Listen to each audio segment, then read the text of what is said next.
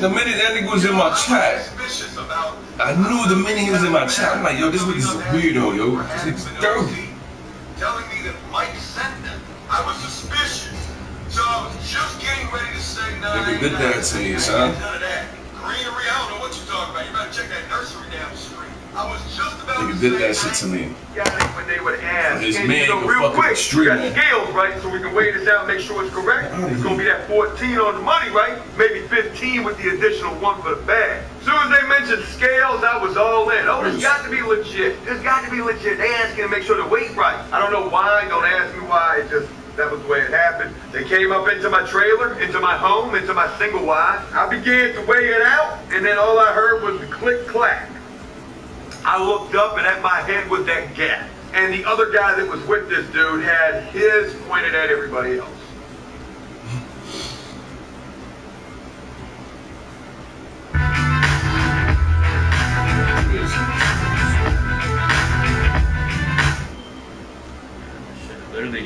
up my whole fucking everything, bro. It's so fucking annoying. It's just a frustrating morning.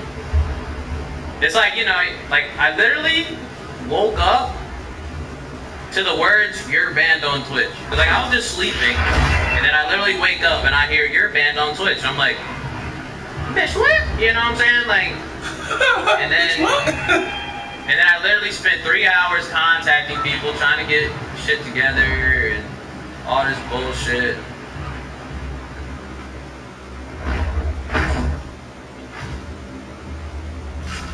And at the end of the day, it's just fucking dumb.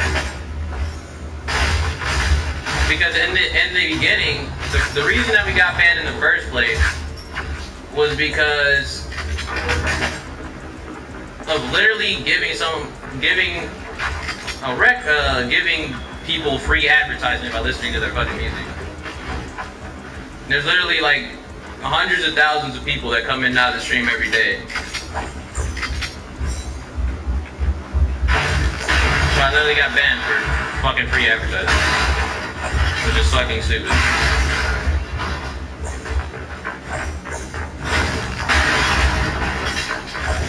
Like just the amount of people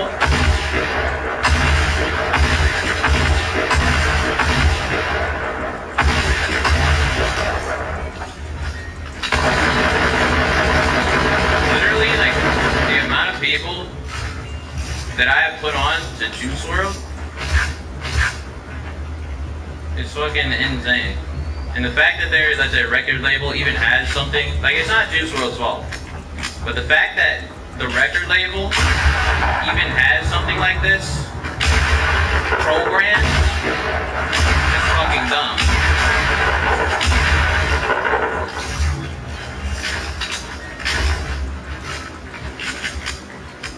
Like, oh yeah, you're showing our music to, you know, millions of people, but you know, let's fucking get you fucking banned. That's just fucking stupid. I mean, absolutely no sense.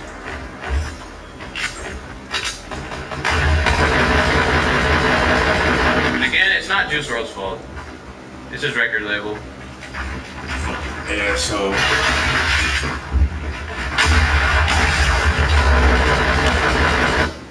man, from you, nigga, what a fucking weirdo.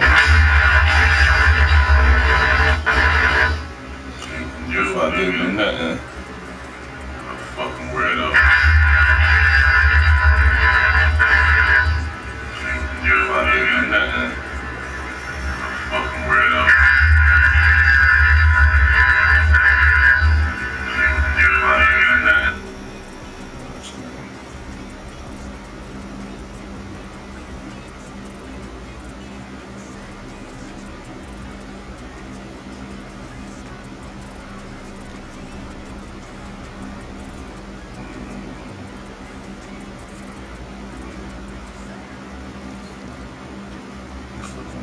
Motherfucker, yo.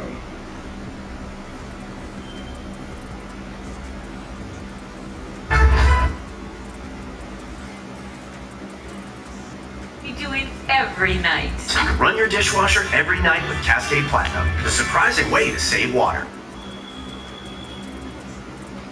Alright, what's going on, guys? So I just wanted to make a little video explaining some things. So as you guys may or may not know, I got banned on Twitch recently. I made a couple tweets talking about it, and I even left a comment and I pinned it at the top of my last video, but I'm still getting an insane amount of questions about it. So let me just explain once and for all, right? So first of all, let me just put the email up on the screen so you guys can read it if you want. So 2 things to note. Number 1, I have been banned for 14 days, 2 weeks, and yes, this did happen on April 1st. So yeah, I actually got banned on April Fool's Day. I cannot make this shit up, man. That is my life. So 14 days from April 1st, that would be April 15th, if I'm doing that correctly. So I believe April 15th is the day that I officially get unbanned. However, I did file an appeal, and that's what I want to discuss next. So as as of April 6th, I have not even received a reply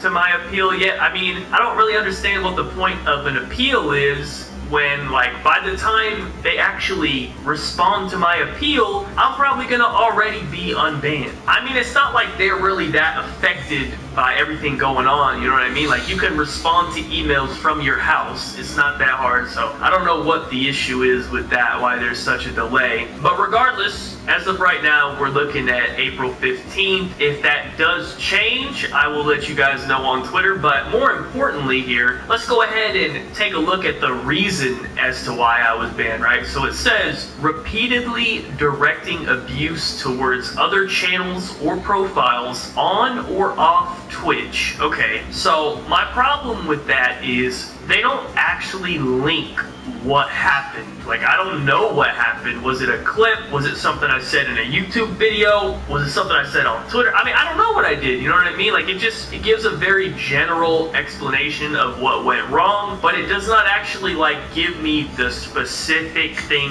that I did. I'm not even denying that I did something wrong. I probably did, okay? Twitch rules are pretty strict. They might even be more strict than YouTube rules. I don't know. And y'all already know how I am. You know, sometimes I say stuff that offends people. I'm sure I offended somebody, you know. I can definitely see that happening. But man, can I at least know what I did wrong? Like, is that too much to ask for? Like, you know what I mean? I'd like to know what I did so that in the future I can make sure not to do that again. You know what I mean? I don't think that's asking a lot, but I guess it is. I don't know, man. In my experience with all of these companies, like, you know, like Twitch, YouTube, all that sort of stuff, unless you're in like the top 0.01% of people, if anything happens to you, you're fucked, man. Like, good luck actually getting in contact with a real person that can explain anything to you, you know what I mean? Like, you would think, I'm a pretty good sized channel on YouTube, I pull a good amount of viewers on Twitch as well, you would think maybe that would be enough to actually speak to a real human being, but no, it's just crazy, man. So that's the situation right now. I'm just waiting it out. Maybe I will get unbanned sooner than the 15th. I highly doubt it. They probably won't even respond to my appeal. They probably just read that shit and just, you know, threw it in the trash, bro. They don't care. So I've already pretty much accepted that I'm going to be waiting the full time. So yeah, hopefully this answers all questions that everyone had. Oh, also, I can't stream on any other platform in the meantime because I'm under contract with Twitch, so you're not allowed to actually stream on anything else. Because I know people are saying like, oh, you know, you should just stream on, you know, YouTube in the meantime or whatever. Yeah, I actually cannot do that. So yeah, that's pretty much it. I do have one last stream highlight to post. I'll probably post it.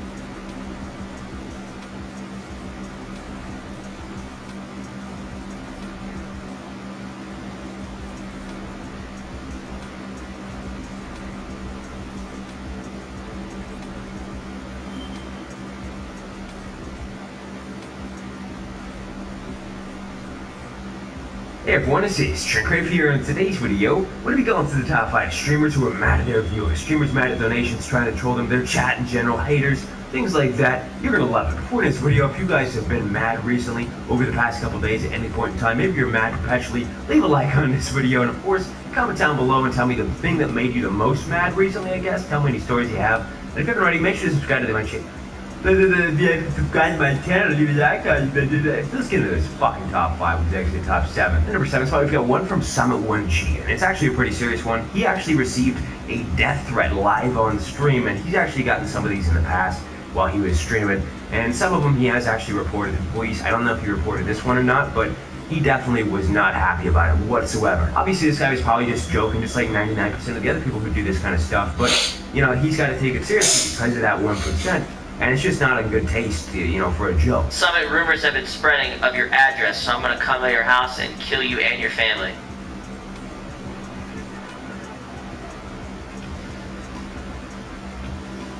Wow. That's... Okay, man. That's not a very cool thing to say. Alright, guys.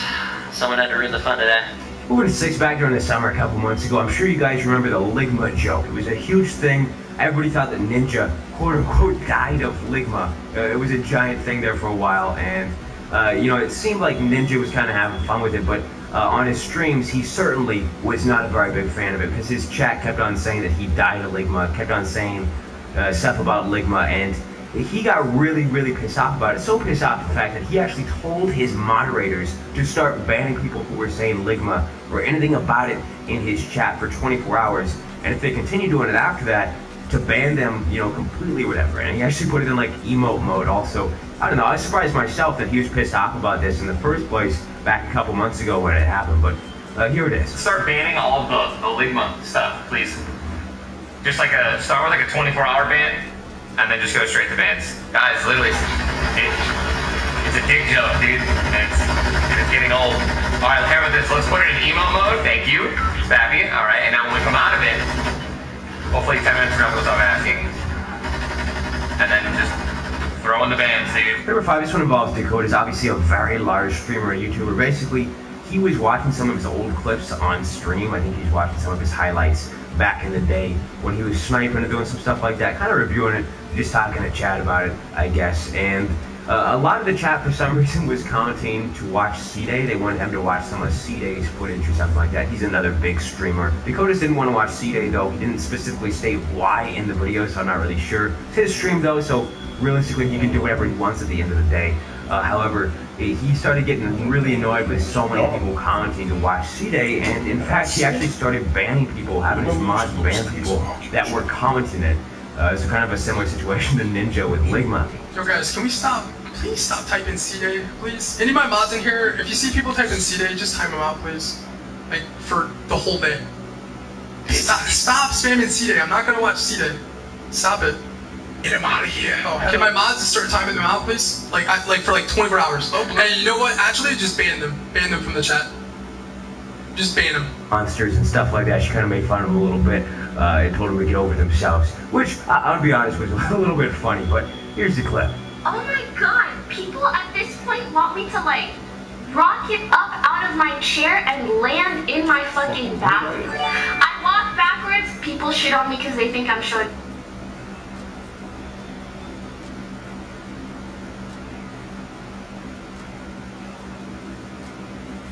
What the fuck, man?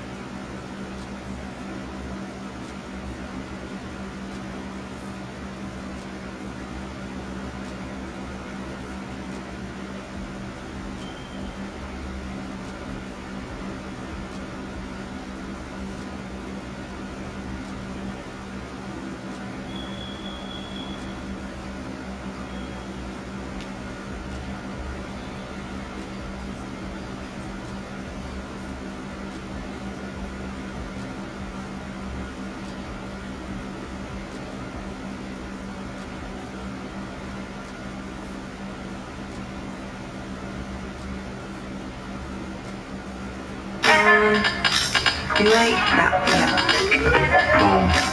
Boom. Thank you. Yes. This year, our everyday purchases created adventures right here at home, like Couch Cove. Use your American Airlines MasterCard and get miles closer to the trip you promised. And start something priceless.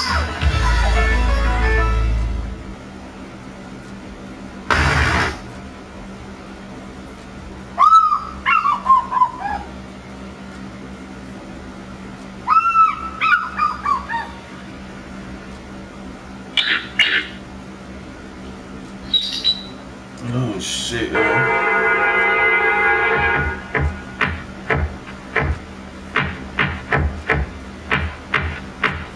Weird ass motherfuckers, yo.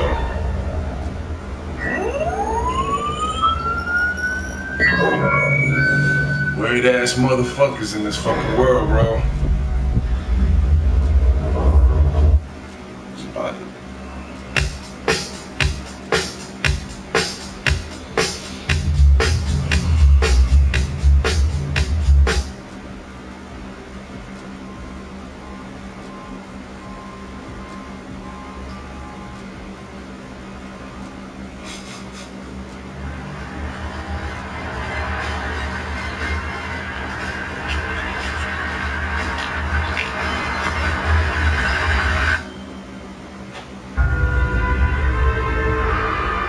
In a time where to be different was to be condemned.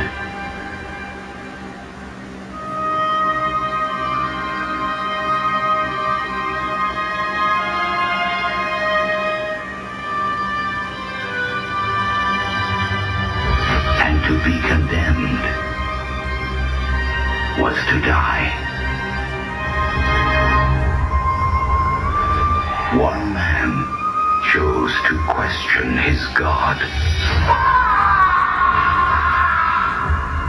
From Fox Searchlight.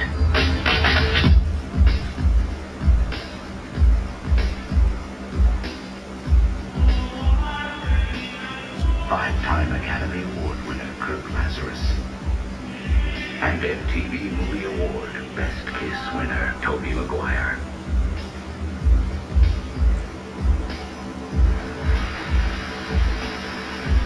Of the Beijing Film Festival's coveted Crying Monkey Award, Satan's Alley.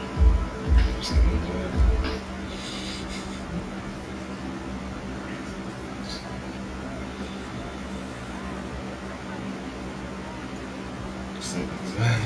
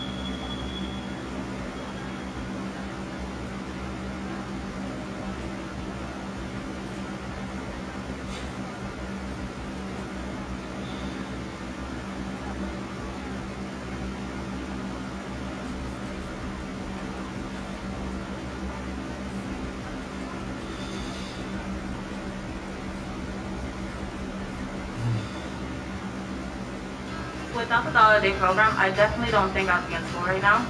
Each week for me in school is just an accomplishment. I feel proud every step of the way.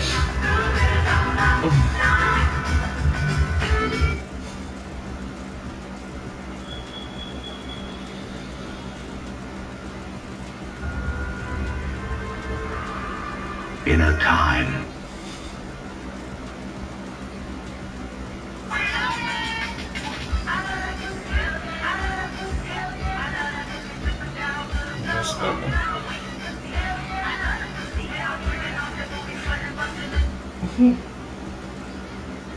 This is funny.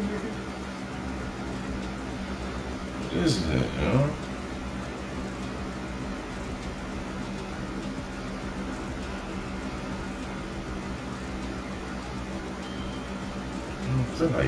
Lowering bad cholesterol can be a never-ending cycle. You eat healthier to go lower. You exercise to go lower. You take a statin to go lower.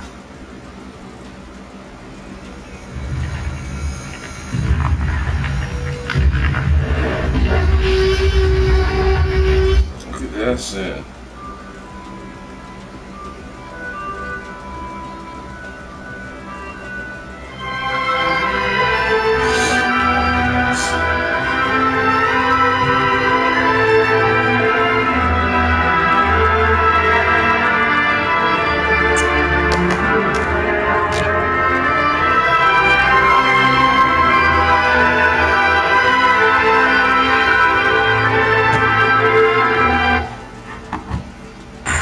Peace Prize. Congratulations, you've been nominated for something very significant, the peace deal between Israel and the United Arab Emirates, other Arab countries to follow. I was researching Barack Obama in 2009 when he got the... This is what the Jordan rules were. On the wings, we're going to push him to the elbow, and we're not going to let him drive to the baseline. Number two, when he's on top, we're going to influence him to his left. When he got the ball in the low post, we're going to trap him from the top. That's the Jordan rules, and it was that simple. What happens when he does it? That's when Lambier and Mahone would go up and knock him down to the ground.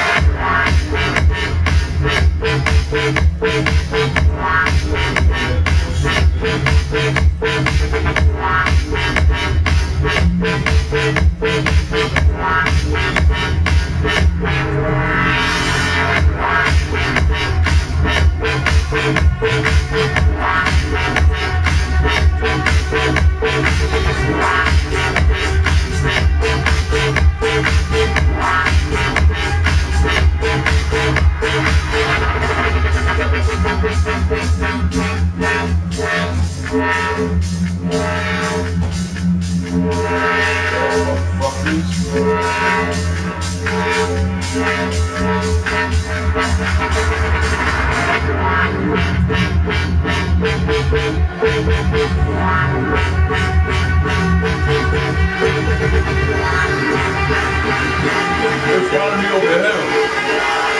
They're trying to hand me on YouTube too, Baba.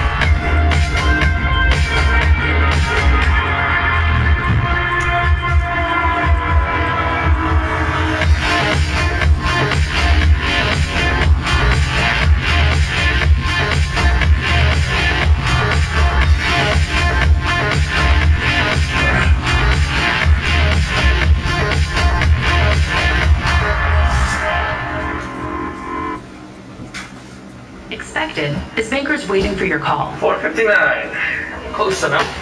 Unexpected is your banker working for you when times are tough to help your local taco shop stay open.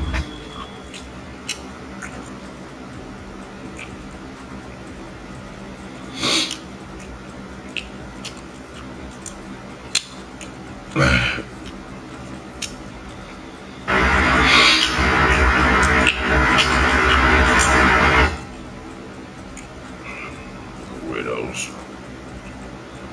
And then showing up to order too many tacos from your business. Thank you so much for everything. Of course, my pleasure. She's loved those tacos since day one. Can I get 2 dozen veggie tacos? Yep, that should be enough for the weekend. Helping the smallest businesses in our communities. TD Bank, unexpectedly human. What, nigga?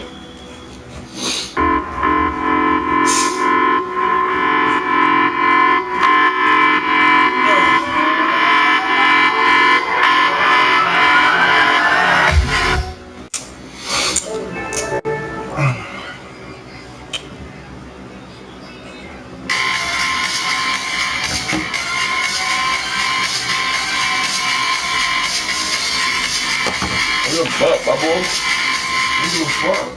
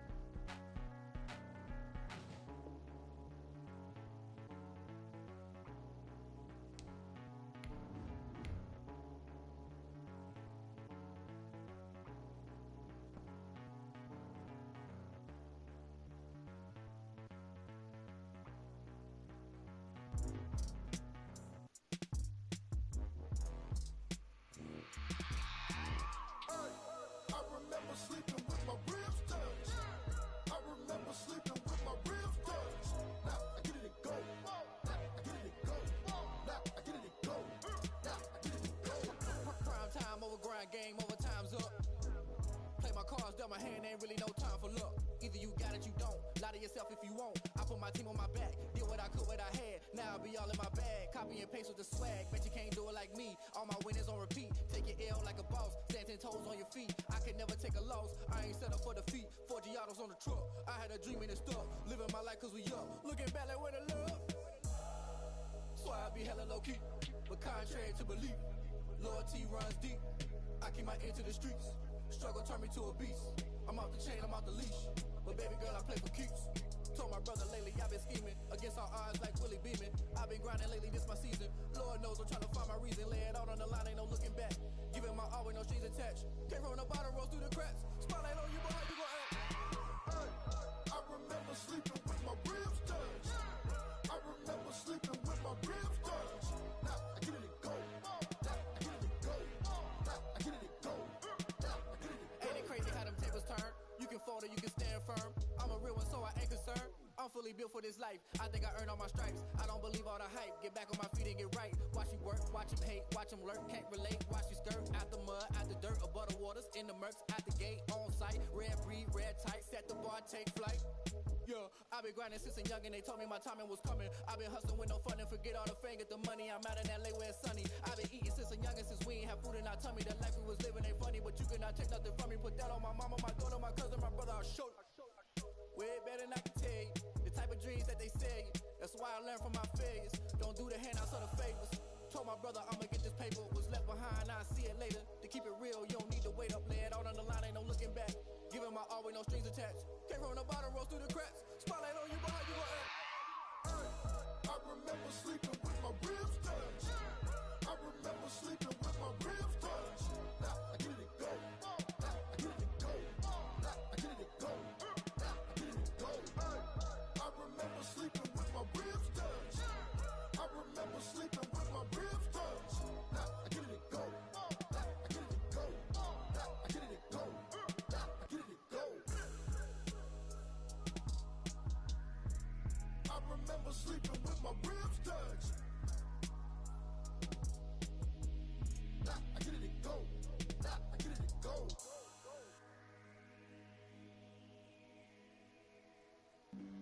Flag on the play.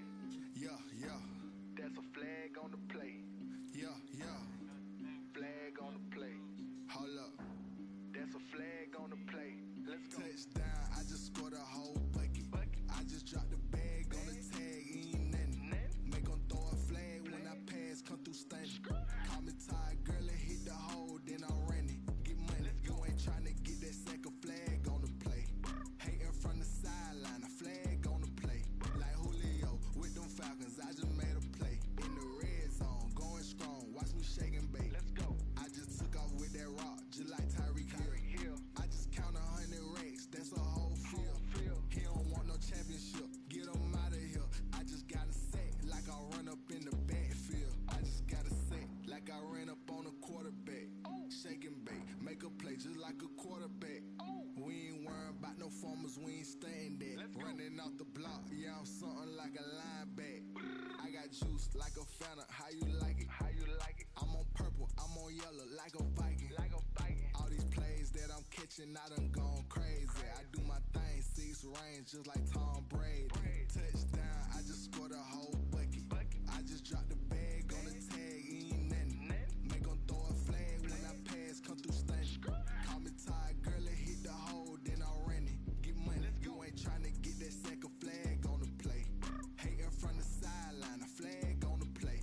Like Julio with them Falcons, I just made a play. In the red zone, going strong, watch me shake and bake. Let's go. I'm in the field like a Panther, I done up the standards. Like Michael Vick in Atlanta when it's time to scramble. Neck full of water, call me Black Bridgewater. Lamar Jackson, how I throw them Ravens across the border. Hold up. You know I'm a touchdown with the sack. Run up the hole like a running back on the play. Intercept the pack like a safety. You boys can't shake the play. That's a flag on the play. Let's go. Touchdown, I just scored a whole bucket. I just dropped the bag on the tag, ain't nothing. Make them throw a flag when I pass, come through stunning. Call me tired, girl, and hit the hole, then I'm running. Get money, you ain't tryna get that second flag on the play. Hating from the sideline, a flag on the play. Like Julio with them Falcons, I just made a play. In the red zone, going strong, watch me shake and bake. Let's go. Pick it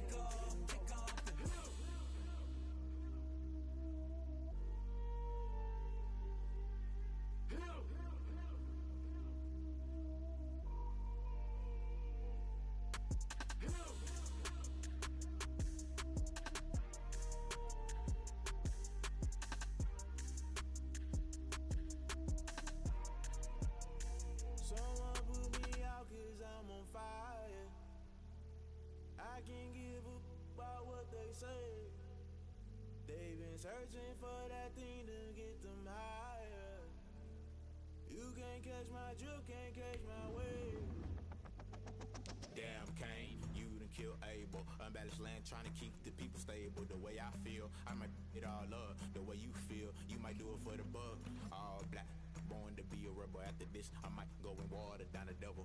Listen to everything around me, I can't see. You picked a dozen roses and left them in Galilee rolling thunder. Don't hear my cry, don't let alibis pass you. I finally starting to realize, never give up and coincide. Can't watch TV, it's all a lot. Tired of trying, go ahead and fly. Everybody want a straight answer, but media keep us blind. A good heart is not hard to find. Why the people try to define it.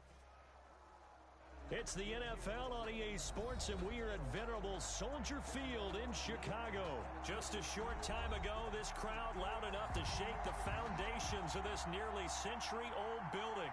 They are ready for football indeed in Chicago as their guys get set to do battle with the New York Jets. Get strapped in. It's just about time to get the party started. And off we go from Soldier Field. And that decision to bring it out ends up not being a good one. Costs him about 5 yards as he's tackled at the 20. Jets take over 1st and 10 at their own 20-yard line.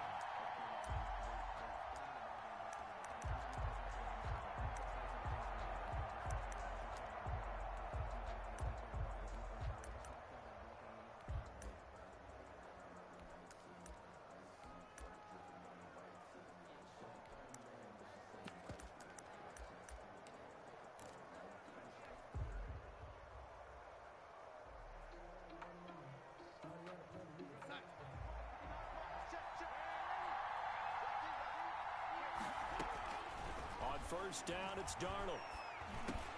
And his first look is incomplete. He was trying to get it to Denzel Mims that time. And that'll bring up 2nd down. Whenever I see an in-route dropped, as we just saw on that play, I'm always thinking that in the back of their mind, they're worried about what's coming at them because they're going towards traffic on that route as opposed to being away from it and maybe having a little bit more space.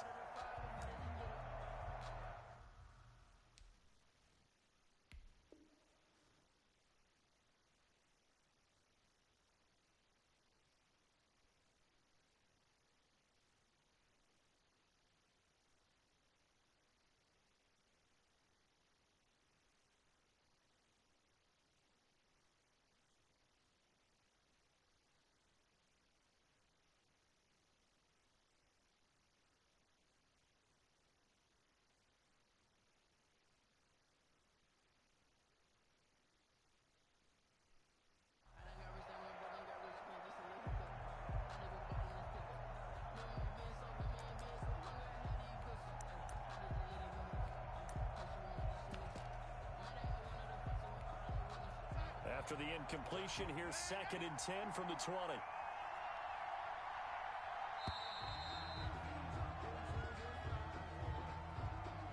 So that one will be accepted. And now after the delay of game, they're operating behind the sticks, 2nd and 15.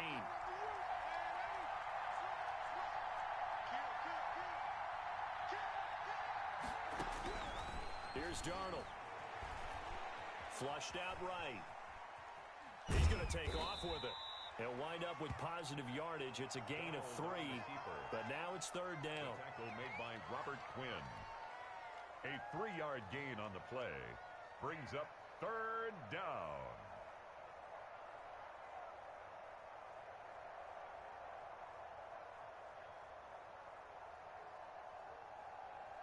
Three and out, a real danger here on their opening drive as they come up on a 3rd and 12.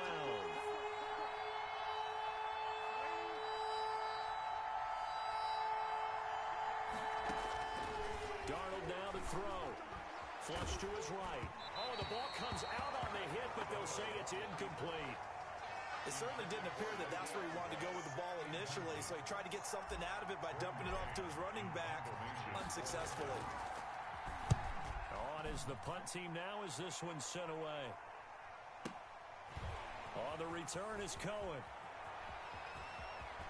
And past the 40 before he's out of bounds. Good blocking there, nearly sprung him. As it is, it'll go as a 19-yard return. And the Bears take over.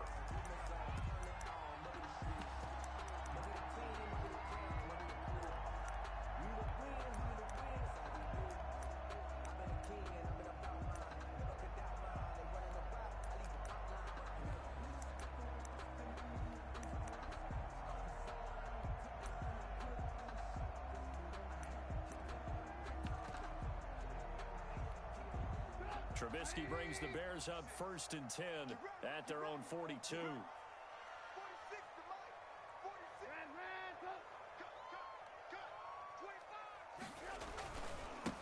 First carry now for David Montgomery. And he'll take this for about 4 up to the 46-yard line. Montgomery, the ball carrier. Well, on every play call, you realize it's not going to go for a touchdown. So a lot of your calls are setting things up for maybe later in the game, trying to establish the inside run with toughness now.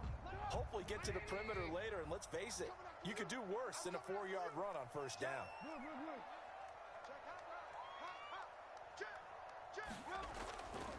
On 2nd down, Montgomery. And he'll take it across midfield down into Jet territory. Montgomery, the ball carrier. Brandon, all things considered, they have to feel pretty good about getting that type of a gain, considering the blitz that they just had against them. 3rd and 1.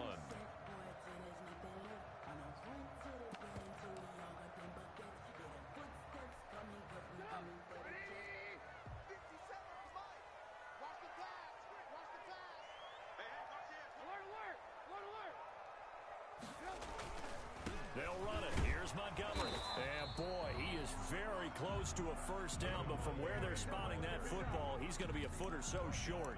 Give him a yard on the play, and he's definitely short. It'll be 4th down and a few inches. And less than a yard. The offense here not budging. They're going to fight for it on 4th and inches.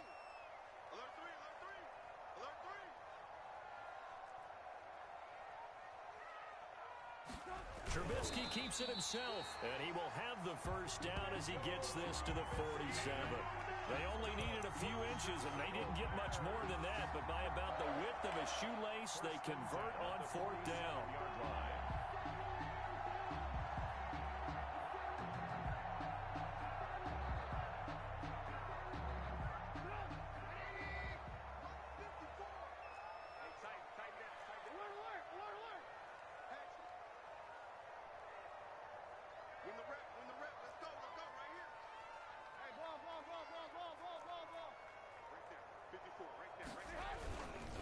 First down, here's the run with Montgomery. He'll get about 4 here, down to the 43-yard line. Taken down. This drive is pretty clear. Almost feels like old school fundamentals, doesn't it? Want to impose their will on the defense. What's that, 5 straight runs? Yeah, 5 straight carries to start this drive, and like you said, the way it's working, they may just stick with it.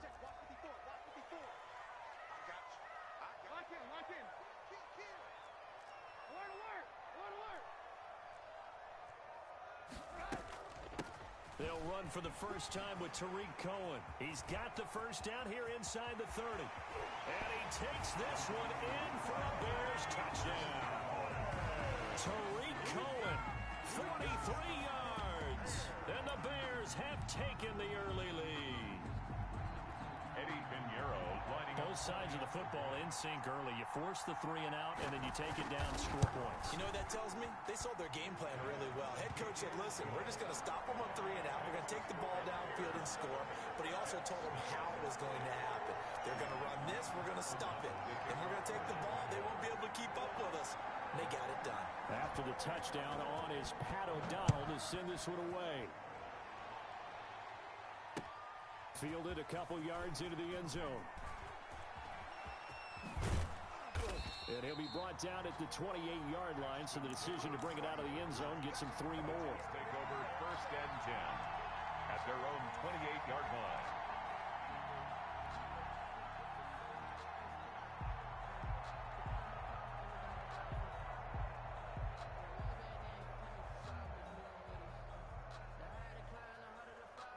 Jets offense coming up now to start their next drive. And a 3 and out on that first drive. We'll see if they can do better here. They should have a better opportunity because the nerves should be settled now. That first series, everybody goes out with a little extra emotion. So now they get a chance to go back out and say, okay, now we're into the game. Let's go play and play as best we can. You almost get a mulligan then on that first drive? Sometimes it absolutely serves that way. You get a second opportunity. Nothing big happened. But then again, you didn't commit any mistakes either. Off you go. So into Bear territory now. This is 1st and 10 at the 45-yard line. Oh, he nearly picked it. Maybe daylight in front of him. If if he could have held on. Instead, second down. Tremendous coverage there. Just did not catch the football and complete the interception. But what do they say all the time? If he had really good hands, he'd be playing offense. So after the incompletion on first, now second and 10. Now Darnold. He finds Smith out of the backfield. Darnold's pass. They get 7 out of that, so they're left with a 3rd and 3. After 7-0 on EA Sports. Bears 7, Jets nothing.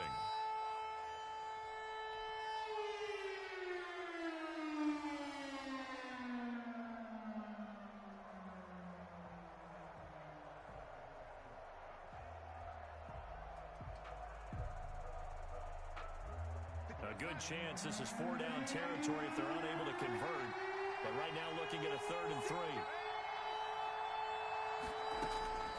Throwing again is Darnold. Right side to Perriman, and it's caught. Darnold's pass. And he gets it to the 34. Good enough for the first. A gain of Darnold finding Perriman there for a New York first down. He's going to look deep for Perriman. And that is incomplete. So he's 3 for 7 throwing the football right now. Not an awful start, but also not the sharpest of starts. No, I would agree with that. But if you're a confident quarterback and to play that position you have to be, you just act like there's something wrong with the wind currents or something wrong with the ball. It is not you. Keep throwing. That timing usually develops. From the 34, they'll come to the line on 2nd and 10.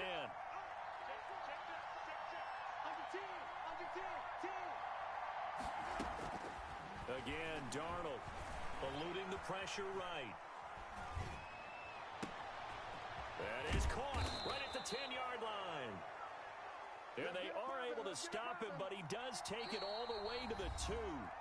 Now the Bears going to call the first of their timeouts. They'll have 2 remaining as we step aside here in this second quarter.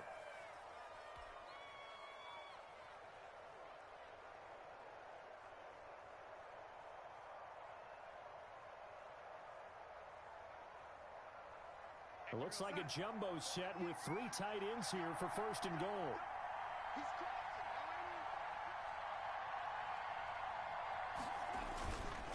Now Bell. And he'll go backwards, losing yardage to the 5. Call it a full 3 yards in the wrong direction there. Brings up 2nd down. Brings up 2nd and goal. Back at the 5-yard line now, 2nd and goal.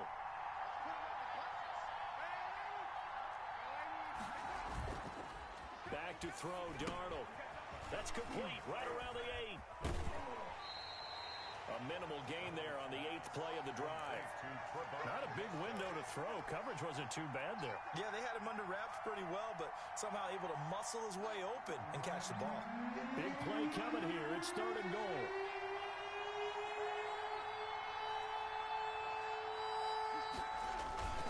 Here's Bell.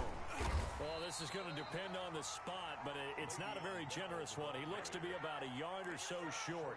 Now the Bears going to use the 2nd of their timeouts. That's their 2nd, so they'll have 1 remaining here in this second quarter. We'll be right back.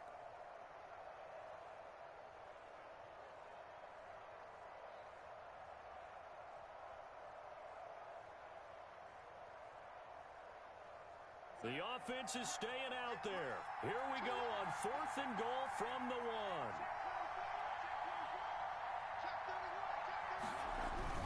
They'll go for it with Bell. And he'll wind up being knocked back to the 3-yard line. Le'Veon Bell, no shades there at 2015 against the Chargers where he stumbled in. Here he can't get in. And the Chicago defense able to come up with a goal line stand. At the line, prepping for their next drive, the Bears offense. Now they'll be looking to duplicate the efforts of drive number 1 that resulted in 7 points in the 7-zip lead. Well, you know how much I enjoy horse racing, right? Looks like they caught a flyer out of the gate, as they would say when you're running the big time. A battle for it, and it's intercepted. Picked off by Blesson Austin. And his guys are going to take over at the 21-yard line. At the 21-yard line.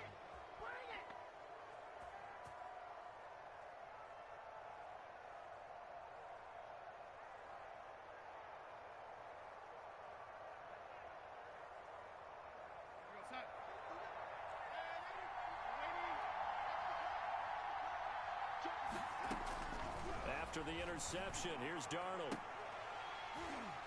And that is incomplete. He couldn't hold on through the contact. Brings up second down. I think we can all understand what they're thinking right now. They take over the ball in field goal range after the turnover, so they've got that in their hip pocket.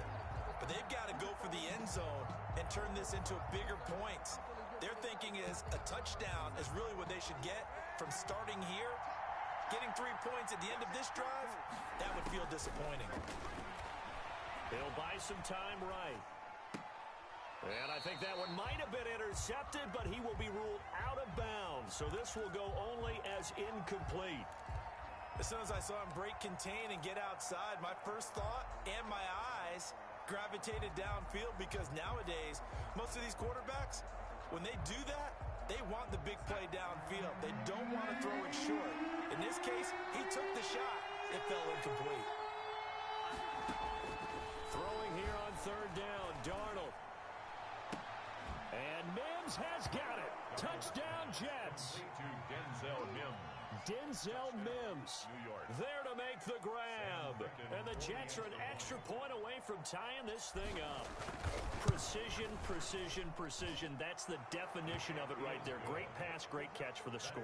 Yeah, people talk about arm strength all the time. Well, if you're not precise and you're not accurate, the arm strength really doesn't matter. We saw a little bit of everything with that throw.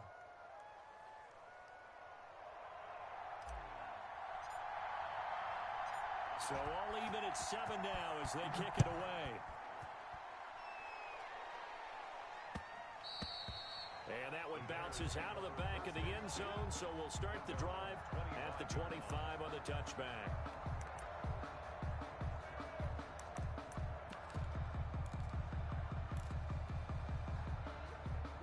The Bears offense ready to go for their next drive. A tale of two extremes already in this game. A touchdown pass on their opening drive followed by an interception last time out. Now, it sounds like things balance out, right? What's that mythological thing that we do?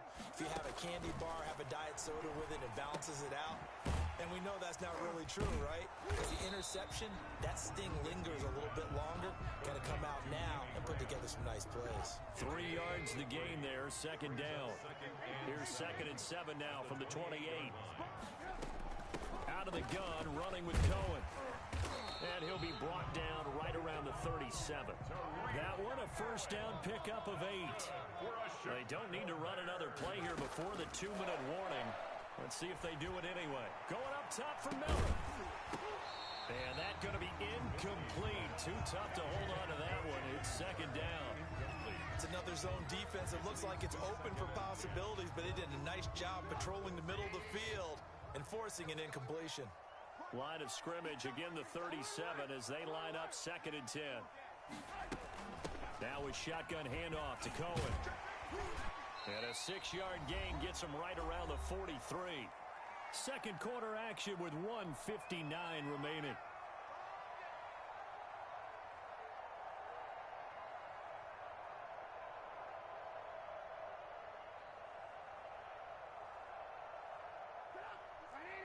Coming up at halftime in a little less than 2 minutes, we'll send you to Orlando where Jonathan Coachman is standing by. He'll have highlights and analysis of this first half. From the gun on third down, it's Trubisky. And he's got Miller. And he's got the first down, yardage before being taken down at midfield. He's got his first catch here before halftime, and it goes for a first down. From the shotgun is Trubisky. And his throw is incomplete. Jimmy Graham, the intended receiver. But it's going to be second down. Nowadays, quarterbacks don't mind throwing into coverage because of the confidence they have in their receivers to come down with the ball. But sometimes you have to be careful you don't get too confident and throw an interception.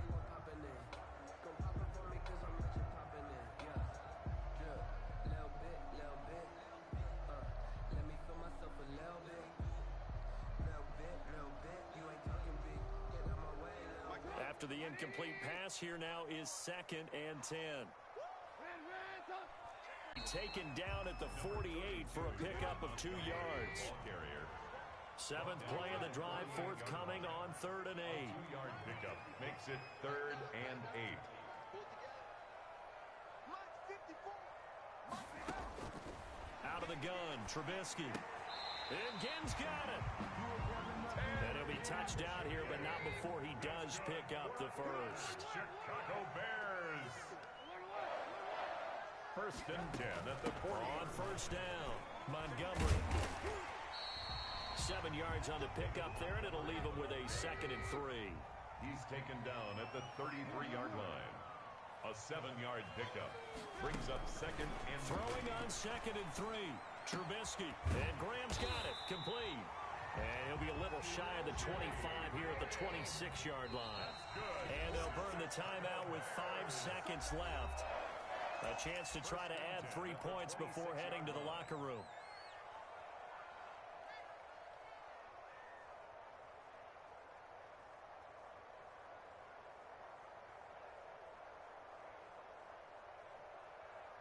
So even though it's first down, here's the field goal unit on now to try to get 3 before halftime. From the left hash mark, this a 43-yard attempt. And he missed it. It's no good. And this game will remain tied here in quarter number 2. Well, this winds up an empty possession. Everything looked okay. He just never got the ball on target. And knowing him, he'll be disappointed with that effort. Jets offense coming up now to start their next drive. Time here for likely 1 play, and then these 2 teams will head to the locker room all even. And you know the play caller's just feeling it right now. Let's go ahead and go for this one. A big shot down. No. Guaranteed the head coach is like, don't get crazy. Take the knee. Let's get out of here. Tie game will just start all over. And incomplete. A drop there in the middle third of the field. That'll bring up 2nd down.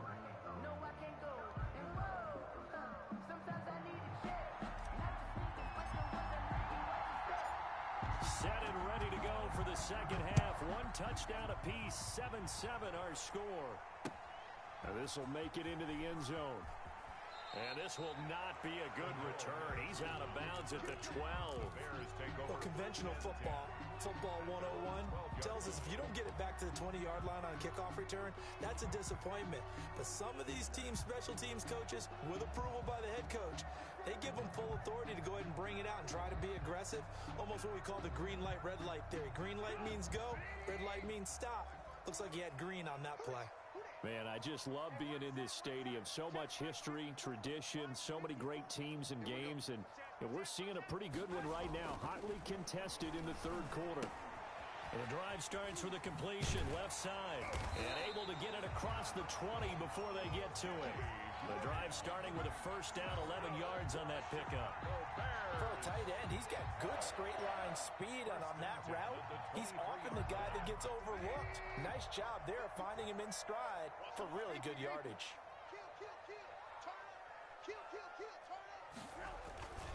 They'll run on first down. It's Montgomery. And he'll get this one up to the 26. David Montgomery. 3 yards on the pickup there, and it'll be 2nd down. Now, they struggled to get him rolling on the ground in the first half, and that's sort of continuing here in the 3rd quarter. Yeah, but I don't think it's time to abandon the running game. I would say keep feeding the horse, and I believe he'll eventually reward them, especially as we get deeper in the game. And he'll be out of bounds across the 30-yard line. 7 yards there and a first down. And there we saw one of the downsides of blitzing during a rundown, because sometimes you get out of your gaps. You don't fit the run quite as well because you're headed towards the ball carrier with abandon. 54 is Mike. 54 is Mike. Check. Wide 54. Wide 54. Let's go, D. Let's go.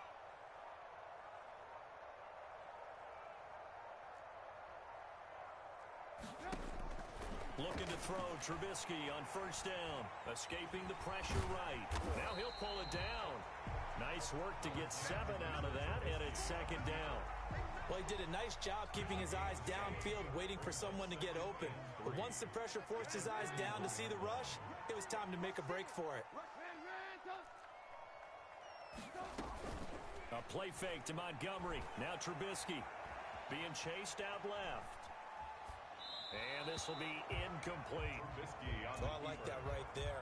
Not only was it the right play, throwing it away like that, frankly, I think it was the only play. Yeah, got outside of the pocket, realized he had nothing, just chucked it free. Yeah, live to fight another down, right? So the incomplete pass on the last play, and that leads us to a 3rd and 3.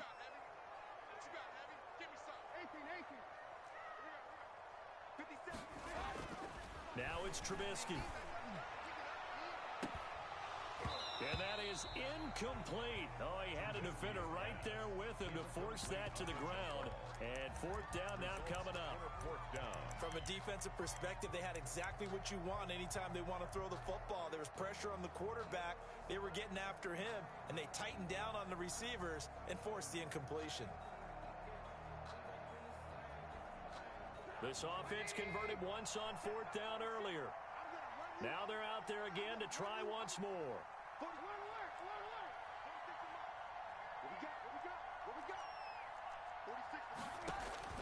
Here we go on fourth down with Trubisky. And this is incomplete. So certainly an interesting call there to go for it. And the Jets are going to get the football here in great field position.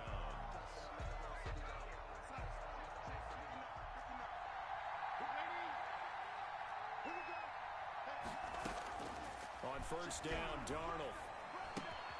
He's got Smith here. 7 yards, the pickup there. Able to get 7 on that first down pass play. 2nd and 3. Brings up 2nd and Darnold from the gun. Throw complete to Herndon. And he'll go down at the 28.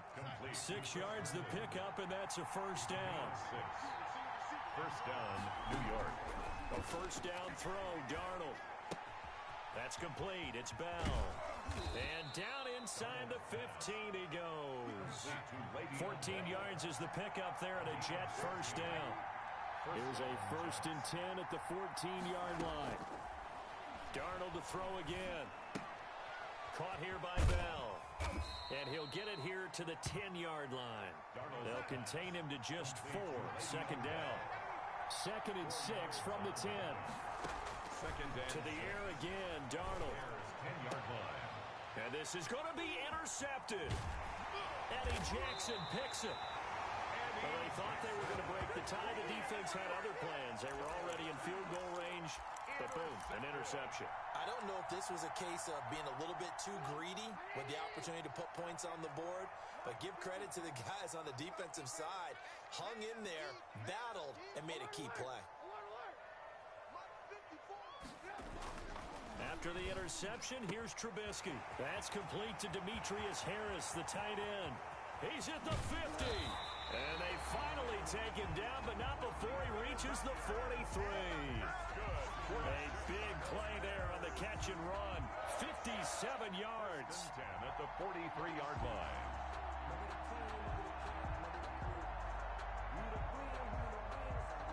And they will not have time to get another play in here as time has run out on this third quarter. We'll return with more after this. This is the NFL, and it's on EA Sports. So forget about being backed up. Here's a 1st and 10 all the way across midfield. A give to Montgomery out of the gun.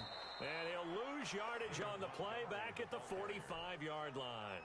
2 yards the loss, 2nd and 12. It's a loss of 2. Seems pretty obvious defensively a key was stopping the run game. How have they done it so successfully? To me, it seems that these guys really did a nice job of paying attention during the scouting report meeting. And you know, Brandon, when they do those, they talk about the top plays that these guys like to run. The best runs for the top running back. Those are the ones you focus on and want to take away, and they've done that pretty successfully in this game. They'll run on 2nd down with Cohen. The 2nd down play, not much better than the first, just a gain of 1 there.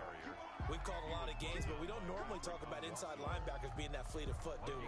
No, he was able to get outside there to make that play. Yeah, and you know what makes them faster? Their ability to read plays, understand what offenses are trying to do, and put themselves in proper position.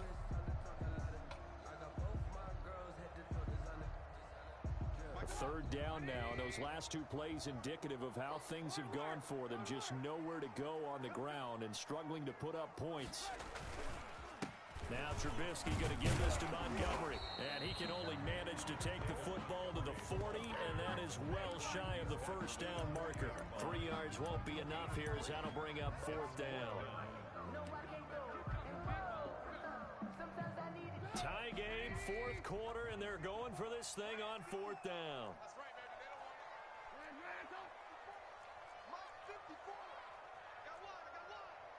Right there. 54. Right there. 54, Mike. 65. They'll try and throw for it with Trubisky. Flushed out right.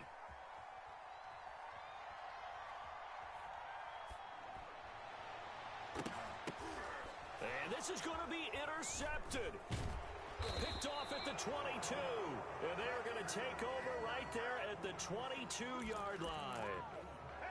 Well, I get what he was trying to do. He was moving to his right and trying to shift the coverage, but instead he shifted the coverage also to the right and threw right into it for an interception. Darnold going to lead the Jets up now, 1st and 10 at their own 22. He fakes the give here and looks to throw. Complete. Smith has it. And they work this well upfield across the 45. Call that a very strong gain of 24. And the Jets first down. To throw is Darnold. Pressure, and he's taken down. A Bear sack. Well, the beauty of screen passes is they take a little time to develop, and they can often hit big, but sometimes they take too long to develop, and sometimes you get sacked. Yeah, what's perfectly called for a defense to attack a screen? Typically a blitz, and even though people think that the screen operates against the blitz, if you have the blitz called and you still cover the screen, now that allows your blitzers to get there. Getting down to the good stuff, all tied with 2 minutes remaining on EA Sports. So it's Jets football as we get you reset here. And let's see what they've come up with offensively after having time to talk it over. And this one incomplete. Too much contact to hold on to that one, and it's 3rd down. Incomplete. Now we're in the situation where the quarterback's got to take full charge of his huddle. Got to totally command it, make sure all eyes are on him. All focus is locked in. Going to call multiple plays and go over different situations and scenarios to make sure everyone is on the same page. Intended for number 6. He's unable to complete it there, and just not the game that you would expect from him. He's been off the mark, really, start to finish. Yeah, it makes you wonder what exactly is going on. Is he a little bit dinged up here, or is it just off just by a bit? Maybe he can get it back in this situation. He'll need to. So they're forced to punt on 4th as this one's away. A 40-yard punt, 1 yard on the return, and possession will switch hands, 1st and 10. At their own 21-yard line. At the line, prepping for their next drive, the Bears offense. Their defense has done the job. Now it's the offense's turn as they've got it 1st and 10. Trying to shake off the interception. He'll look to throw. Again has it complete. And they're going to get this beyond the 40 before he's taken down. A good pickup there at 22. One play has him up past the 40 already, and another 1st and 10. Play action. It's Trubisky. Flush to his right. And now he's going to use his legs. And he's out of bounds just before the midfield stripe at the 49. The improv on the scramble there gets him 6, and it'll be 2nd down.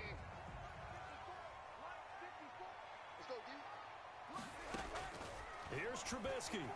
Dancing to his left.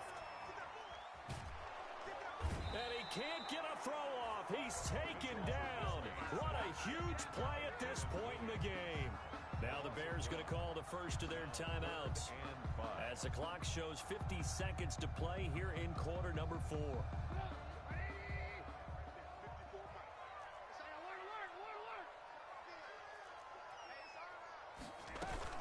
On 3rd down, a run with Cohen. And able to pick up the first across midfield to the 47. Now the Bears going to use the 2nd of their timeouts as the clock will stop with 45 seconds left to go in the game. The 47-yard line.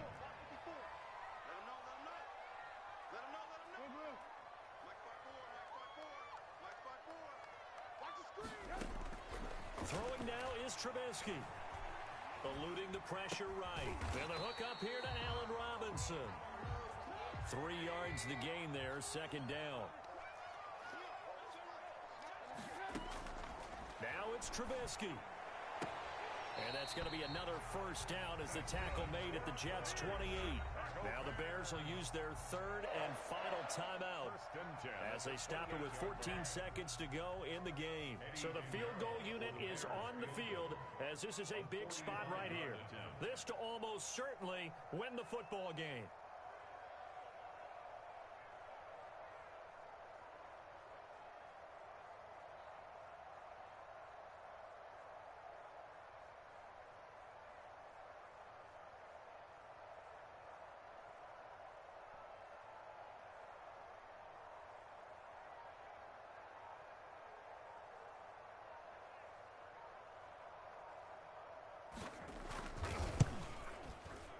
And this is going to be no good. He missed it off to the left, and a costly one there as this game remains tied here in the fourth. So it was a golden chance to go ahead here in the final moments, but he misses for a second time in this game. Brandon, either one of those go, and they might be on their way to a victory.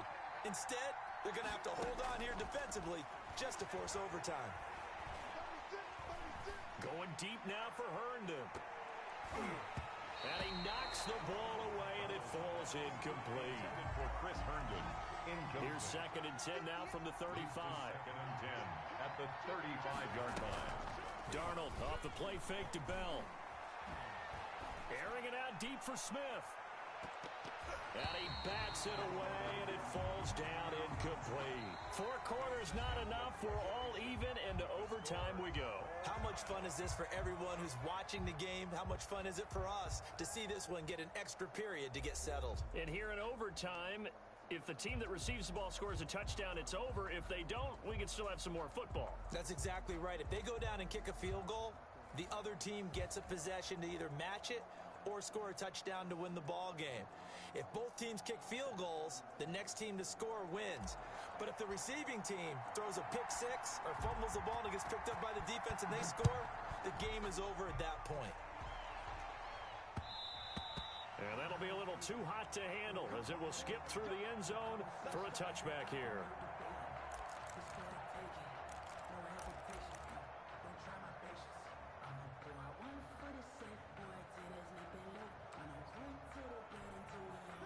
The Bears offense ready to go for their next drive. They control their own destiny here. They have the football in overtime. Obviously, a touchdown would win it. And I think teams around... Oh, and it's intercepted. Picked off by the linebacker, C.J. Mosley. A costly mistake here in OT.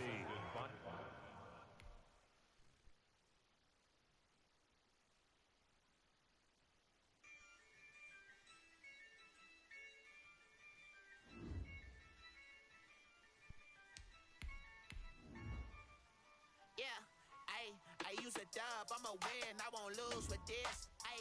Yeah, I'ma act a fool with this. Yeah, I'ma act a fool with this. Yeah, I'ma act a fool with this. I turn the knob, can't resist, I'm incredible. Yeah, came for the dollars, call it vegetable. Then I did the dash, can I catch me roll? Ooh, then I did the dash, can I catch me roll? Your whole team is no competition. Boy, I did it by myself, it's a solo mission. Running up the charts, I'm a fool, dog. Turn the whole field to a schoolyard. Bunch of students ain't eating round here. I'm the GOAT, little man, and I made it loud and clear. Put the gas on them like I'm with the Cavalier. Show no love, got the confidence, no fear. I use a dub, I'ma win, I won't lose with this. Yeah, I'ma act a fool with this. This is the NFL on EA Sports, and we are in the Pacific Northwest at CenturyLink Field in Seattle, Washington. These folks love their football in Seattle. This was the scene a moment ago as the home squad came out of the tunnel, and it was just absolutely deafening in this building. They're set for football, so are we, as the Seahawks get set to match up with the New York Jets.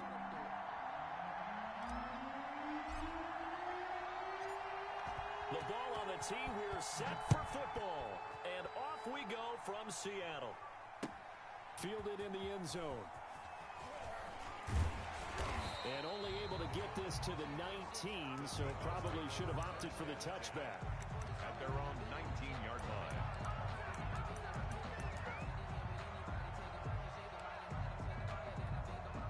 So here's a 1st and 10 now, down inside the 20.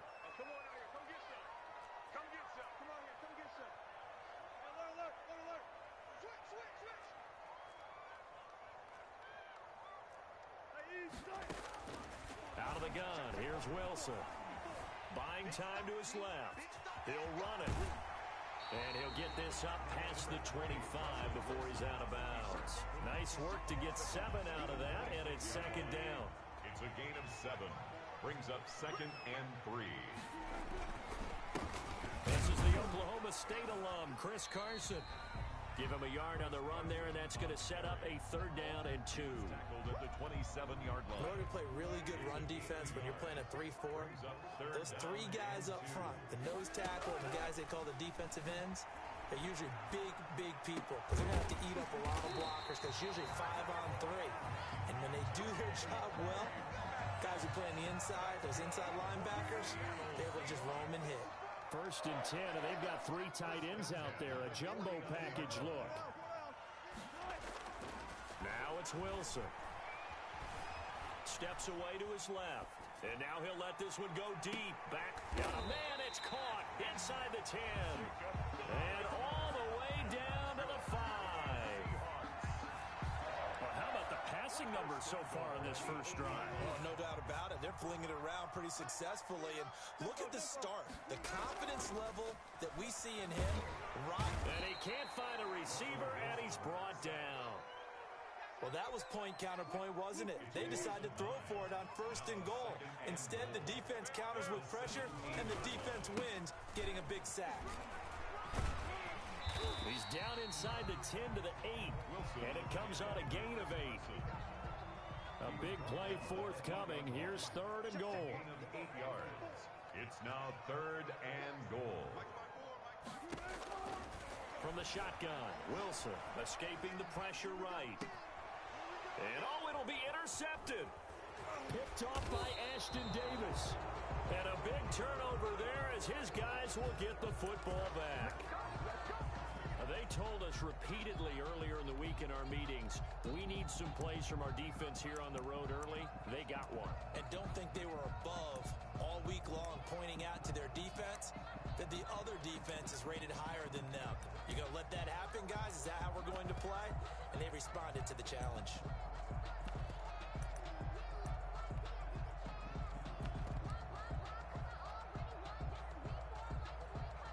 Darnold going to lead the Jets up now, 1st and 10 at their own 20-yard line. After the interception, here's Darnold. And he's got his man out of the backfield. That's complete. And he'll be tackled at the 23 after a gain of 3. 3 yards the gain there, 2nd down. Now 2nd and 7 from the 23.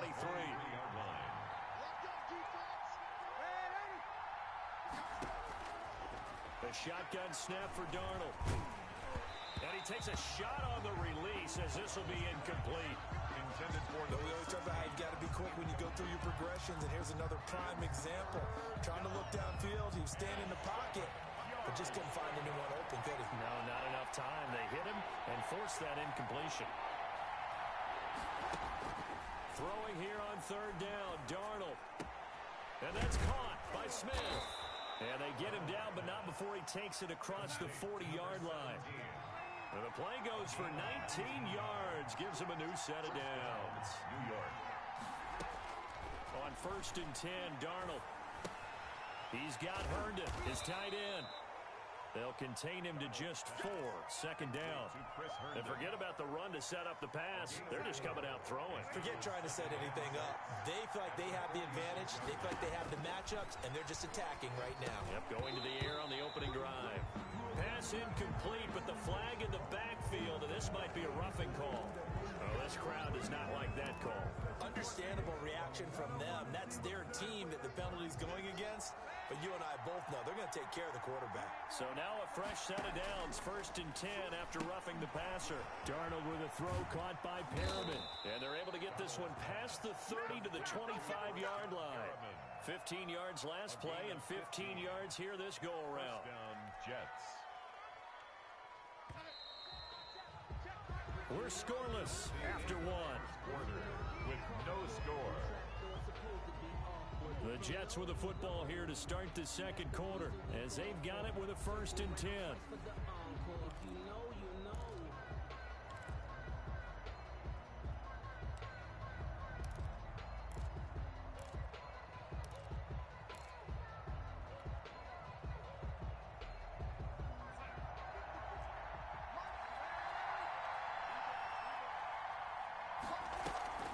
Play action. It's Darnold.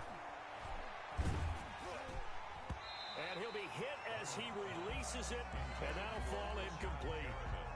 I think he had to unload that one before he wanted to. He was right up in his grill. I think he was a dentist there without a license, don't you? Just not enough time for the play to develop. Just lucky it wasn't a fumble, really. And he whips that one incomplete there. Intended for number so back-to-back incompletions. Third down here in 10, but you're still in field goal range. And that's the thing to keep in mind. They're in field goal range. So now you don't take any unnecessary risks, but you try and find a way to get back to what you were doing earlier in the drive in order to finish this one off. Again, Darnold. They'll roll him out right. Just what Seattle was hoping for. The coverage holds, and now fourth down. Had the right idea there, trying to throw it to the sideline, but he let him just a little bit too much, trying to get it out to his receiver. Ends up falling to the ground, incomplete. Ficken's kick is good. And the Jets hit the board first. It's 3-0. So still no touchdowns in the first half, but we do have some action on the scoreboard with the field goal. So maybe now the mentality changes in this game because anytime you can get to the red zone, and if you don't come away with 6 points, you feel like it's a disappointment. In a game like this one, being able to kick field goals means you're right there, and then you're just looking for that big break to take you over the top.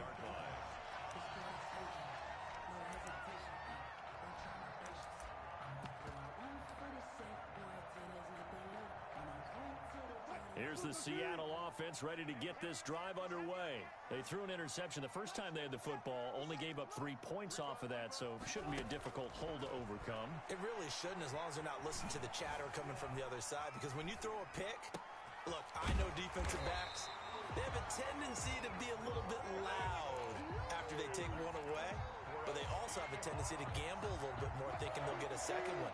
Maybe they can take advantage of that with some double moves. One play has them up past the 40 already, and another 1st and 10. On first down, they look downfield, and it's complete. And all the way in, touchdown Seattle. DK Metcalf, 58 yards. And the Seahawks have taken the lead. For the extra point. And they just ran the fly route there, didn't they? You broke it down perfectly. He ends up catching that one and taking it all the way. Oh, it's a fake. They'll try and throw for it. That's complete to Disley, the tight end. And he's got this inside the 10 to the 9 before he's out of bounds. Okay, they went for the fake off of the extra point attempt. It's a long way to go, and they didn't get there. Didn't get it completed successfully. Did someone dare them to do that? Did someone double dog dare him to do that? What maybe they saw something on film. Did you see something on film to try something from the 15 on a PAT? I don't know. The only thing they needed to see on film there was a snap, a hole, and someone kicking the ball through the post. Jets offense coming up now to start their next drive. And after the field goal last time, we'll see what they can get here. At least they got points out of the last drive, Charles. I've never met an offensive coach that didn't want to drive to end with a kick. Most of them wanted to end with a PAT, right? In this case, a field goal, they'll take it way better than the alternative, which is a punt. Yeah, but you met fan bases that wanted that. They weren't happy with that field goal. I haven't met a fan base yet that wants to drive to end with a kick, other than the extra point. That's it. And a short gain there as he'll get it up only to about the 24. The tackle made at the 24-yard line. And on third down, a nickel formation here defensively. Darnold from the gun. And able to catch it on the left sideline, but they're going to rule him out of bounds. So it'll be incomplete. Certainly one they'd like to have back as it brings up fourth down.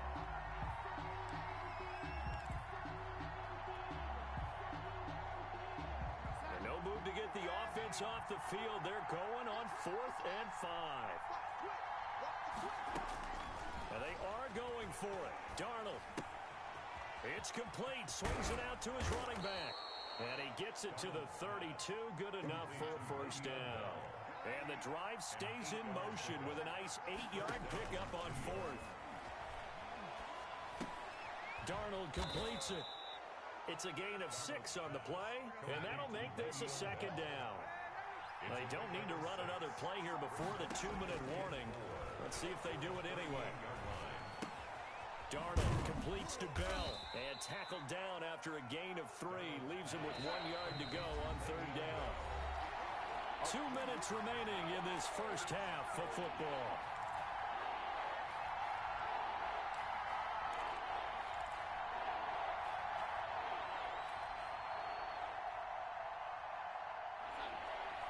We remind you that coming up in 2 minutes' time, we'll hand you off to Orlando, where Jonathan Coachman will have highlights and analysis in his first half of action.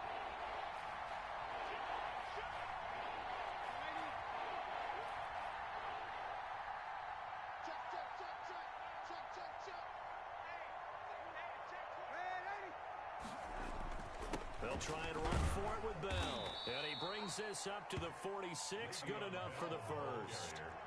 They're able to convert with a gain of 4. A 4-yard pickup on the play. On 1st down, Darnold. That's complete. It's Bell. And a gain of 4 gets him right to the midfield stripe.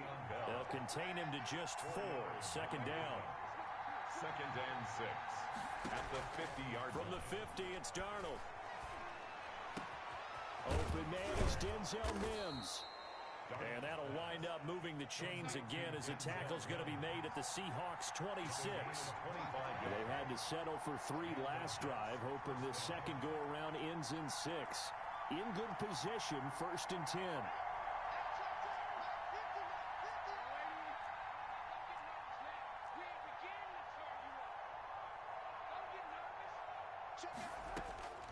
Out of the shotgun, here's Darnold. And this is going to be caught by Smith for a jet touchdown. To number 16. And with the rules as touchy as they can be, it's so hard to complete a diving catch in the end zone, but he just did it pretty well. How about him getting his body, his hands, everything underneath and around the football without it hitting the ground and causing some doubt in the minds of the people who have to look at this and possibly review it. What a tremendous effort and a great catch. Fielded a couple yards into the end zone. And ultimately cannot get this out to the 25-yard line as he's dropped at the 23. 23-yard line. Coming to the line here to begin their next drive, the Seahawks offense. You've got less than 30 seconds left here in the half. You're well on your own side of the field. What are we doing here, Coach Davis? Well, I'm trying something on 1st down. And it's something that's safe. It's something that's been done many times before. A lot of people say it's not even worth trying, but I'm running a draw. I'm running a screen. I'm seeing if something pops. And if it does, that can alter my strategy and potentially get me some points. And if it doesn't work, well, then you just run the clock out and go to the locker room. Flushed out right. And they've got the hook up. This is Olsen. Now the Seahawks call the second of their 3 timeouts as they stop it with 16 seconds to go in half number 1. So they'll come up 1st and 10 now from the 33. From the gun, it's Wilson. Looking for the tight end, Olsen, and it's intercepted. Picked off by Ashton Davis. And his guys have got it back at the closing stages of the first half. They'll take over 1st and 10 at the 20-yard line.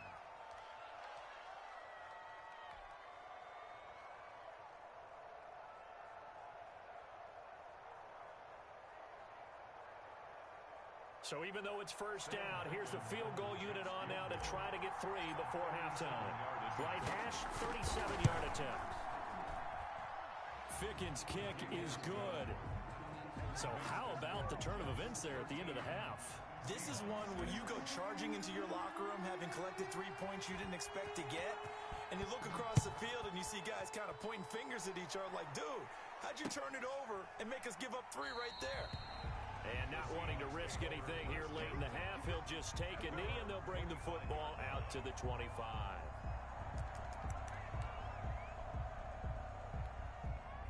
Here's the Seattle offense ready to get this drive underway.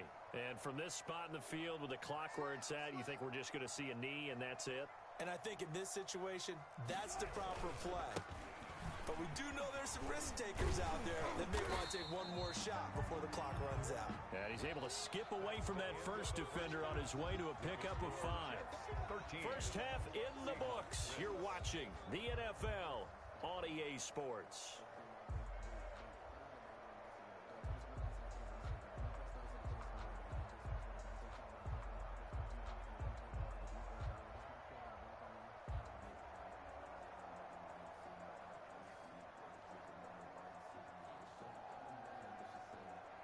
Jason Myers to kick off for Seattle.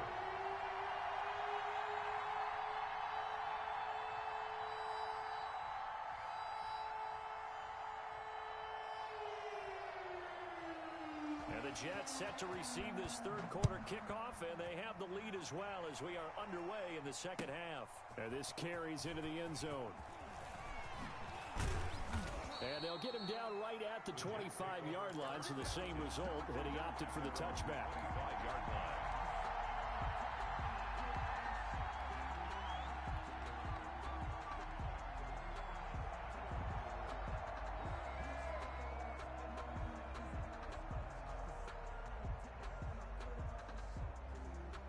Jets offense coming up now to start their next drive. They have the lead. Now they'll be looking for some separation here as we begin the third quarter. I like the way you term that because now... And he's got daylight. It's a foot race. And all the way in. Touchdown, New York. 16. A big play there. His second touchdown of the afternoon. And the Jets will extend their lead. I don't think you can get any more efficient or tidy, whatever word you want to use in that, man. One play, 75 yards, end zone. Yeah, efficient, tidy, excellent words. How about explosive? 75 yards, one play. That means everyone handled their assignment, doesn't it? It doesn't just mean that the defense broke down. They really executed the way that was drawn up on the whiteboard. Big-time play, big-time result. The Seahawks take over 1st and 10. At their own 23-yard line. Coming to the line here to begin their next drive, the Seahawks offense. They trail offense first time to touch the ball in quarter 3, and we'll see what they can do. And I can't wait to see what they have planned because some teams script to start a half. Other teams just go, okay, these are the sequence of plays we want to run. These things worked well for us. And sometimes they throw in that big chunk play right away. Shocker. Try and get after them early and try and create a big play to give themselves some momentum. See what they have up their sleeve. And Wilson's going to be intercepted a third time. Picked off by Patrick Onwuasor. And his guys will take over at the 25-yard.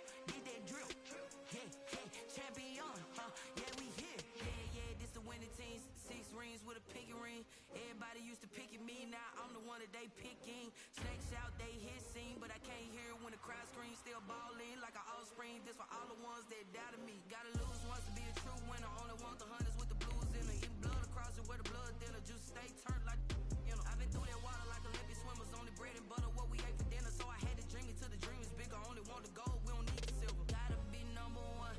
Number two never count. Used to have bubble guts competition, now point them out. Making my babies proud, wanna call my mama a house. Coming straight out the south, gotta know juice to end the drought. Yeah. I buy like 23. Won't fall again and I put that on me. Yeah. I feel the way, my heart all on my sleeve. Yeah. That's why I had to put my wrist on freeze. Coming for the win, can't take another L. Designer on me, this that new Chanel.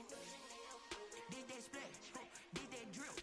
Yeah, champion, yeah, we here. Reaching my goals, I do not feel ashamed. I'm a dog, I'm a beast, and I cannot be tamed. I don't do it for fame, it's the love for the game. We are just about 9 miles from downtown Manhattan as EA Sports brings you to MetLife Stadium in East Rutherford. A few minutes ago, the hometown Jets were introduced to this sellout crowd, and it's a roar that could be heard across the river in Manhattan. They're set to go as their Jets will match up with the Dallas Cowboys. Now this will make it into the end zone. And tackled at the 21-yard line, so a net negative there of 4 yards. Take over 1st and 10 at their own 21-yard line.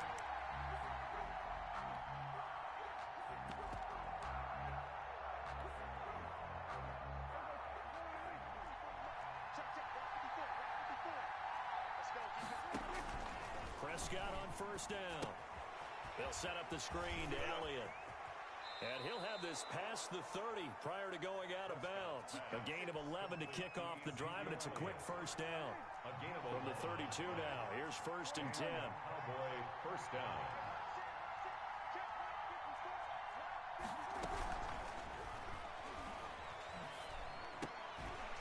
And that'll be incomplete. We do have a penalty flag down, however. Let's see what that's about.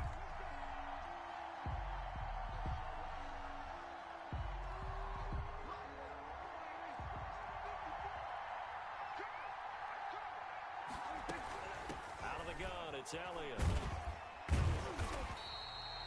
Pierre Desir in on the stop. Well, obviously, they would have at least liked to have gotten back to the original line of scrimmage. Instead, now, they're dealing with 2nd and long. I thought they would have passed it after the penalty. Probably wish they would have now. They'll try and run it. Give him 7 there on the tuck and run, and they're in better shape now for 3rd. A gain of 7 yards. And it's 3rd down. On 3rd down, it's Prescott. He's got a man complete. It's Amari Cooper. And he's taken down at the 43, but not before picking up the 1st. It's an 8-yard pickup and leads to a new set of downs. They run on 1st down as they get about 3. 2nd and 7 forthcoming. Well, from an offensive perspective, that was a tough run because he only picked up 3 yards. Well, let's flip it over to the defensive side. They now have the advantage. 3 3-yard gains, that means they're punting the ball likely on 4th down. That's what you're looking for when you're playing defense.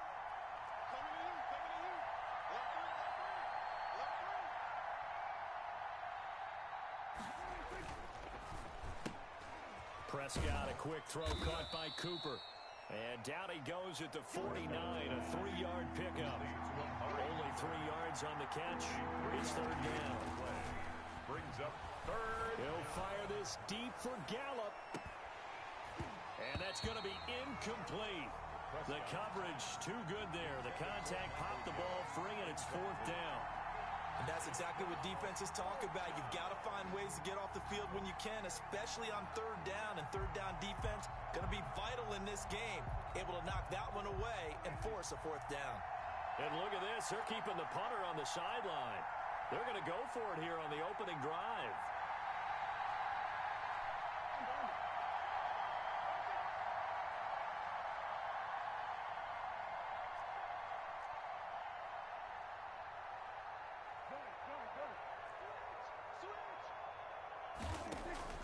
They're indeed going for it. It's Prescott, forced out to his left.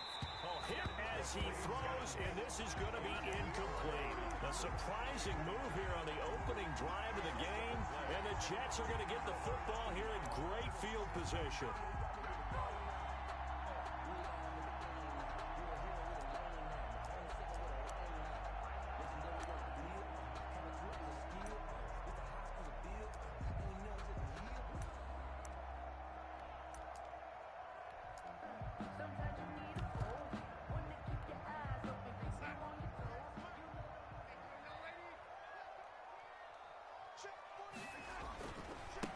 Now the former fourth-round pick, it's Kalen Ballage.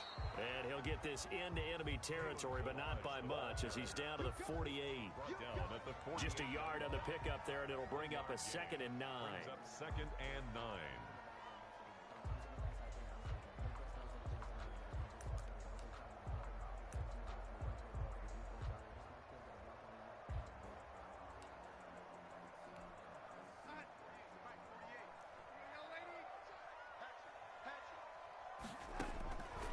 Darnold now to throw.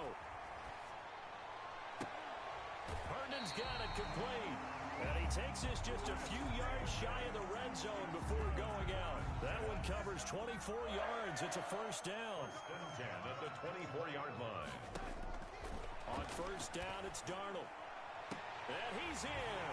Touchdown, Jets. A 24-yard touchdown.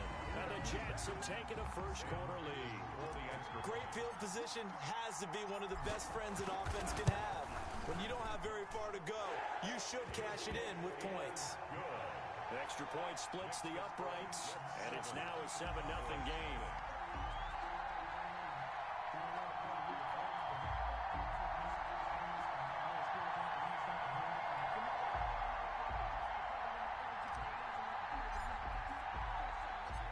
Set now to kick this one away, and off it goes. This taken in about 4 yards deep. And this return will net positive as he gets past the 25 and up to the 27-yard line. 10 at their own 27-yard line.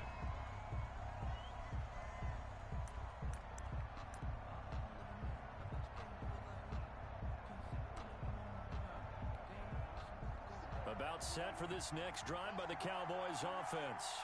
And last time this unit was out here, costly turnover, and then that turned into 6 points. They'll be taken down. The Jets get in there for the sack. Don't need it all back at once, but you figure they're going to need something here. 17 yards to go on 2nd down. Now a nice throw here right side. He hauls it in. And they work this well upfield across the 45. 27 yards there, a first down. First down, Cowboys.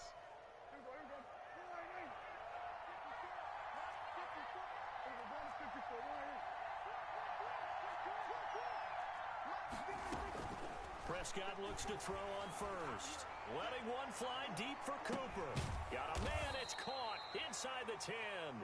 And DP goes into Jets territory before being taken down.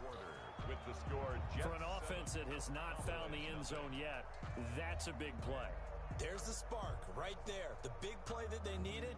Now they've got to go ahead and finish this drive and put this ball in the end zone. 2 big plays in succession. Not sure this D knows what hit him, but now they got to get ready. It's 1st and goal.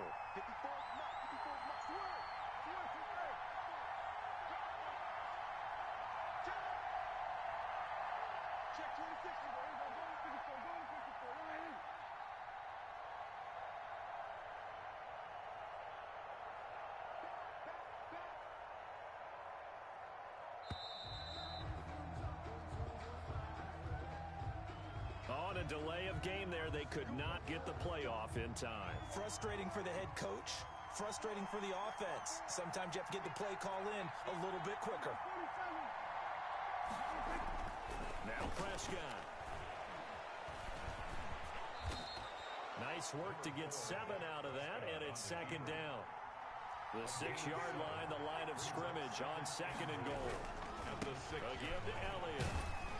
And a minuscule gain of maybe a yard from the 6 to the 5. About a half yard from the end zone, 3rd and goal.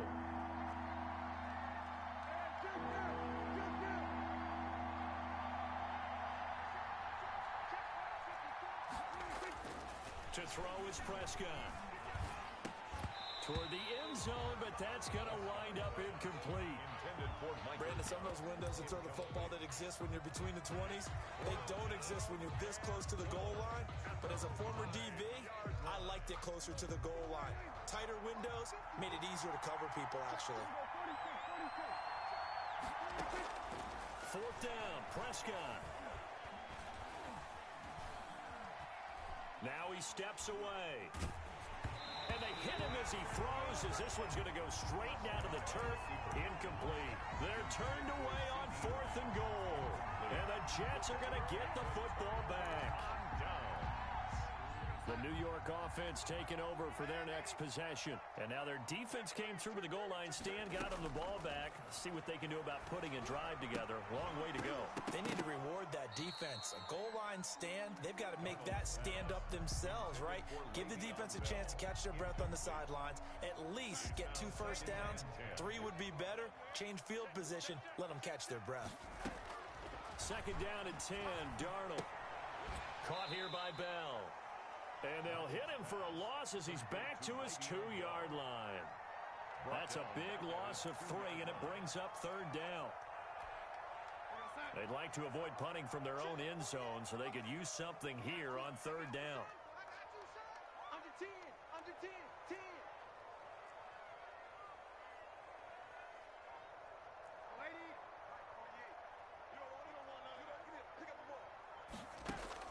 From his end zone, 3rd and long for Darnold. And the throw there going to be incomplete. And this is what you want to see from a defense. Give up an opening drive touchdown, that's fine. But how about them going back out there, recommitting themselves to the task at hand, and forcing a 3 and out, and giving the ball back to their offense. Looks like the offense is going to take another shot here. They're going on 4th and 13. To the air again, Darnold. The open man is Smith. And he's able to get this one all the way past the 30. A gain of right around 30 on a play that began way back inside the 5. Darnold hitting his tight end, Herndon. And he goes out of bounds just shy of the 45. That's over 40 yards of movement with those last 2 plays. But one of the ways the quarterbacks keep all the receivers alive in a play, never lock in on any one guy. Make sure you keep your eyes moving, scan the field. And here he finds the open guy for a nice pickup. Darnold on 1st down. Looking left side, and he's got a man. It's Bell. It's a gain of 7, and it'll make it 2nd down. 7-yard pickup brings up 2nd and 3 at the 48-yard line. 2 minutes on the clock, 2nd quarter, 7-0 ball game. A reminder that when halftime rolls around, Jonathan Coachman will have all the highlights and analysis of this first half of play from our studios in Orlando. Now this is Le'Veon Bell with a reception. And he is out of bounds, but not before he's inside the 30. That good for 21 yards on the catch and run. We can talk all we want about football being a game of strength and brawn. It's also a game of mismatches, and they're trying to create one there, getting it to their back out of the backfield to make a bigger play. As we often say, get it to him in space, let him use his leg. Yeah, if he can get a matchup against a linebacker or maybe a defensive end dropping out in a zone blitz, he's going to win that battle just about every time. On 2nd down, it's Bell. And brought down, but not before they get it inside the 10 to the 7. A solid pickup of 13 sets him up 1st and goal. 1st and goal at the 7-yard line. They'll try and run for it on 1st and goal. And he's brought down right at the 5-yard line. Give him 2 on the play. At the 5-yard line. And the ball smack dab on the 5-yard line. Here's 2nd and goal.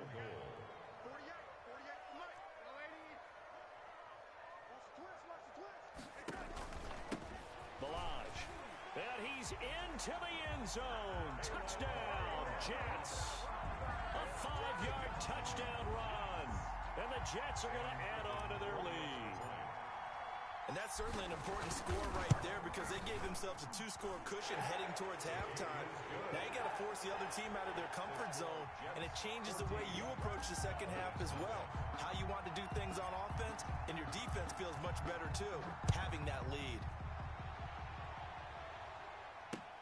That'll be taken about a yard deep. And a decent return out to the 27-yard line. The Cowboys take over 1st and 10 at their own 27-yard line. About set for this next drive by the Cowboys offense. And you're under a minute to go in the half. A first half that hasn't been particularly kind to you.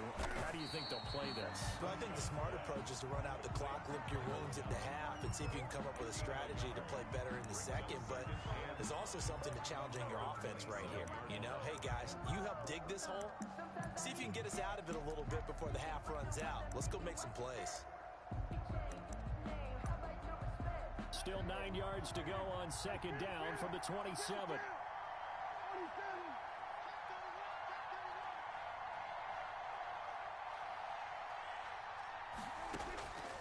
Prescott from the gun.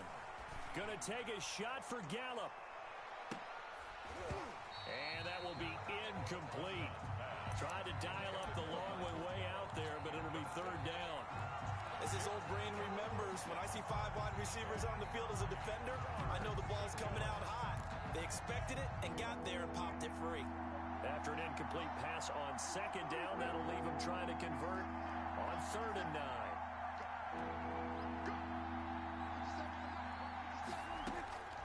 Out of the gun, here's Prescott. He's going to find Gallup here complete. And this play going to be stopped in its tracks at the 32, and obviously well short of the 1st down. Just a 5-yard pickup, and it leads to 4th down.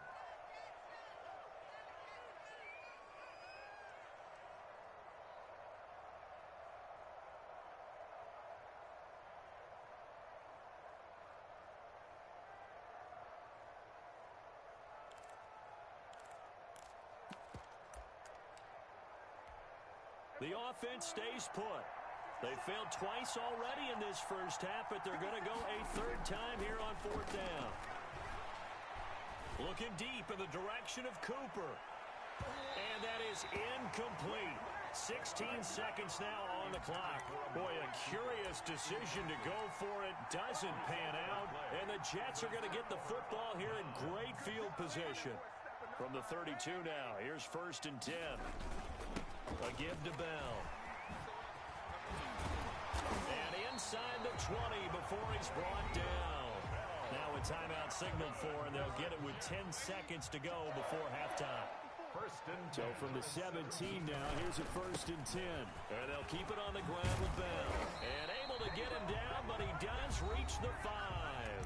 And they'll burn the timeout with 5 seconds left. A chance to try to add 3 points before heading to the locker room. The field goal, a 22-yard attempt. Ficken's kick is good. And the lead will grow. It's now 17-0. So with time running out in the half, they were forced to settle there for the short field goal. And you and I both know they would have loved one more shot at the end zone before they decided to settle for that field goal, but it was a prudent, smart play. Take the points and move on.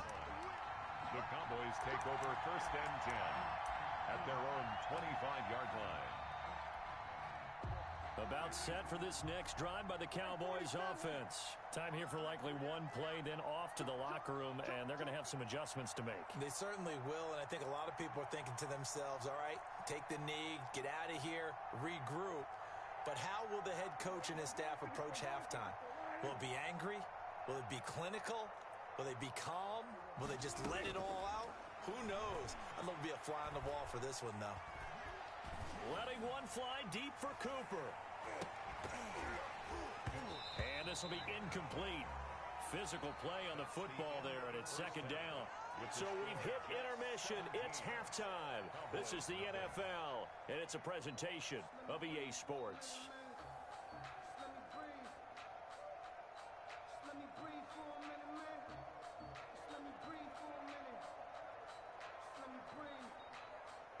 Too hot, drop the top off the wagon. And how about this right out of the locker room? An onside kick attempt. And the Jets set to receive this third quarter kickoff, and they have the lead as well as we are underway in the second half. The risk reward of the onside kick. When you don't get it, the risk comes out to play, and here they gave up great field position. And that's the key to everything, because you're trying your best to press advantages when you have them. And field position leads you to that type of play calling, and whether you want to blitz or whether you want to throw the ball deep, those types of things, now that they've given up that type of field position, the advantage is switched to their opponent. And he was hit as he threw it there, and it forces it incomplete. So now 2nd and 10 after the incompletion on first down. Darnold from the gun. He'll air this one out deep for Perriman.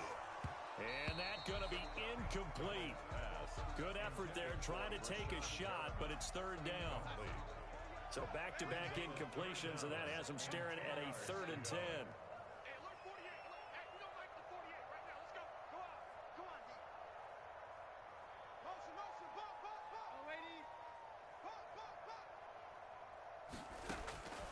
A shotgun snap for Darnold.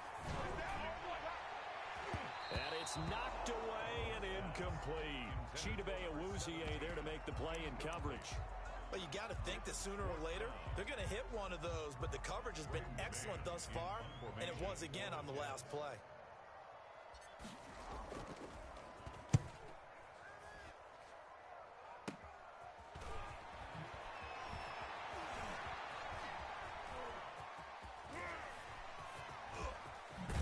And he'll go out near midfield at the 49.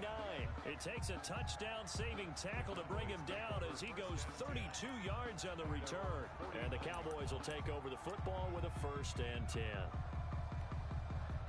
About set for this next drive by the Cowboys offense. And Charles, they trail by 3 scores. Look, they're not completely out of this, but it's sort of go time right now. Yeah, and they knew that coming out after halftime, it was going to take a collective effort to get back into this ball game. The defense got the stop for them, so maybe that can get things started. Now the offense has to pick their game up as well, and if they can put a score on the board, hey, they can get back in it in a hurry.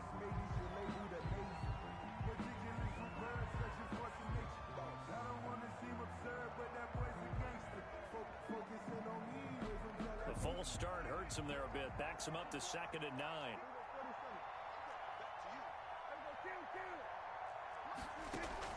Prescott now from the 50. And it's incomplete. Took a shot, couldn't connect. Another attempt, another incompletion, and when I look at the scoreboard and where we are in this game, it comes to mind that they have to start getting the ball in the hands of their playmakers. Throw it to the guys that maybe can take a short pass and turn it into a long gain or make people miss downfield. They've got to have points, and the guys who can put the ball in the end zone, they're the ones that need to touch the ball. Now a shot taken on 3rd down, but it's going to wind up incomplete. I'm sure this isn't a novel thought, but maybe run some simpler routes instead of trying to get it all back in one shot. Defense certainly appears to be ready for them. Try and get it back little by little instead of in big chunks. Now Prescott on 4th down. He's going to have his running back. It's complete. And he'll go down, but not before getting this inside the 30. Not often do 4th down conversions result in 23 yards, but that's the case here. 1st down. Dak swinging this out quickly to Lamb. 3 yards the gain there, 2nd down. The goal of a wide receiver screen is get enough blockers in front to create a wall and let him pick his spot to run the football. How about the defense there, swarming to it and not allowing that to happen? Did not let him get downfield.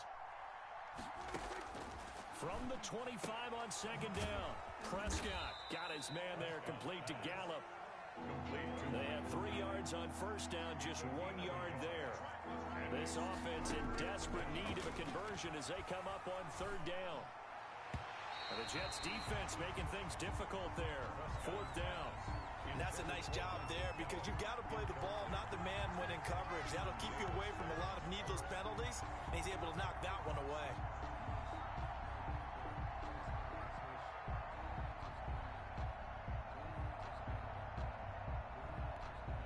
I guess they figure they got to start taking some chances. Here's a big one in this 3rd quarter as he'll go for it on 4th down.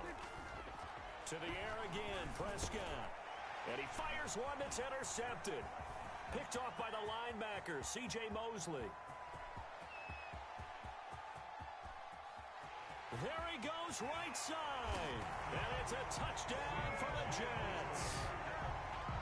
Touchdown. This D wanted to put it away before we even get to the fourth quarter, widening that margin a bit further. And while they won't just empty the bench just yet, if you're a backup, start loosening up. I think you'll get a chance to play before this one is over now with that type of a cushion. Extra point right down the middle. And the lead is now 24.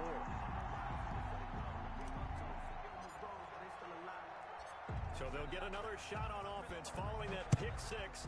And now the kick is away. And this will make it into the end zone. And fights through one man. And he'll be dropped at the 21-yard line. So bringing it out of the end zone proves not a good decision. Loses him about 4 yards. At their own 21-yard line. About set for this next drive by the Cowboys offense. And following the pick six, and they have decent field position and throwing that pick six. We'll see how they attack this drive.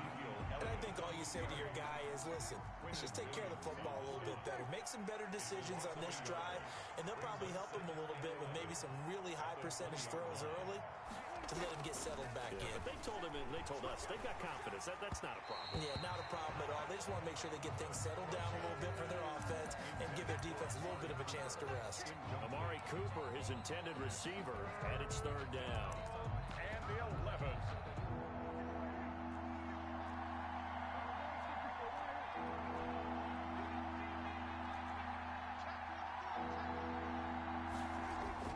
Now Prescott.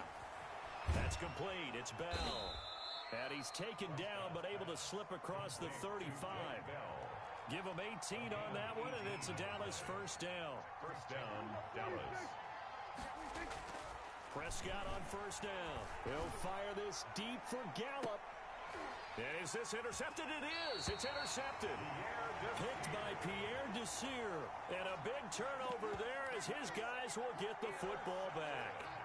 The New York offense taking over for their next possession. And now you've got the clock winding down here in the third quarter. You're 3 scores to the good. What's your approach on this drive? Too early to fully commit to playing the clock game.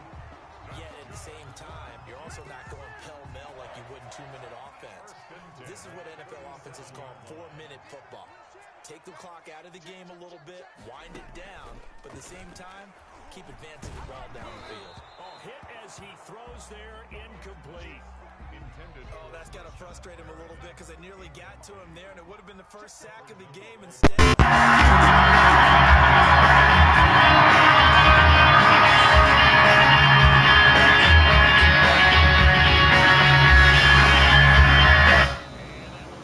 Really, yo?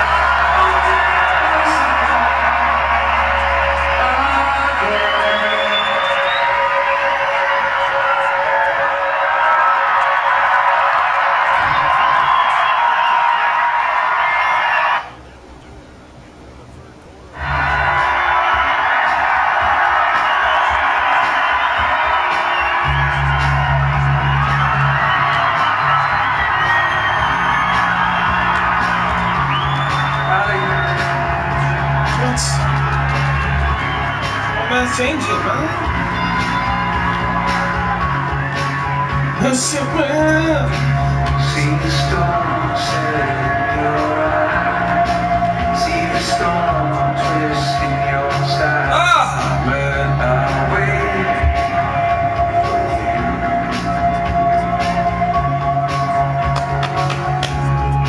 Fly high and a twist of fate.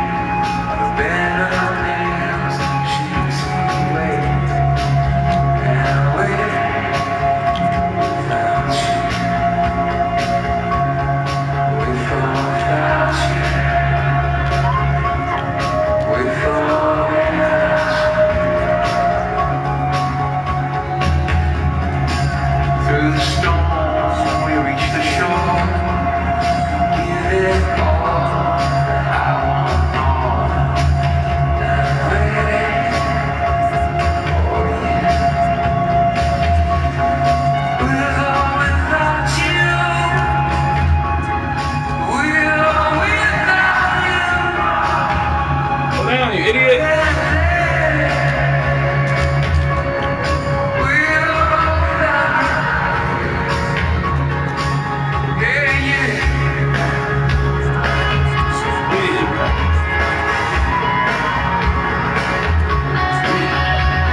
Give yourself away.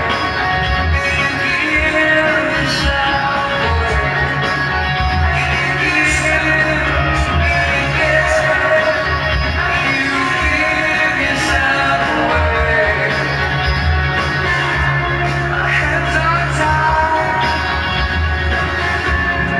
Body broke. She got me wet. Nothing left to and nothing else to lose. You give yourself away. You give yourself away.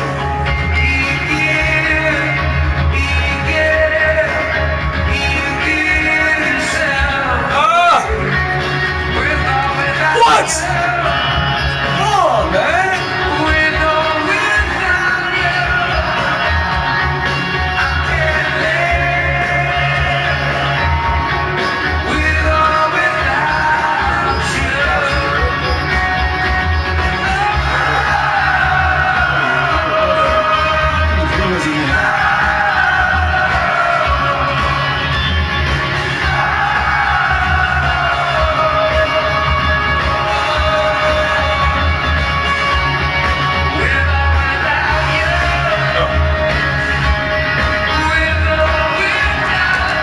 Oh my fucking god, man.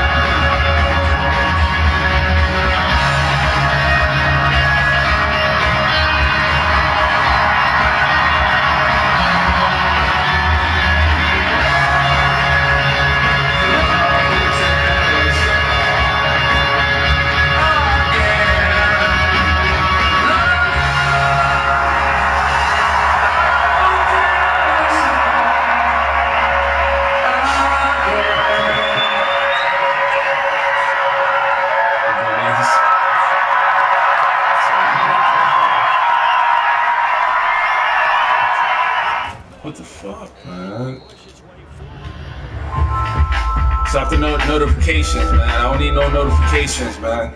What is this fucking doing, man?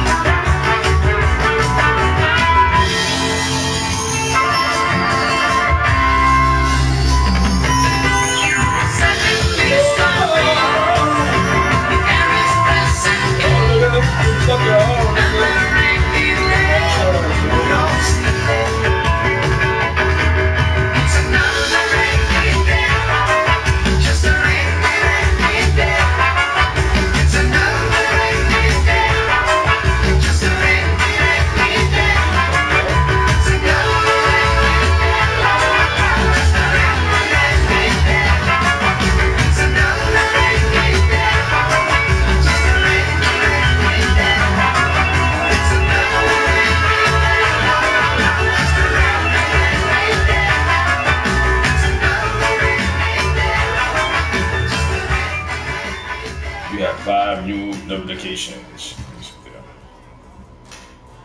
You completed an objection. Nice job. Thank you.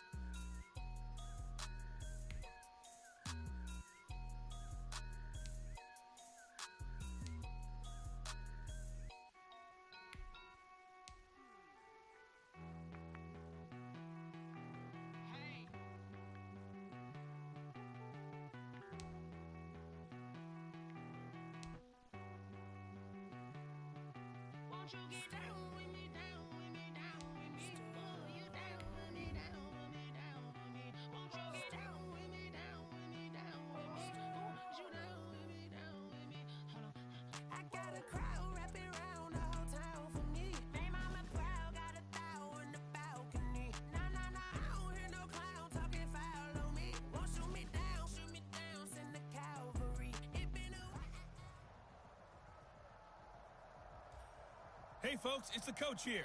Welcome back for another exciting matchup in Madden Ultimate Team.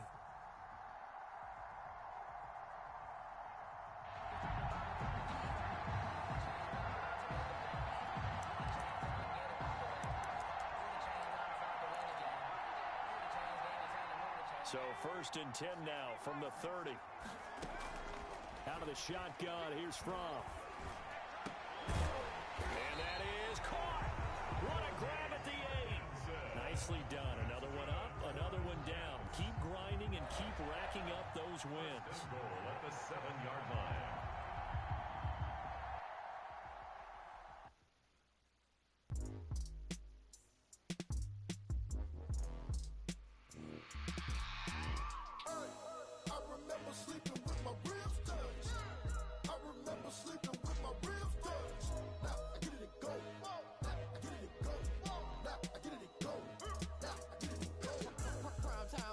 Game over, time's up. Play my cards down my hand, ain't really no time for luck. Either you got it. Hello, everyone. You're watching Ultimate Challenges, and I'm your host, the Coach.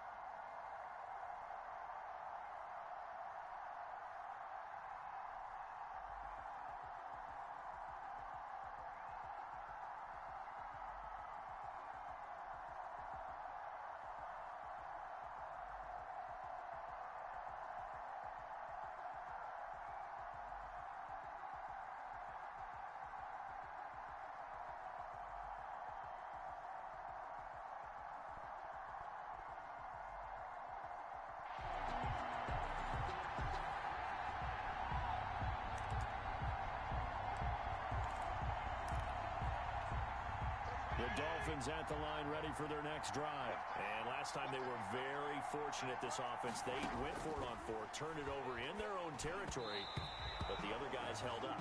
They didn't give up any points. So how about the guy with the #1 headset on the sidelines, the head coach? That was planned going into it, not necessarily to not get the first down or to have the defense have to hold up. But he trusted his defense. Trusted his defense very much, and I think that that's how he's going to play this game. Go for it, be aggressive, because I've got the Wild Bunch backing me up over here on my own sideline. Now we'll see what his offense can do. Here's a throw that's taken in out of the backfield. And now the ball's out, fumble near midfield, and it's scooped up by the Jets. And he takes it to the house. It's a fumble recovery for a Jet touchdown. Well done. You've defeated this ultimate challenge. Now, if there are stars still available, you can always replay the challenge again. Otherwise, it's time to move on to the next one.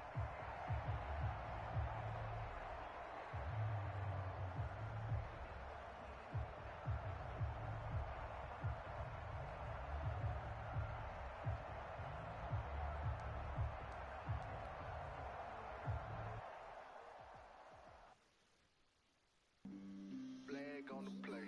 Yeah, yeah. That's a flag on the play. Yeah, yeah. Flag on the play. Hold up. That's a flag on the play. Let's go. Touchdown, I just scored a whole bucket.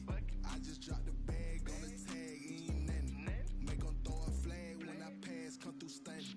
Call me tired, girl, and hit the hole, then I'm running. Get money, you ain't trying to get that second flag on the play. Welcome in, everybody. It's the coach with you here today for another edition of Madden Ultimate Team.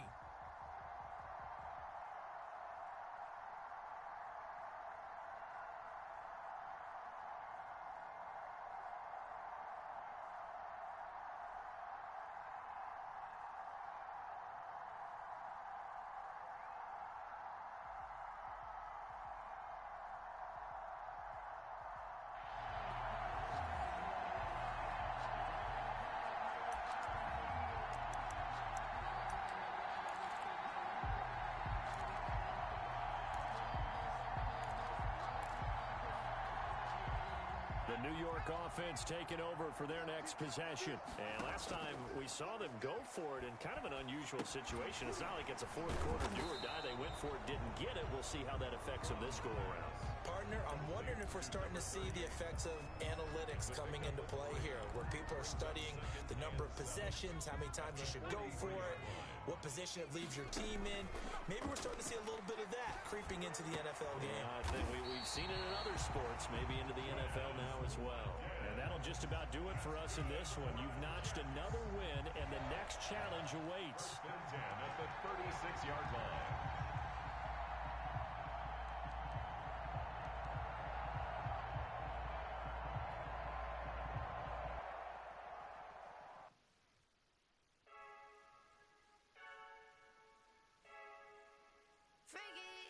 I heard the flare gun, I'm ready to race. No, I don't fear none, I'm stuck in my ways. They say I'm the chosen one, to see it in my face. Get this one and I'm holding on, I can't be replaced.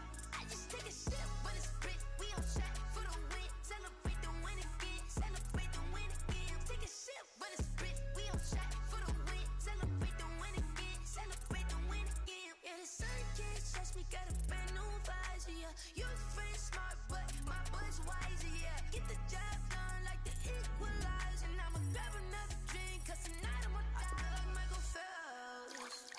Hey, diving in this pool. I don't know what would help. Hey, I'm just telling you the truth. I heard the flare gun, I'm ready to race. No, I don't fear none, I'm stuck in my ways. They say I'm the chosen one, to see it in my face. Get this one and I'm holding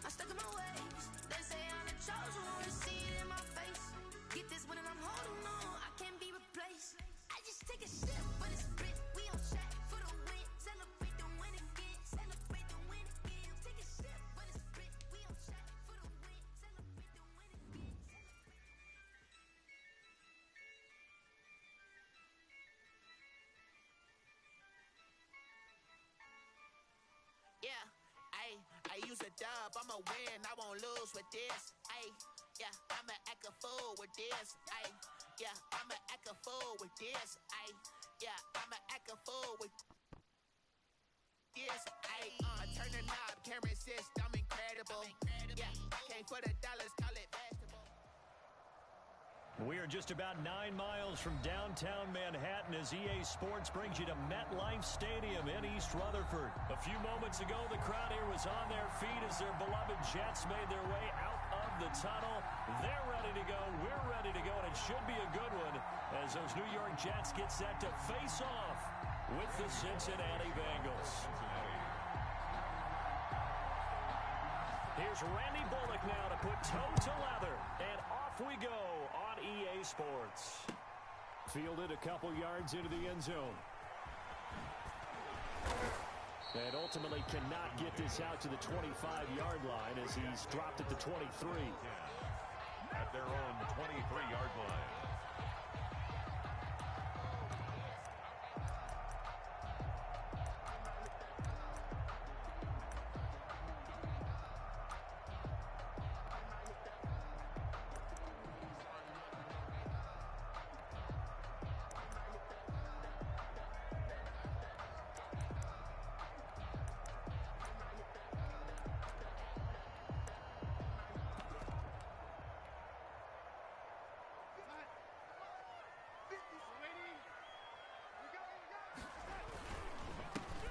The drive will commence with a run by Balaj. Give him 3 there on the first play of the game, and it's second down.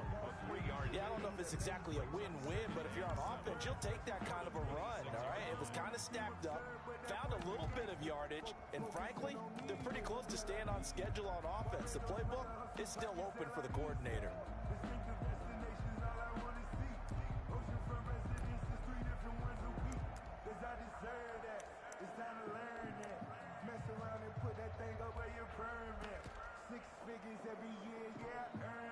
Balled at the 26, 2nd and 7.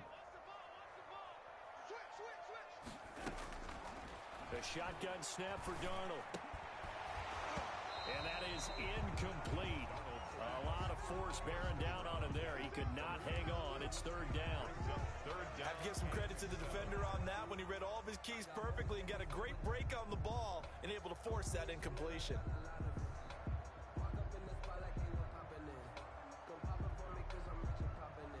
A tough spot here on their opening drive. This is 3rd and 7.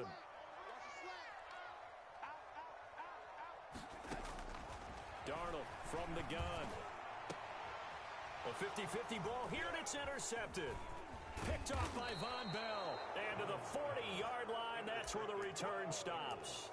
They'll take over. That right there is the inauspicious start that they were hoping to avoid, the turnover on the first possession. I love how you use those college-bound words like that, inauspicious. Well done. I really appreciate that. But here's the thing for me.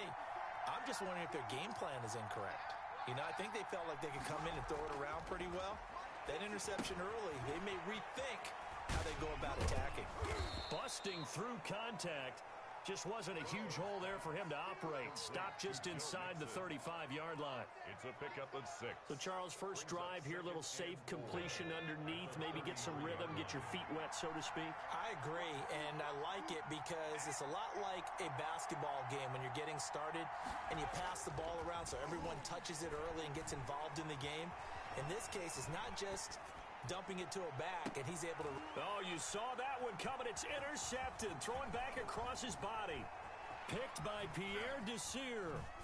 And it's a good return here as he'll get all the way up close to the 35. A young quarterback, Charles, rolling to his right. I know he's right-handed, but is that one that maybe a veteran sticks in his pocket? I think so, but you have to remember with young quarterbacks, it may take a few years before they get all the stuff out of them that they did earlier in their career or even in their college days when they were used to being dominant. In this case, the NFL veteran defense ended up winning the battle. They'll contain him to just 4. 2nd down. 4 yards on that last completion, so that sets up 2nd and 6. Darnold down to throw. He finds Smith out of the backfield and able to rip off a big chunk of yardage before being dropped inside the 40. Good work after the catch, going to net him 23 and a first. So they'll come up in Bengals territory now with a 1st and 10 at the 39-yard line. Darnold completes it. And he gets this one inside the 15, just a yard or two shy of the 10. A really good pickup of 28 yards. 1st and 10. On 1st and 10, Darnold. And it's incomplete. Well, they certainly did a nice job there, picking him up out of the backfield and then running stride for stride with him. That's good coverage, and it led to an incompletion. An incomplete pass on 1st down. That leads to a 2nd and 10. Throwing again is Darnold. And this is going to be caught by Smith for a Jet touchdown. An 11-yard touchdown. And the Jets have taken a first-quarter lead.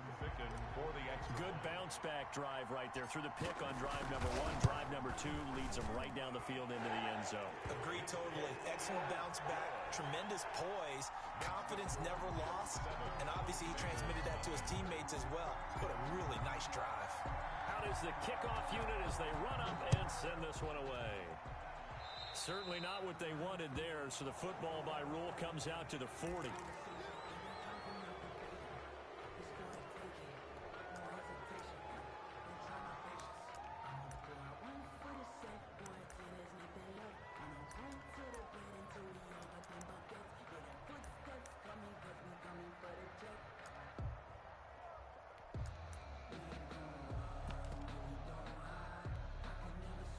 Burrow and the Bengals with a 1st and 10 at the 41-yard line. Off the play fake, he'll set up to throw it. Into heavy traffic, and it's intercepted. Picked off by Ashton Davis. Second interception for him now here in this first half. And you got to think he's a rookie, Charles. How much does confidence start to become a factor? I think that's a great question because that's what they're going to check on when he gets to the sidelines. The coach is going to check on, his teammates going to check on it, because when you haven't done it before, it's not something that's part of you. You got to see how you're going to react. Let's see how he bounces back. Yeah, because 2 interceptions for him in college and a half. I mean, that just didn't happen. A well-executed 22-yard gain. On 1st and goal, Gore. And he's going to bull his way down to about the 1-yard line. A good pickup there, 7 yards, and it's going to be 2nd and goal now. And they'll employ the jumbo set now on 2nd and 1.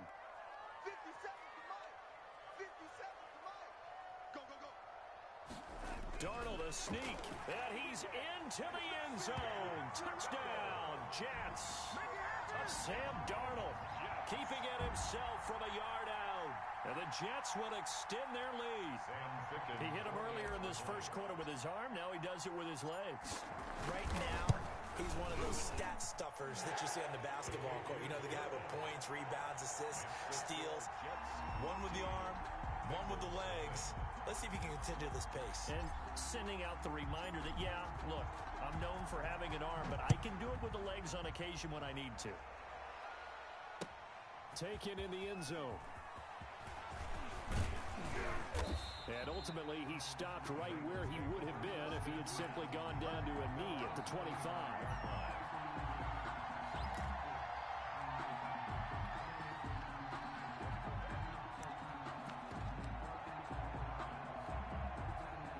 The Bengals drive about to get going. And job one here, Charles, just keep possession of the football. 2 drives, 2 turnovers to this point. You're exactly right, Doctor. Hippocratic oath. First, do no harm. And right now, they're harming themselves on offense. I like that. No one is mistaking me for a doctor, though. But thank you, Dr. Davis. Brings up 2nd and 7 at the 28-yard line. Here's 2nd and 7 now from the 28.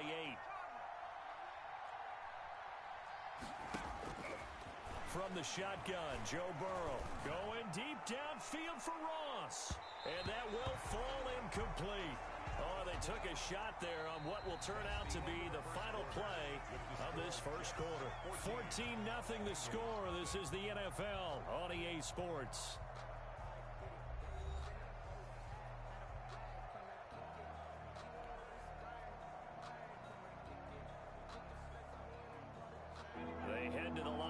facing a 3rd and 7 following the incompletion on 2nd down. From the shotgun, it's Burrow. He's going to air it out. And got his man complete. And he gets all the way down to the 30-yard line. A big 3rd down play there for the Bengals. 42 yards. That's complete to John Ross. A good pickup there. 8 yards on the 1st down completion.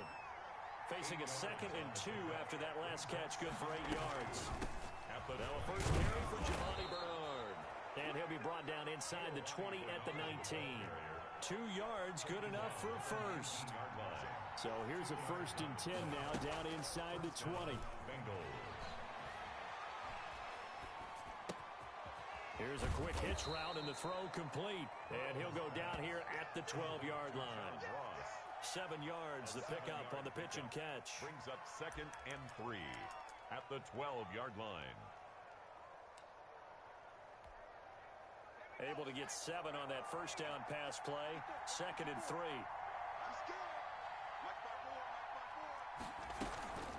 Bernard getting the handoff for Burrow. And here he'll get it down to the 7. A 5-yard gain there makes it 1st and goal. Exactly what they needed right there, because they needed to use the ground game to take some pressure off, because the quarterback's been struggling a little bit.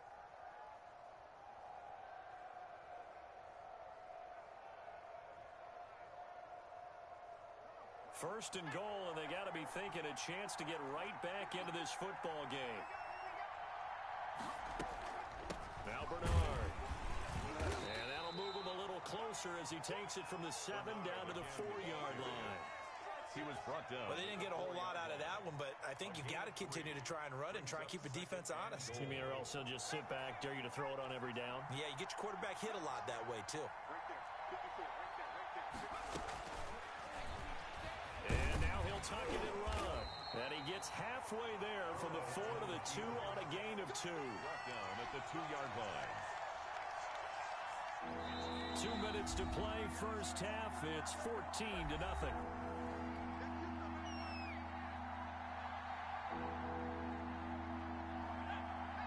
A reminder, coming up at halftime, Jonathan Coachman will join us from Orlando with our halftime report. But business to take care of before we get there. A 2-minute drill before the coach's 2-minute drill. That is not going to be any help as they dump him behind the line of scrimmage. That'll be a loss of 4 yards on the play. And it's 4th down.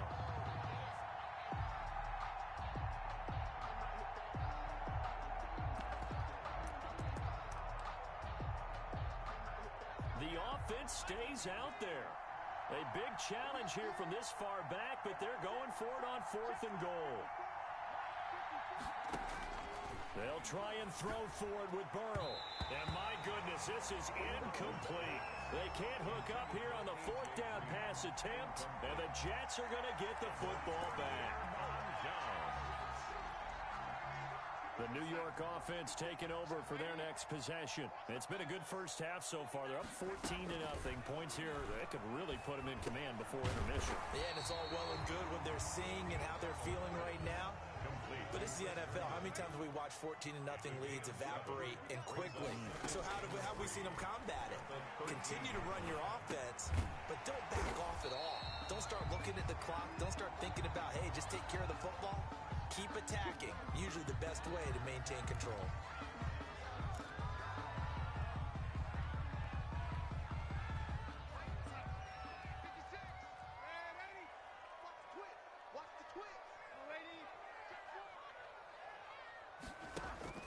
Darnold off the play fake to Bell. Looking for Perriman there. He's got him. And he'll have this past the 30 prior to going out of bounds. Another first down as he went right back to the same well, this time for 17 yards. So they'll come up 1st and 10 now from the 33. A play fake, and it's Darnold. That's caught out left by Perriman. And he slips up past the 45 before being tackled. A first down throw, Darnold. The Bengal pressure gets him that time. Down he goes. The Jets are going to use the first of their timeouts. as they'll stop it with just over 40 seconds to go in the first half. Now, following the sack, they'll look to make amends on a 2nd down and 17. Now it's Darnold. His throw incomplete. Coverage there by Von Bell. Quarterbacks work all the time on manipulating a defense with their eyes and their head movement. In this case, he just stared the receiver down. That allowed for excellent coverage, able to knock that one away. An incomplete pass on that last play, and that means they'll need to come up with something here on 3rd down.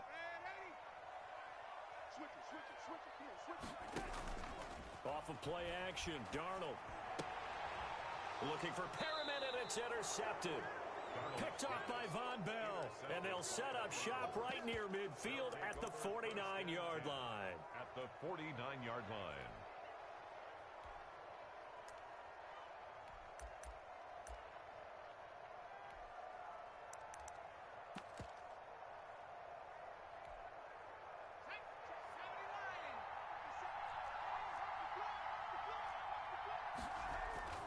Now Burrow on 1st down. And now Burrow going to be intercepted yet again. Picked off by Ashton Davis. And some room to maneuver. 20. And he brings this one back. It's a pick 6.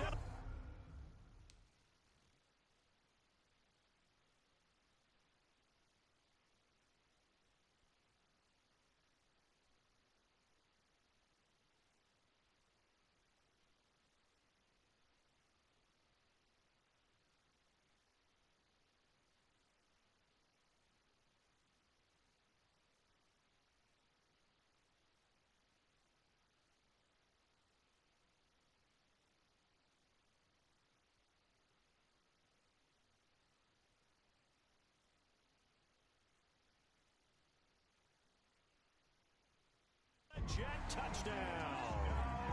Jets. Ficking on now for the point after.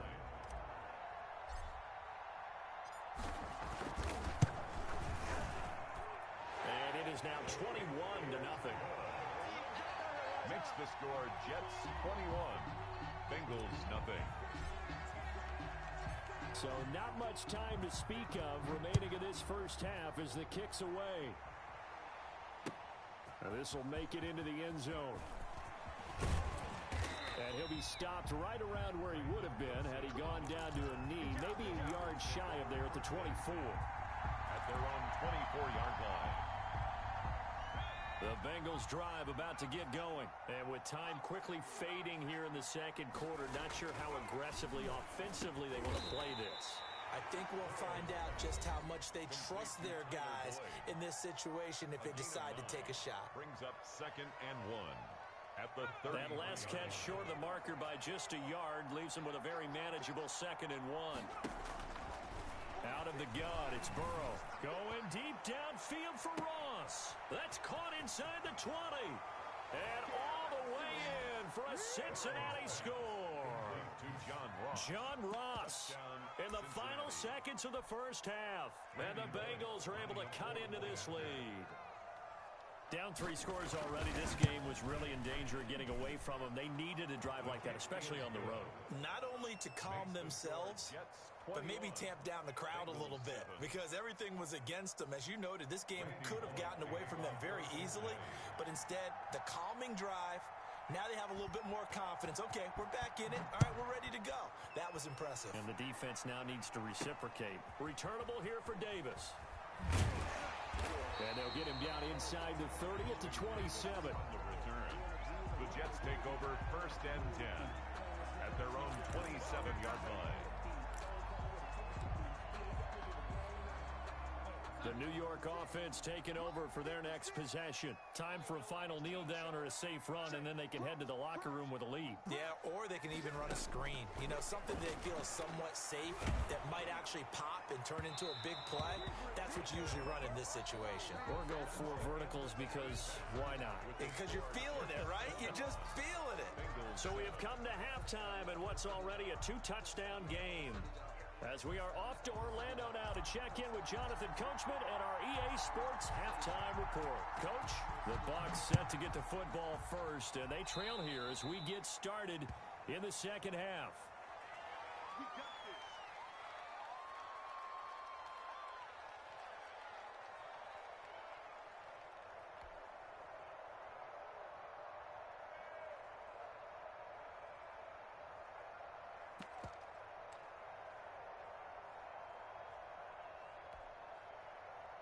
Burrow going to lead up the Bengals here, 1st and 10 at the 41-yard line.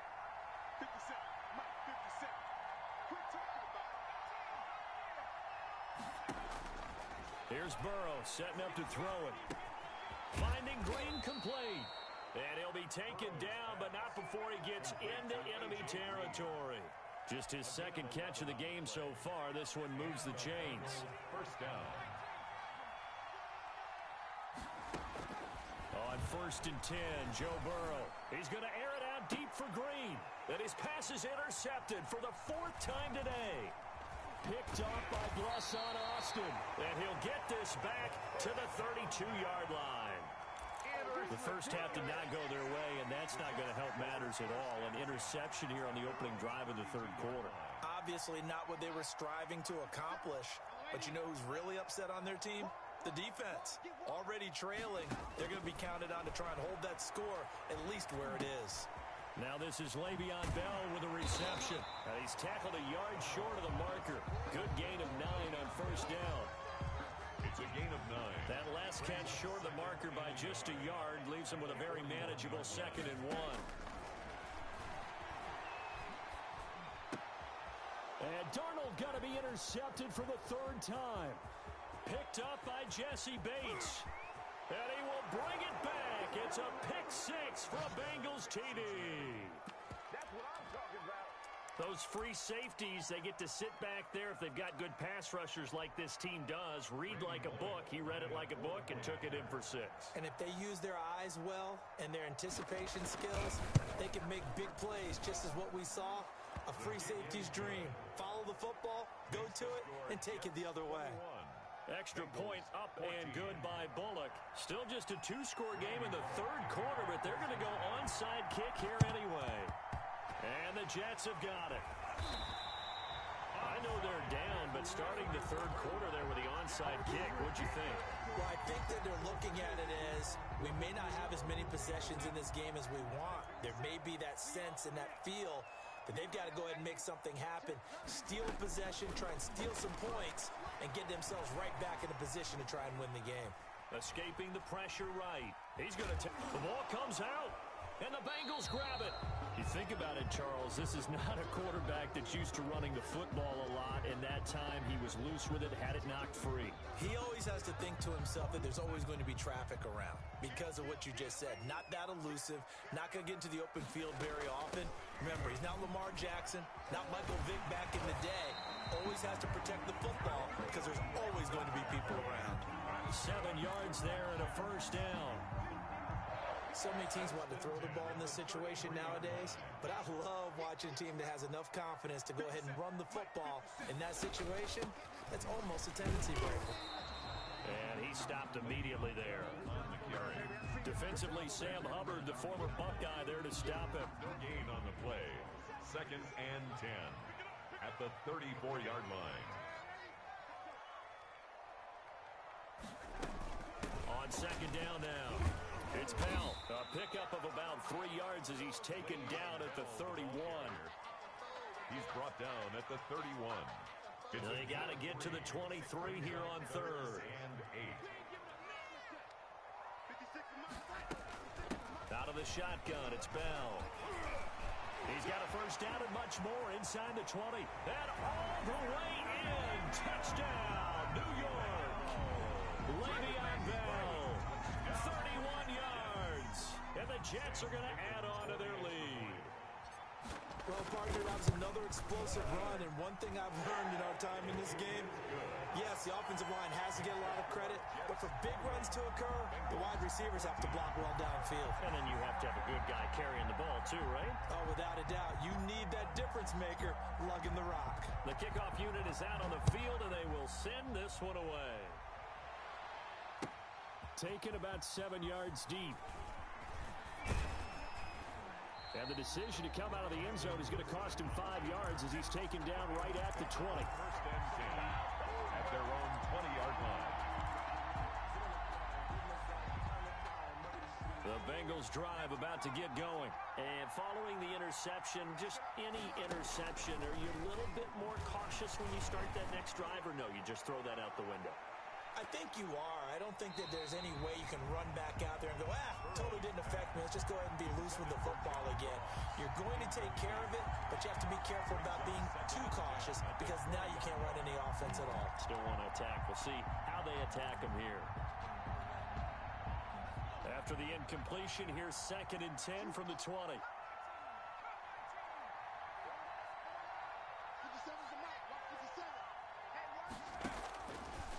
Burrow will throw. He's going to have the hook up to Ross. And he'll go down at the 26 following a gain of 6. They get 6. That'll leave him with 3rd and 4. He can run for it, and he will. And it looks like he's going to be stopped short of the first down by about a yard. Well, anytime you decide to use your quarterback as a runner, most of the time when you design a play, you're expected to break a little bit bigger than this one because when you run him on short gains, your risk-reward and him taking hits, I'm not sure that's the payoff they were looking for. Here we go on 4th down with Burrow. He's got his man, Boyd. And he slips up past the 45 before being tackled. They only needed a few inches, but still some anxious moments there, but they do convert on 4th. Cincinnati.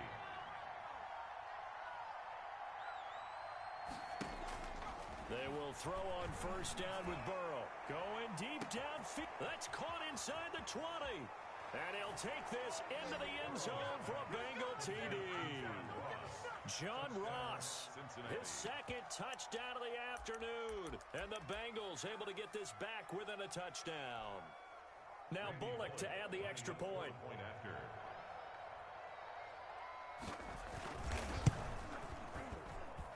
He's got it, and they're back within a touchdown at 28-21. And they won't be able to run another play. Time has expired on this 3rd quarter. You are watching the NFL on EA Sports. Randy Bullock to kick off for Cincinnati. Bullock out now to kick this one away. And this carries into the end zone. And in hindsight, probably should have taken a knee as he only gets this out to the 16-yard line. Take over 1st and 10 at their own 16-yard line. The New York offense taking over for their next possession. Their lead back down to 1 score after the touchdown a moment ago. First down's a must on this drive as they start out here 1st and 10. And down he'll go at the 25. They'll give him 8 on the play, and it'll be a 2nd down. The give is to Bell. And they'll take him down at the 31-yard line. 6 yards to pick up, and that's a 1st down.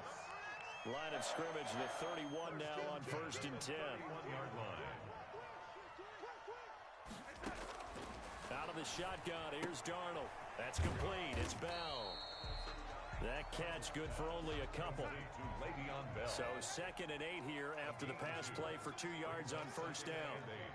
At the 33-yard line.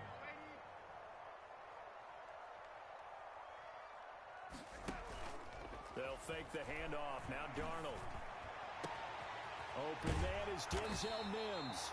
And he's got another 1st down as the tackle's going to be made at the Bengals' 38-yard line. That one covers 29 yards. 1st down. 38-yard line. Now a 1st down carry by Bell. A solid run on 1st down. Gain of 7 leaves him with a 2nd and 3. Now the objective there, I mean, yes, the positive gain, that's nice, but work some clock. Yeah, you're exactly right, but the problem for them is still within a possession, so they can't just sit on it running the ball. They'll enough to find a way to throw it effectively as well. They'll go again with Bell. And he'll be brought down at the 27-yard line. They'll get 3 as the drive continues. It's a first down. Not totally home free yet, but it's looking good as they come up 1st and 10. They'll try and run some clock here as they keep it on the ground. And he'll go down right on the edge of the red zone following a pickup of about 7 or 8. Brought down by LaShawn Sims. 4th quarter, down to the final 2 minutes, and we've got a one-score game. 3 at the Bengals' 20-yard line.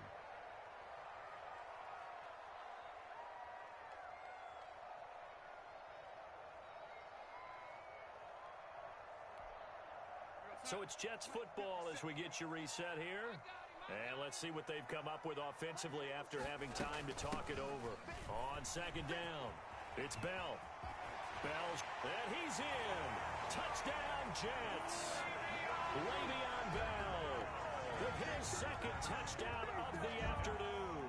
And the Jets find a way to stretch their lead. For the extra point. Well, let the natural light of today reflect that he is now getting into the end zone 2 times. Look at you. You're a little Ralph Waldo Emerson, is that his name? No, I was just going with the meteorologist. Said it was a day game. I'm here. Point after, right down the middle. And the lead now up to 14.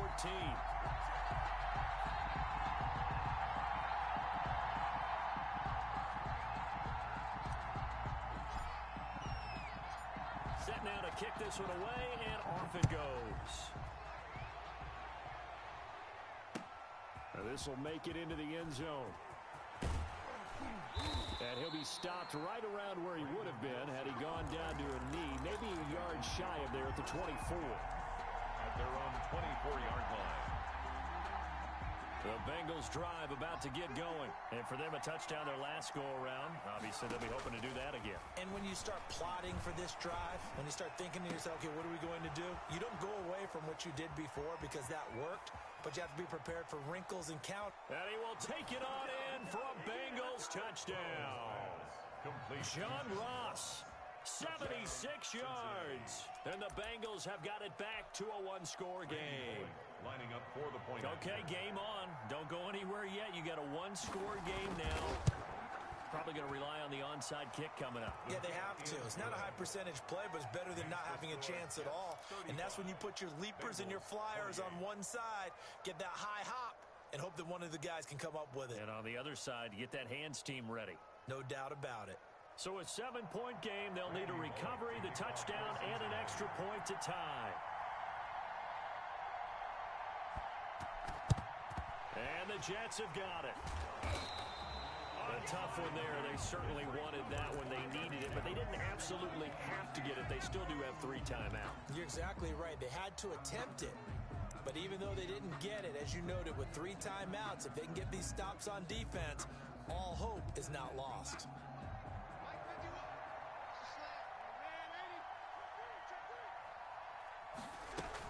On 1st down, Bell. And some good tackling there as he stopped up at about the 41. Now the Bengals going to use the first of their timeouts as they'll talk things over prior to this upcoming 2nd down play. And 7 at the 41-yard line. The last run got 3. Now here's 2nd and 7. Again, it's Bell. And he was able to shed the tackle, but the reserves come in for the stop. The Bengals going to use the 2nd of their timeouts as they'll get it with just over 90 seconds to go in the ball game. The 1st down line at the 34 here on 3rd down.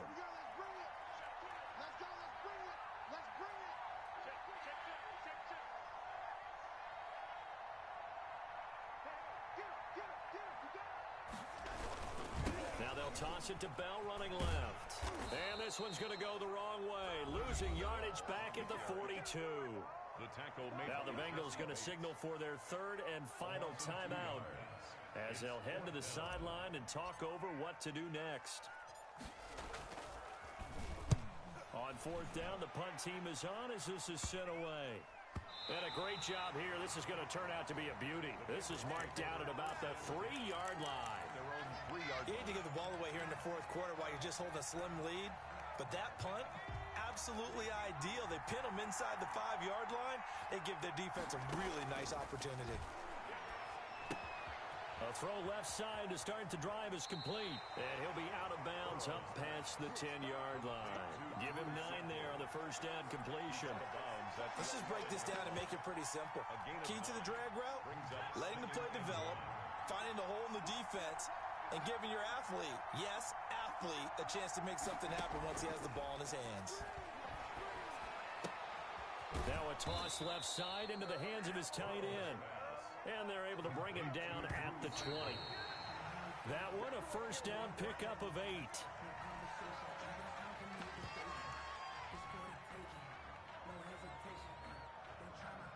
Here's 2nd and 10.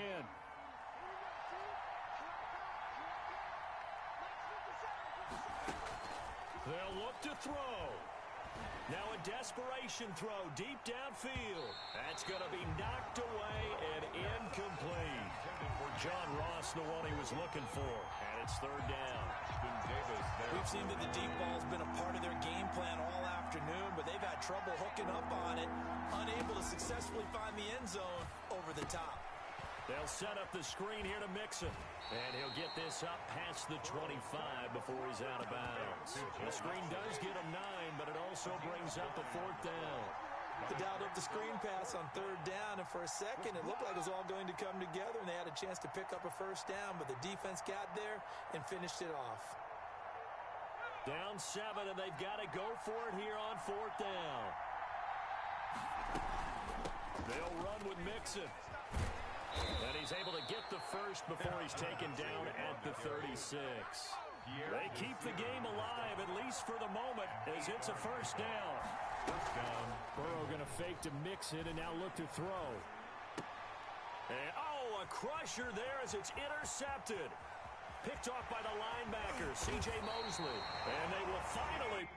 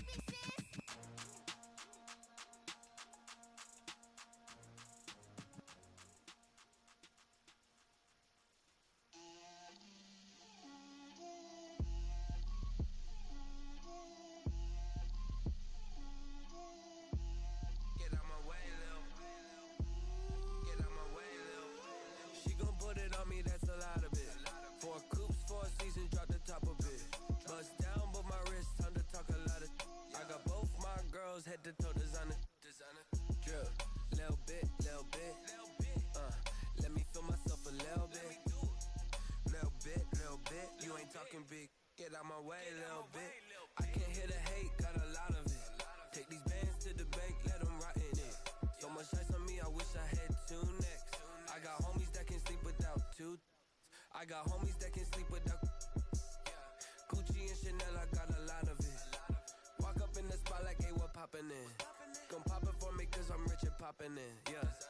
Drip, little bit. Let me feel myself a little bit. Little bit. You ain't talking big. Get out my way, little bit. She gon' put it on me, that's a lot of it. 4 coops, 4 seasons, drop the top a bit. Bust down, but my wrist, time to talk a lot of. I got both my girls head to toe designer. Drip, little bit. Let me feel myself a little bit. Little bit. You ain't talking big. Get out my way, little bit. West LA, that where you find me though. Cha-cha matcha with a rockin' black clothes. Whip around that Batmobile, ducking 5-0. If you step to me, then be prepared for smoke, lil' bro. Let me feel myself a little bit. Let me blow this down a little bit. Drip, little bit. Let me feel myself a little bit. Little bit.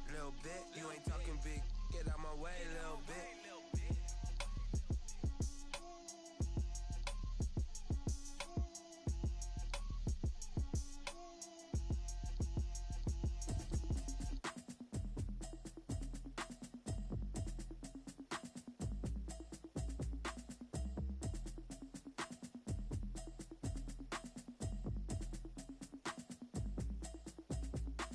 Automatic is a habit, you should know it's automated.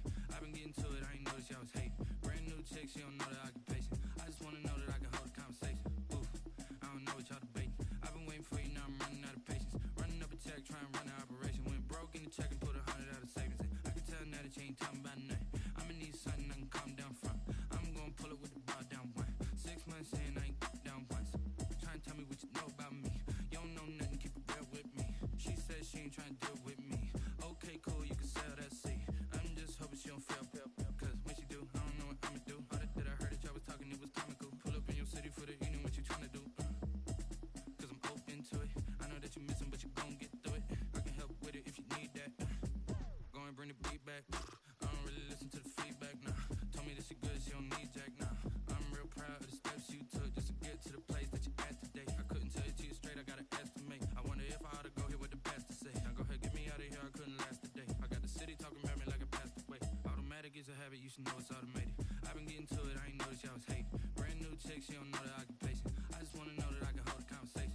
Oof, I don't know what y'all debating. I've been waiting for you, now I'm running out of patience. Running up a check, trying to run an operation. Went broke in the check and put 100 out of savings. I can tell now that you ain't talking about nothing. I'ma need something I can calm down from. I'm gonna pull it with the bar down one. 6 months in, I ain't once. Trying to tell me what you know about me. You don't know nothing, keep it real with me.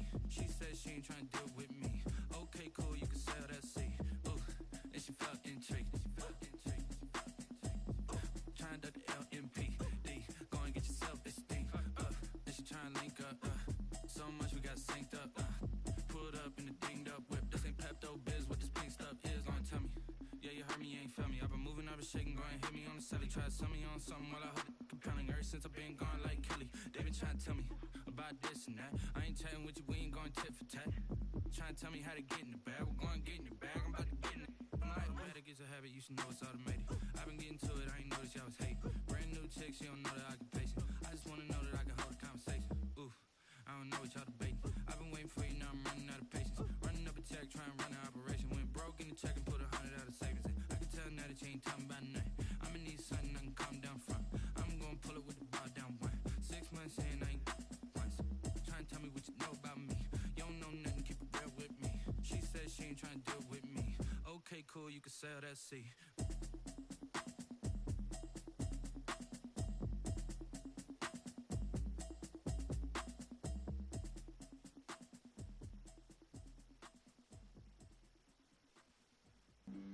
Flag on the play. Yeah. That's a flag on the play. Yeah. Flag on the play. Hold up. That's a flag on the play. Let's go. Touchdown, I just scored a whole bucket.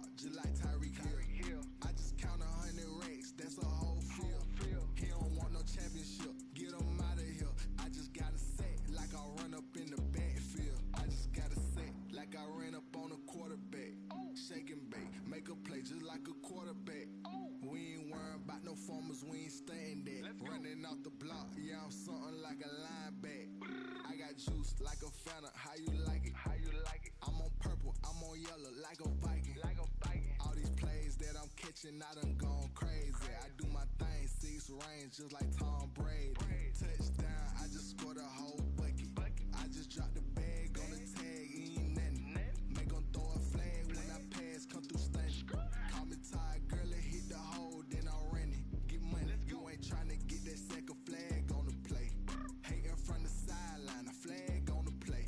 Like Julio with them Falcons, I just made a play. In the red zone, going strong, watch me shake and bake. Let's go. I'm in the field like a panther, I done up the standards. Like Michael Vick in Atlanta when it's time to scramble.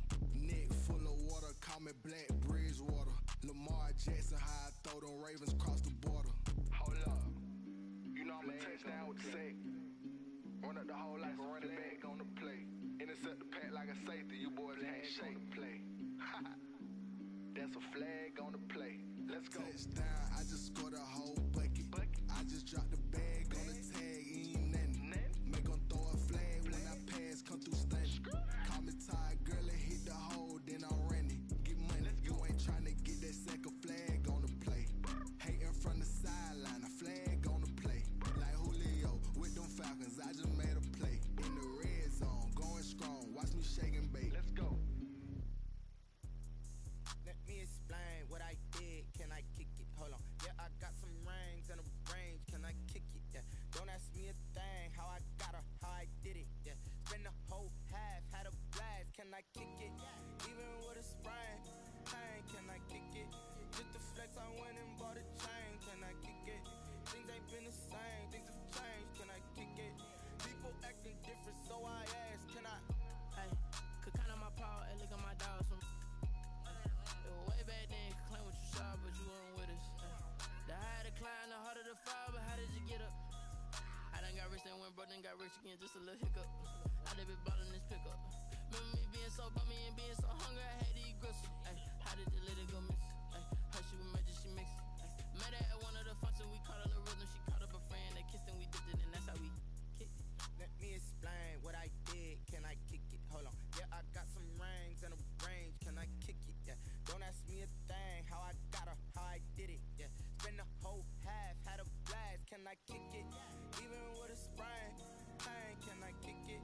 Just the flex, I went and bought a chain. Can I kick it? Things ain't been the same. Things have changed. Can I kick it? People acting different, so I asked. Can I? Before I went live, they ain't know what I was. Ain't no one alive that could do what I does. Need a light ear just to catch my buzz. Need Sprite here just to catch my cup. Now they don't really talk about us. Now they don't really talk about love. Honestly, they ain't never seen too much. What's love to a guy with a bag? What's heart to a guy with some cash? What's pain to a guy that's mad? Said. What's broke to a guy with a mask? What's both to a guy with a plan? I just wanna kick it, that's all I ask. Like, let me explain what I did. Can I kick it? Hold on. Yeah, I got some rings and a range. Can I kick it? Yeah. Don't ask me a thing. How I got her, how I did it. Yeah. Spend the whole half, had a blast. Can I kick it? Even with a sprain. Pain, can I kick it? Just the flex, I went and bought a chain. Can I kick it? Things ain't been the same. Things have changed. Can I kick it? People acting different, so I ask. Can I?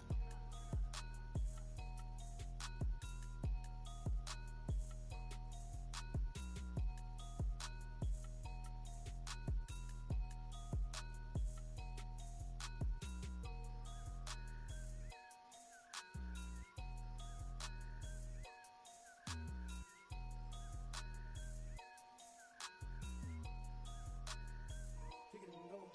Kick it and kick it and go. With a step on, spin move is on. Scope. From sideline to touchdown, I put on a show. Kick it and go. I had to kick off and go. Kick it and go. I had to kick off and go. With a step on, spin move is on. Scope. From sideline to touchdown, I put on a show. Kick it and go. I had to kick off and go. Kick it and go. I had to kick off and go. Running it back, never a cap, out of the drought, watching me ball, soon as I snap, hit of the pack, walk for the sack, shaking them all, breaking them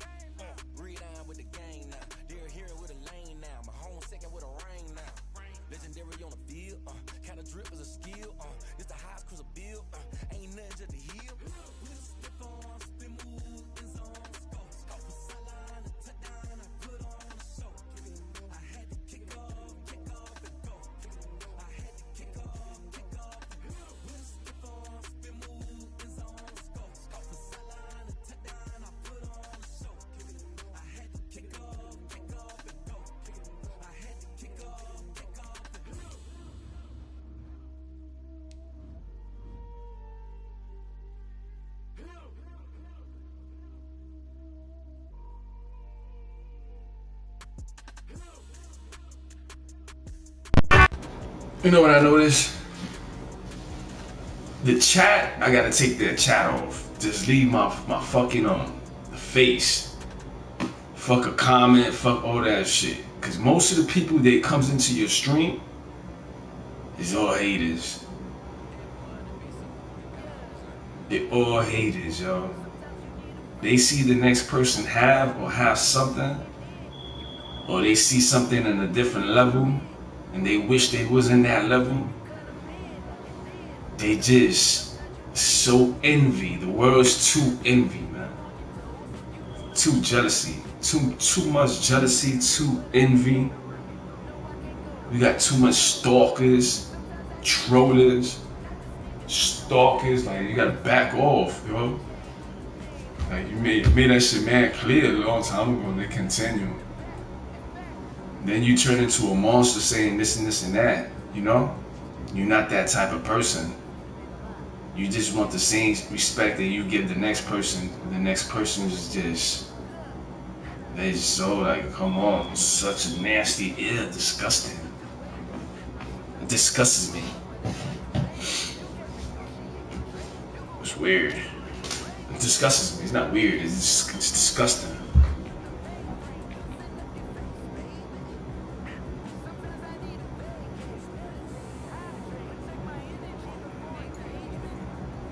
Yo, if you try to clean your ass with money, why they keep on giving me fucking notification, man? I'll have to take the notification off, man. This shit is acting fucking weird. In the middle of a game, it's gonna fucking pop up a thing. Come on, man. Like, chill with that, man. Acting weird, yo.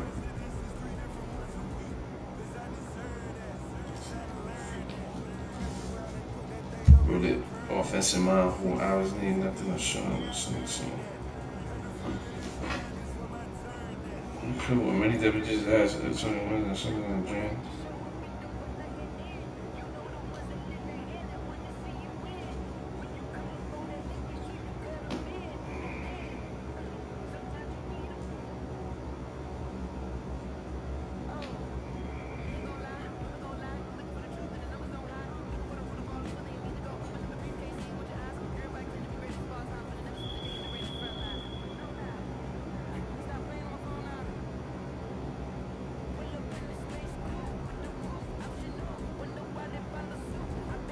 Man, the whole fucking Jets team is hurt, man. That is so messed up. The season started, them niggas just all drop like flies, man. Like, come on. Yeah, I want to see Denzel Mills play, man. Wish he could play Thursday. Come on, what's wrong with him? Man, how long a hamstring? You need a hamstring to heal. Let me ask, man. How long does it take to heal your hamstring? Here's what I found.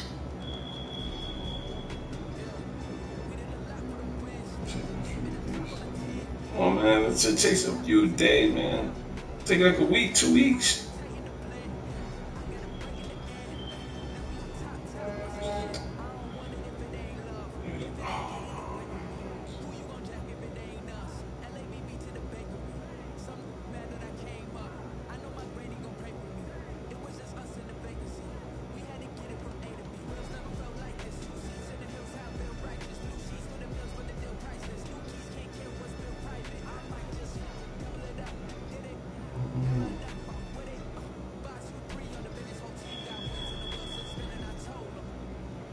Damn, son.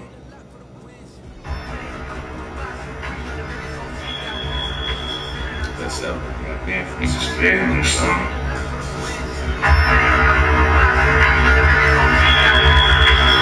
That's up.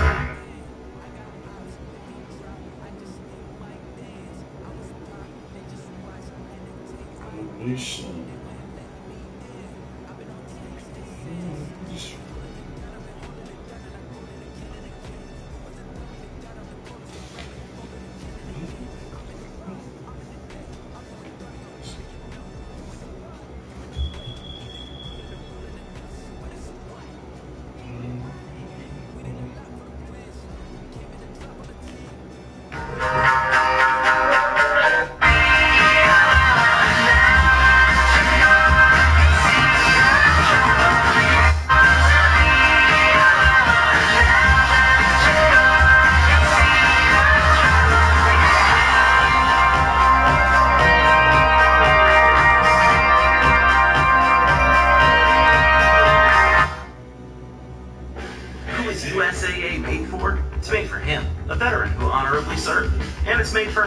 She's serving now.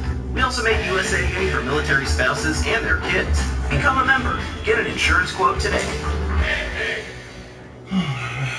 Pick this Bears improbable comeback up in the fourth quarter with Nick Foles taking over for Mitch Trubisky in the third quarter. And on this 3rd and 8, he's going to make this throw to Jimmy Graham over the middle. Just a little off of a scramble drill. Nick Foles finds Jimmy Graham here. He gets the ball punched out by Walker. Anthony Miller picks it up, fumbles, but recovers it. You know, when you watch this play, this is classic Nick Foles. I mean, this looked like Nick Foles, Super Bowl MVP 2017. Feels the pressure, buys a little time, keeps his eyes down the field, but always has enough arm just to get it over 3 defenders. Gets it over 3 defenders here into the hands of Jimmy Graham. Jimmy Graham doesn't put it away, ball's out. All right, Bears look like they have a chance right here. In fact, Anthony Miller in the slot looks like he's got himself a touchdown right here. Maybe the comeback has started, but upon closer review, it was ruled not a fumble, not a touchdown. This throw, though, was prescient and foreshadowing of things to come because the throw is a great throw. Miller just didn't hold on. It was overturned. All right, false alarm. But the defense kept getting stops. In fact, they got 3 and out stops in a row. Right here, Matt Ryan tries to, on this play right here, tries to throw to Zacchaeus, but it was great coverage by Fuller. An incompletion. Falcons had a punt. And on the play, the pressure came up the middle from Blau Nichols. Matt Ryan can't really follow through right here. Overthrows his target. Good coverage. Bears defense does its job. Now, 4th and 6. The Bears backed up. Still down 26-10 with 8:23 to go in the 4th quarter. What do they got? How about Ted Ginn Jr. in the honeycomb hole between the safety and the corner? A beautiful throw by Foles. 29 yards, they had life. Watch the protection. Nick Foles has time right here. Nice job chipping on the outside here by both receivers. Slowing him down. Now Foles has time to make this throw. Rifles it right in where he has to. On the dead run to Ted Ginn Jr. How many teams has Ted Ginn Jr. been on? Always the ability to have the clutch catch. Now, on 3rd and 3, look what they do. They take Cordero Patterson. They put him in motion. Matt Nagy working his magic to a 4-receiver side. Opening up one-on-one. Jimmy Graham. Where is he? Back into you? Looks like low post basketball to me. Working on the rookie. Too easy against A.J. Terrell. And the first touchdown. The first of 3 in the 4th quarter. And the camera got it for the Bears. Now, they need to stop. This was a 49-second series for the Falcons. They cleared out. They do exactly what the Bears just did. They take their receiver, run to the 4-receiver side, and they're going to have Hayden Hurst one-on-one on a tight end delay. Show like he's blocking, but Roquan Smith isn't fooled. He does his job. He stays home. Matt Ryan tries to dump it to Hayden Hurst. The Bears defense does its job. They get the ball back. 49-second series. So now, 26-16. 2nd and 6. Watch this throw. The throw is just a comeback to Allen Robinson on the outside, and he breaks 2 tackles. The Falcons aren't hustling. They're not pursuing, and Allen Robinson goes into the end zone, 37 yards for the touchdown. The Bears cut it to 1 score. They need to stop from the defense. This drive of the Falcons took 11 seconds. 11 seconds on this drive. Matt Ryan, he's got the home run ball here to Zacchaeus. He can't complete it. Wide open, splits the safeties. Had a chance. Why? How about Hakeem Hicks? What a day that he had. Hakeem Hicks right here pushes the pile, comes off the spin right here, and puts the hit. 1 of 4 hits on Matt Ryan, drills him into the turf. But not too dirty. Legal hit. Matt Ryan can't hit the wide open wide receiver. 11 seconds on the drive. That gave the Bears more life for the offense. And on 3rd and 8 right here, with 2:13 to go, the Falcons go zero coverage. Anthony Miller runs the post right here. Nick Foles right on the money for the game winner. Look at the shot that Nick Foles takes right here from the rookie linebacker, number 43, Walker. He takes a shot. He never sees it.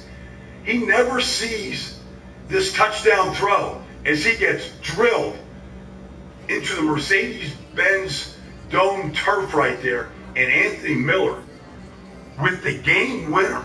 And the Bears, for 2 times in 3 weeks, improbable comebacks. This one engineered by Nick Foles. Good decision by Matt Nagy to change quarterbacks.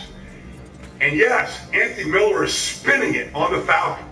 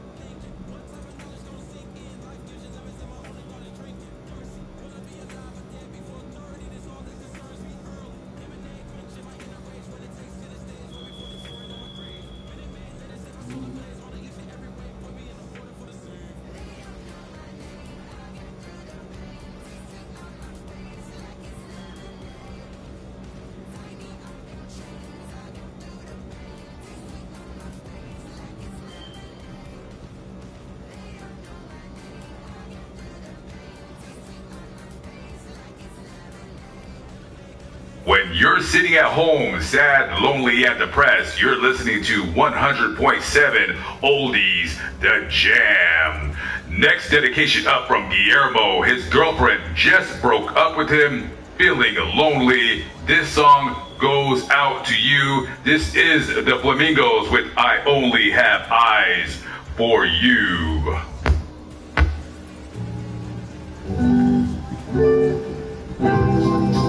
My love must be a kind of blind love. I can't see anyone but you.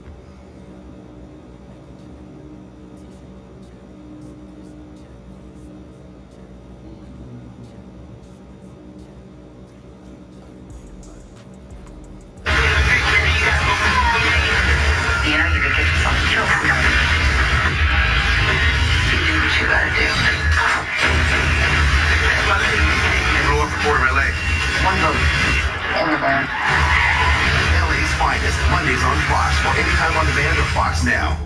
Can you guess a bad singer without hearing their voice? You could win $100,000! All new tomorrow is America's new hit history music show that has everyone hooked. Identify the bad singer. Who's a fake lip singer? I saw your action. Who's the real deal? I was studying those lips. And who wins big?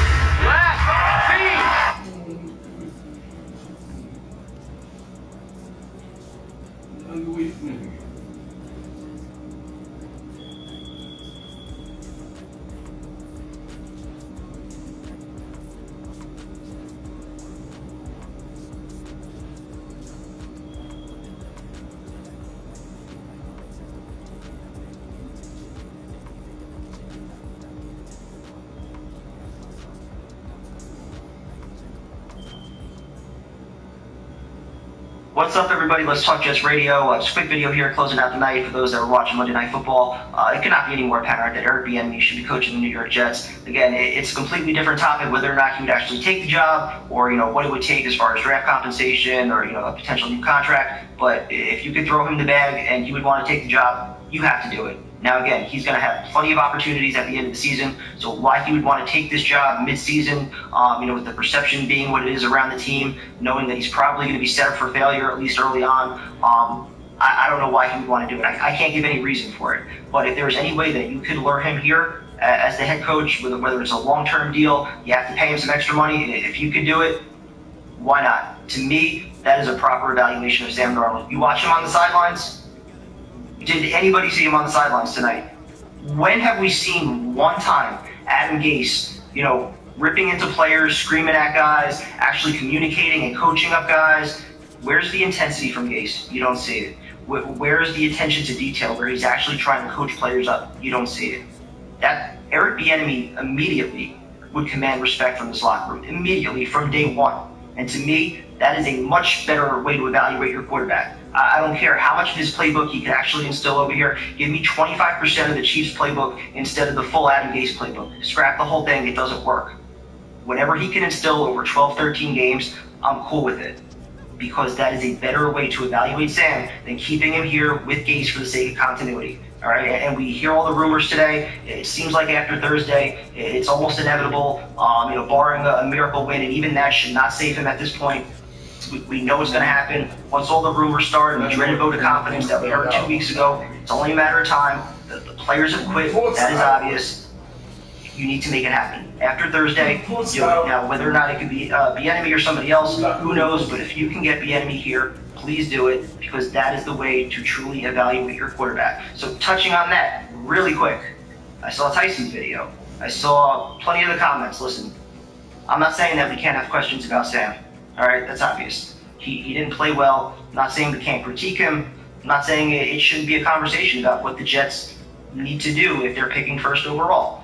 But for me, barring him completely falling off a cliff and having multiple games like the one that we just saw on Sunday, down the stretch the rest of the season, barring that, to me, what makes the most sense if you're picking first overall, you trade that pick, you have 6 or 7 firsts over the next 2 years, you build around Sam with offensive weapons, you have Becton and, another first rounder, or maybe even 2 first rounders on the offensive line to truly protect him. And then you get a proper evaluation over years 4 and years 5. Because to me, that's the bigger question, all right? We can talk about him missing throws and, footwork, technique.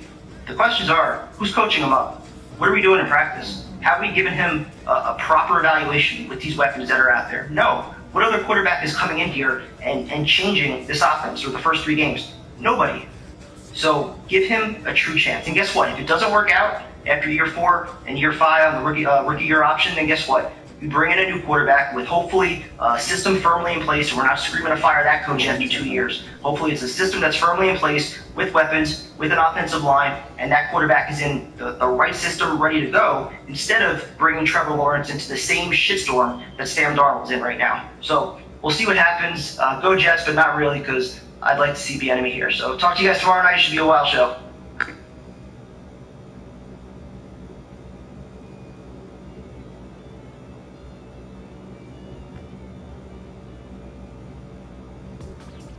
Blog Talk Radio.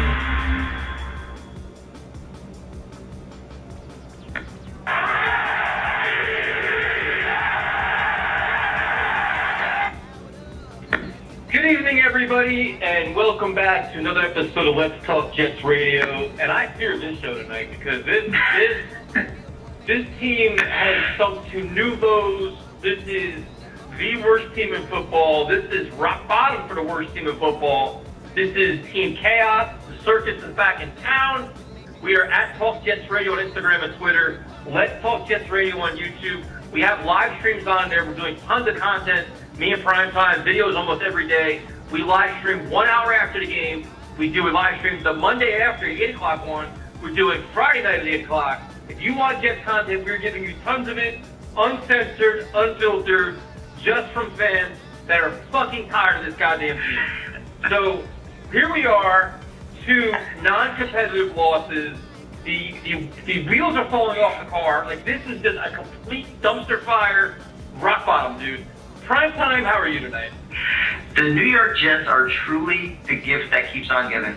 Just when I thought I was calming down after last night's show, you turn on WFAN and you listen to Avery Williamson, all but confirm everything that we've been saying over the last 48 hours. So let's have a show tonight.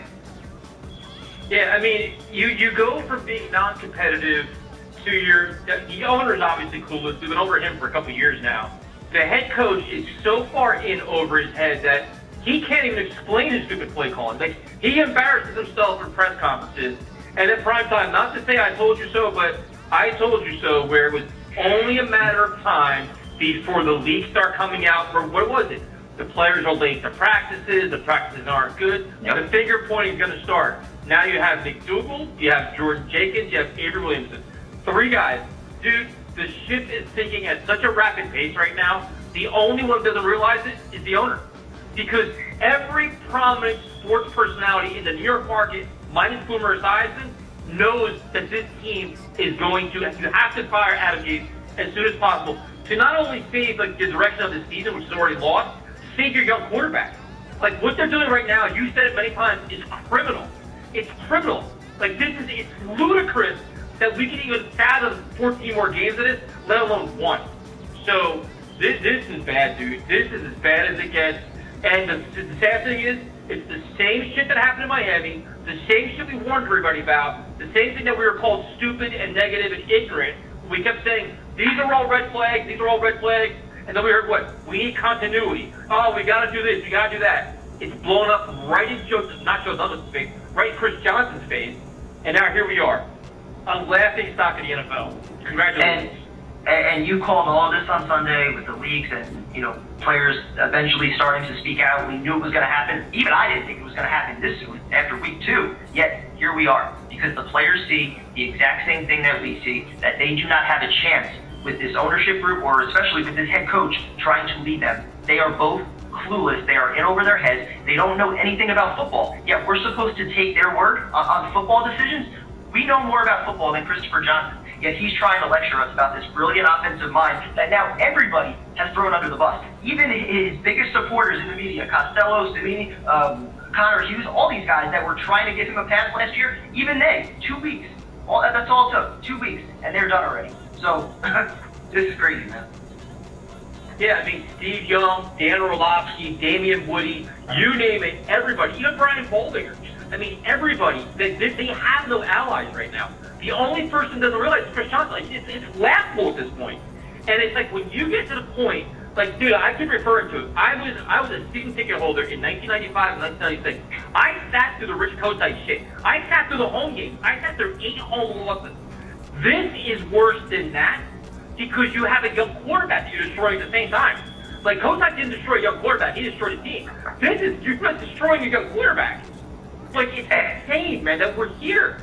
It's insane.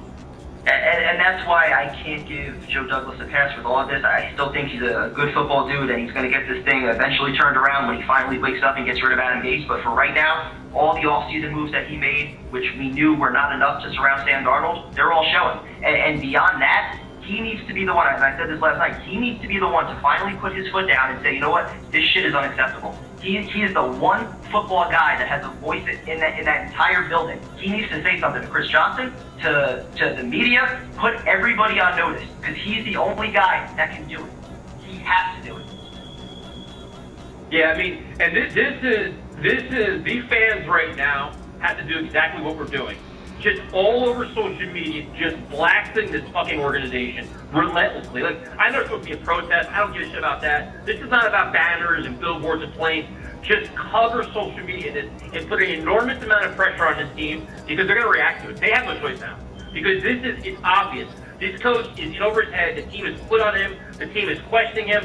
And furthermore, all this shit that Jamal Adams said, he may have went the wrong way about doing it, and he didn't handle himself very well. A lot of this shit he said on the way out the door, people are like, oh, he's just disgruntled, he's just being an asshole. Guess what? It's probably, a good portion of it's probably true, Primetime.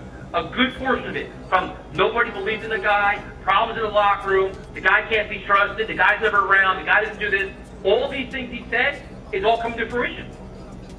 I so desperately wanted to be wrong on Jamal Adams as that situation was going down. We had numerous shows well before the draft about, you know what, this is the one face to your franchise that has definitely earned a contract extension through his first 3 years. We've treated him like shit. He wants to be a part of a winning organization, so he deserved that contract if he was going to stay here. Yet he was willing to go to Seattle on the same exact rookie contract to get out of this mess. He saw everything that was going on, and he wanted no part of it, and I do not blame him one bit. He absolutely outperformed his contract. He exceeded expectations. And what do? We say, you know what? That's not a player that we want. He made other guys in that locker room uncomfortable because he tried to push them. He was a voice. He was that leader on that defense. He brought the energy. Look at the defense now. Arm tackles. They're not even practicing to win games, according to 3 players in that locker room. So that's what you traded away. That's the message that you're sending as far as the culture that you want to build here. Players like that come to win, that come to play hard every day, forget what he does on social media. Every Sunday, he fucking brings it. And that's the guy you trade away. It's a disgrace. Yeah, and the funny thing is, the one thing is they were saying like, oh, well, nobody really supported him.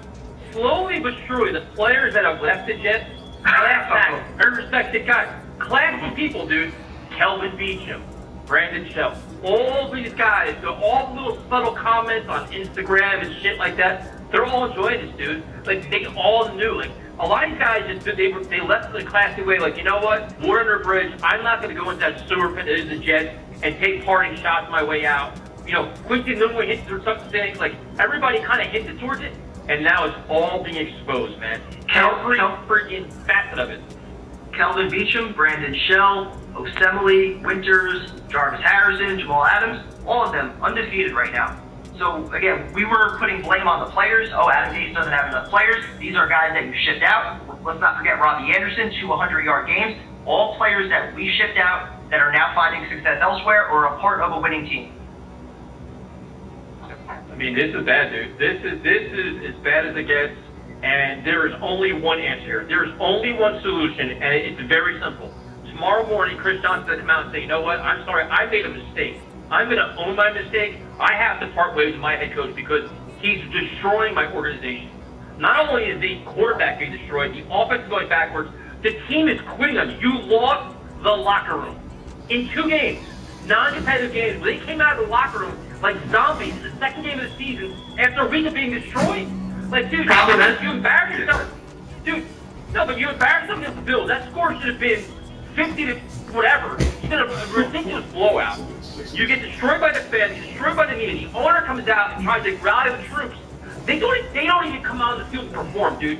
80-yard touchdown, untouched, first play of the game. That spoke volumes right there where you knew this team quit the head coach. They don't care about the head coach. They're collecting paychecks, and that is it. Problem is, I think Chris Johnson has a similar level of pride and ego to him as Adam Gase does. So for him to come out a week after, just giving him not even a vote of confidence, I mean, beyond that, calling the guy brilliant, I mean, he's not going to go back on that a week later, which is why I keep saying Joe Douglas has to be the one. It's not going to come from ownership. It's just not. Joe Douglas has to be the one to get in ownership here and force the issue. Put everybody on notice. Have a press conference tomorrow that this shit is unacceptable. If it goes on for another 2 weeks and there's not significant progress, you're out the door. And that goes for players too, coaches, everybody is on notice. That is what he needs to say tomorrow. Well, that should have happened in his conference last week. Remember, I went nuts, dude. I heard his little press conference there. He had no stern tone, no mandates, no demand, just kind of like, yeah, I want them to get better. Like, no, drop the hammer, man. Like, put this, like, I kept saying, you got to start cutting players, you got to start suspending players, finding players. You got to completely turn this locker room upside down. You have no other choice here. Like, this is it. Like, do they understand how bad this is really getting right now? In 2 weeks? I think they're starting to be honest. After week 1, I think it was easy to kind of, bring some excuses and say, oh, well, we didn't have a real training camp. We didn't, have any preseason games. It was just the first game. Well, no, this is, like you said before, this is Miami to a T. Everything that happened in Miami, as far as in-game adjustments, double-digit losses, players revolting and being unhappy, shipping star players out the door, every single thing, injuries as well, every single thing that happened in Miami is happening again here. Yeah, and the one comment that I heard from Alvin Greer today, I almost blew my lid. where they said Chris Johnson doesn't want to fire his coach because he doesn't want to pay him while he's not actually coaching. Well, here's a newsflash. He's not coaching now. So cut your fucking losses. Like, you're worried about paying a guy that's not coaching? He's not coaching now. He's actually, you paying him to be fired and maybe somewhere else is actually going to help your organization. You're actually going to get some return from your investment then. Because you're getting nothing now. You're actually losing. Like, dude, I'm tired of the excuses, dude. I'm tired of everybody justifying, well, we can't do this. If you're this poor as an organization, you can't afford to cut your coach and pay him for 2 more years, then get out of it. Sell the fucking team. Dude, what's even crazier is that Adam Gase isn't even making significant money. I mean, he's not a prominent head coach. Because they're cheap. They don't pay them back in coaching. He's probably honestly making the equivalent of what it would cost about, 20 to 25 PSLs in the lower level? Yeah. I mean, that's what we're talking about here. And we can't afford to get rid of that to hire a true head coach. That's what we're talking about. All right, so we got a ton of people on hold. We're going to get everybody on as fast as we can. We're going to bring on the third member of our team. I know he's chomping at the bit. Mr. Tyrone, how you doing, man? Yo, I'm doing horrible. I'm a Jets fan. And guys will look at clear points, man, but the whole problem is this, man. I can't take 14 weeks of this, bro. I can't take 14 weeks of bad football, of uncoachable, unproductive, unwatchable football. And that's the product that we're putting out every single week, man. This guy needs to be gone ASAP. And if they don't fix this, man, it's just getting worse. I mean, you're watching the whole team just fold. San Francisco had like 5 of their best players out. Then you have 5 players getting hurt, and we still lost by 100. I mean, it's just ridiculous, man. But this is the product that we put out. I don't care how many coaches you fan. Get the right coach in. But this is the problem when they hire Gates. This is the same thing he did in Miami. It's the same thing he's doing here. He's alienating players. And Joe Douglas don't get a pass. The ownership don't get a pass. The fans don't get a pass. Nobody gets a pass in this, man, because this is ridiculous, man. That was awful football. It's the start of the season, and we're already done. You know what I'm saying? I did a poll today, man, and we finished 3rd and 13. Who should we take? Man, stop playing. This is our future, man. This is crazy. And you're ruining a good quarterback. You know, and then the offensive line was better, but Fant played well. Big man played well. Big Ticket played well. Other than that, man, it sucks. Sam has no receivers. Defense just looked at that, just running around. Yo, the first play of the game, man, 90-yard touchdown, man. Stop saying, bro. 80. It's horrible, man. I'm sick of this, man. It's disgusting. It's really bad football. And I'm tired of losing. Like, you know what I'm saying? I'm not tired of being a Jet fan. I love being a Jet fan. But I can't watch 14 games of this, man. I cannot subject myself to that. But see, Tyrone, well, he's screening calls. We got a ton of people on hold right now. But the thing is, right now, it's like you can tell the players they're quitting on their coach. And first of all, the coach quit on himself because play calling quits on himself. He's not a winning coach. He doesn't have a winning mindset. He's not a leader of men, and it's not even close. But now the players, now the wheels are falling off the wagon. Now the players are starting to talk, and all his warts are getting exposed now. Everything that's going wrong in this facility is going to come out now. This is it. There's no turning back now, Gates. You've got to get rid of him. But the problem is, Tyson, he's getting out coached every week. You know, the players don't believe in his game plan. I mean, you knew in the first series, we know how this is going to go. Ain't nothing it was game over. You know, exactly. So why not get rid of him? Let Greg Williams the head coach. Let Greg Williams bring these guys back to fruition. And let's finish the season strong. Let's be competitive. Let's give an effort. There's no effort there, man. It's horrible. It's really bad football. And this is what we were subjected to. So, I mean, it's all around, man. You know, it's an F across all boards. Everyone notices what's going on but our ownership. I'm sorry, man. And Joe Douglas being our GM, being a solid football mind, why aren't you speaking up? Why aren't you saying something? Why aren't you banging your hand on the table, you know what I'm saying, letting the fans know that, look, we got something to cheer for.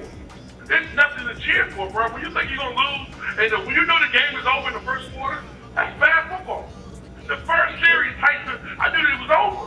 There was no chance. Dude, and the thing is this, it's like you look at the matchup, and the 49ers look. The 49ers went into the game with a lot of injuries. Then they lost even more of their superstars. They lost Bosa. They lost Thomas Thomas. They lost their quarterback. Their starting quarterback. The backup comes in, Nick Mullins, and he starts lighting us up because the team quit. There's no leadership. There's no accountability. Nobody cares on the field at all. This is a disgrace. Like, there's no justifying this. Like, I don't know how Adam Gase could walk in that facility and anybody even says hi to him. How did you even collect a paycheck this week? Like, bro, you know what? Take this one off. Like, you just go home for a couple days. We don't even want to see your face here because you're embarrassing us. And the bad part is he has talented people in the building that can help him. Jim Bob Cooter is a really good offensive mind. And I'm pretty sure this prick is picking his own game. Listen, bro, I'm tired of watching this dumbass sit on the sidelines, on the bench, look at that damn tablet, bro. I want to smack him in the face with it. It's horrible, man. This is what we were subjected to. I'm watching Sam each single week get worse. He played better this week, but Hogan's your number one receiver. This is ridiculous. Hurns dropped the touchdown pass. I mean, well, dude, the best thing is, but here's the problem, Tyrone, and this is what drove me insane because this guy is supposed to be so brilliant. They asked him, and I'll give the media a lot of credit because they asked him very specific questions about play calling to put him on the spot. And they said, why don't you throw more downfield passes? Well, Perriman was out, but we were going to save them for later on in the game. When the fuck are you saving them for? Like, you have play action pass. If you're running the ball, like, dude, I'm a dumb fan. I sit and drink beer the entire game. I try to enjoy football. I'm like, hey, a play action pass be smart here. You're running the ball. A play action pass be smart here. How about one down the field pass? So you don't do that. The defense is going to start jumping your routes. They're going to start figuring out what you're doing. They asked him that. He's like, well, Perriman was out. So wait, so now your entire offense is predicated on one guy that can run downfield? You can't scheme nobody open? You can't throw a fake pass? You can't throw an out route? You can't do that? That's not your playbook because Perriman is out? And then they asked him if that 4th and 1 play was a fiasco. Can Sam audible out? No, he can only audible out certain plays. So what is it, like an if-then statement? Okay, Sam, if you see, like, Sam could legitimately see the defense that he wants to change a play on and not change it. But dude, this is just, you have so many levels of proof that he's hurting this quarterback, it's mind-numbing. Like, how does Chris Johnson sit there and watch these press conferences and be like, yep, that's my coach. I'm proud of this guy. That's my guy. How the fuck does he say that? There's no way you can do it, dude. And you're right. And you know what, dude? And Joe Douglas, and Kevin's right, too, and you're right. Joe Douglas has got to be like, dude, this house is on fire. We need a fire extinguisher here. Like, this isn't a little match. This is an inferno. Like, Joe Douglas has got to in the box, man. You don't allow your quarterback to audible out that? You got 8 guys in the box. I mean, it's horrible, man. You know, and I'm tired of people like making excuses. I'm sorry. If anybody come on the show that defend Adam Gase, take them on him, bro. It's a joke. It's a joke. This is a joke, man. We're the last stock in the league, bro. It's crazy, man. Like, but Joe Douglas is involved now. But Joe Douglas is a part of this stench now because right now, if you're part of this organization and you're not making changes or you're not holding anybody accountable, you're part of the problem. So he's got to fix the problem. You're a general manager, dude. You got to find ways to fix this roster or actually just question your coach. You have this high-level front office. They're like, coach, what are you doing with this game plan? Like, I'm watching this quarterback go backwards. I'm watching Alex Ogletree, who's been on the team a week, he can't even run sideline to sideline, gets dunked on the first play when you have Avery Williamson on the team. He was healthy. Because what do we do? Like, Greg Williams doesn't get off here either, dude. Like, Greg Williams is not getting a pass for the defense we're watching because it's gross. And this isn't talent, it's effort. And it's effort, dude. And if you're not going to run the ball, bench them. These guys aren't playing, dude. They're not playing at all. They're collecting paychecks. But you know why? They're not scared to get benched. They're not scared to get cut. They're not scared of shit right now. It's horrible. I mean, like, you know, where's the pride at, man? You know, at the end of the day, man, it's just bad football, man. It's hard to watch this, man. Like, it's very unbelievable the product we're seeing right now after all this time off and all this gaming. And, you know, it's nothing. I mean, Barrios and Hogan. I can't say anything else. There's nothing else to say. Frank Gore is getting 19 carries, bro. Like, P-Ron is getting 3. So, I mean, this makes sense to you? I mean, you know, every pass. But the 4th and 1, Frank Gore was actually running the ball pretty well. The 4th and 1 goes to Josh Adams. I'm like, come on, man. Like, I mean, Van Roten blew the He blew a block, but like that, the play call was just. And then it's a 3rd and 9. Like, can we stop playing for field goals? Like, that's the mindset of a losing head coach. He is so happy to get points on the board. He'll set up for 3 every time. He's scared to go for 7. Like, he doesn't want to fail. Dude, it drives me insane. And then you run the ball on 4th and 1. You didn't run behind the guy that been pancaking guys all game long. You run behind the guys to get the 2 guys that's been giving you the most problems. That makes no sense. Nah, it's horrible, man. It's really bad football. And this is what we're subjected to. And this is why we're on the show, screaming and hollering, going crazy, because we had to watch this, man. And at some points, it was hard to watch. It was never a point where I felt like we could come back in this game and make a comeback. At no point of watching that game, I felt that. Nope. Can I have one thing on the 2 4th down calls? I don't know if you guys mentioned this. I was just screening calls for a little bit. But Steve Young's comments today, on the 4th and 1, he very specifically said, that's a play, or just speaking in general about being able to audible, that's how you empower your quarterback to trust what he sees. And he's never heard of quarterbacks not being able to do that. So that was one thing. And then the 4th and 7, he laughed at the idea that you don't have a play call in your playbook to get a 4th down. And he talked about its perception, right? Getting the field goal, making it a closer game. But he also said the better perception would be going for it. Showing your team that you're not scared, you're not afraid, and you're still trying to win the fucking game. How can you win the game prime time with elementary play calls? I mean, listen, when you actually say you give Sam no power, if you have 8 people in the box, so we say hand the ball off, man, that shit's retarded. And that's like really, really bad football. You have a better offensive line. But their deep pass is a 1-yard pass behind the line of scrimmage. They don't air it out at all. Like, they don't throw the ball vertically at all. Like, people are criticizing Sam.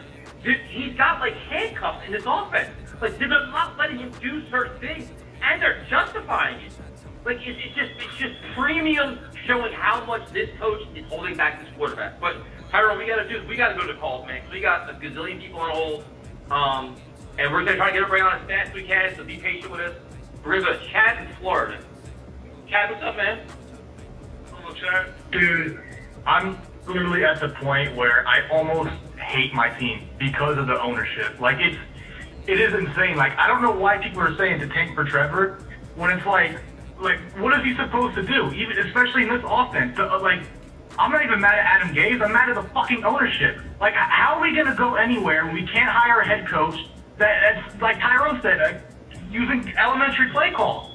It's like, I can't stand it, man. Like, even if we had fans in the stadium, if 80% of that stadium was full of Niners fans, you know what Chris Johnson would look at? He would look like, I don't give a shit. You know what matters? They all bought a ticket, which means we made money. Like, I'm so tired of it, man. Like, you're right, dude. You guys do realize, like, I know what the work is. Go ahead. No, you're right, dude. That's the one thing no, you're right. That's the whole thing. It's like, this stadium would have been probably 65% Niners fans, and Chris Johnson's like, you know what, at least we're making money. And that's the whole thing. For a long time, they're making money, but now it's the shit's hitting the fan, man. Exactly. And I'm so tired of hearing the rebuilding excuse. I'm like, dude, we've been rebuilding for the past 3 years at least, okay? I know it's even longer than that, but I'm saying statistically where our roster is, okay? It's like, you want to know how a team rebuilds?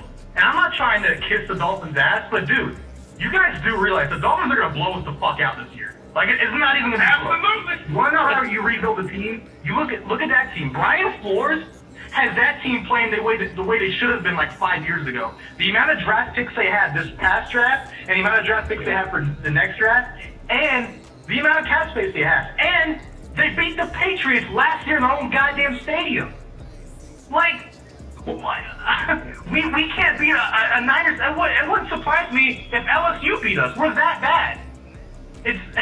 It's a joke, man. And I hear you guys talking about Greg Williams, and I agree, okay? And I think the reason why Marcus May and the reason the whole defense is playing so bad, because I think they're just giving up. They're just tired of seeing the same bullshit. It's like, I think Marcus May came into that game last week ready to light people up, and that's what they were doing. That game should have been 45-10. If it wasn't for defense busting their ass the way they were, even though they weren't that good, they were still busting their ass, turning the ball over, trying to keep us in the game. And dude, if you know how he is, if he starts bashing Greg Williams, dude, it's gonna be a nuclear bomb go off because Greg Williams is gonna put up with that shit. Well, the problem is this with the defense, man. I mean, you're on the field 90% of the time. Exactly. Tyrone, they didn't come out of the locker room on Sunday. The first play of the game, 8 yards, one play. Listen, I'm not defending them either. I'm not defending them either. But if you know your game plan is bullshit, why come out and play hard? This is what happens when you know you're going to get out-coached every single time you step on the field. This is the product that we put out.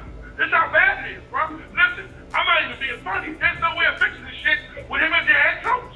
It's impossible, man. Listen, you know why I'm single rebuild? Because these rebuilds just show progress.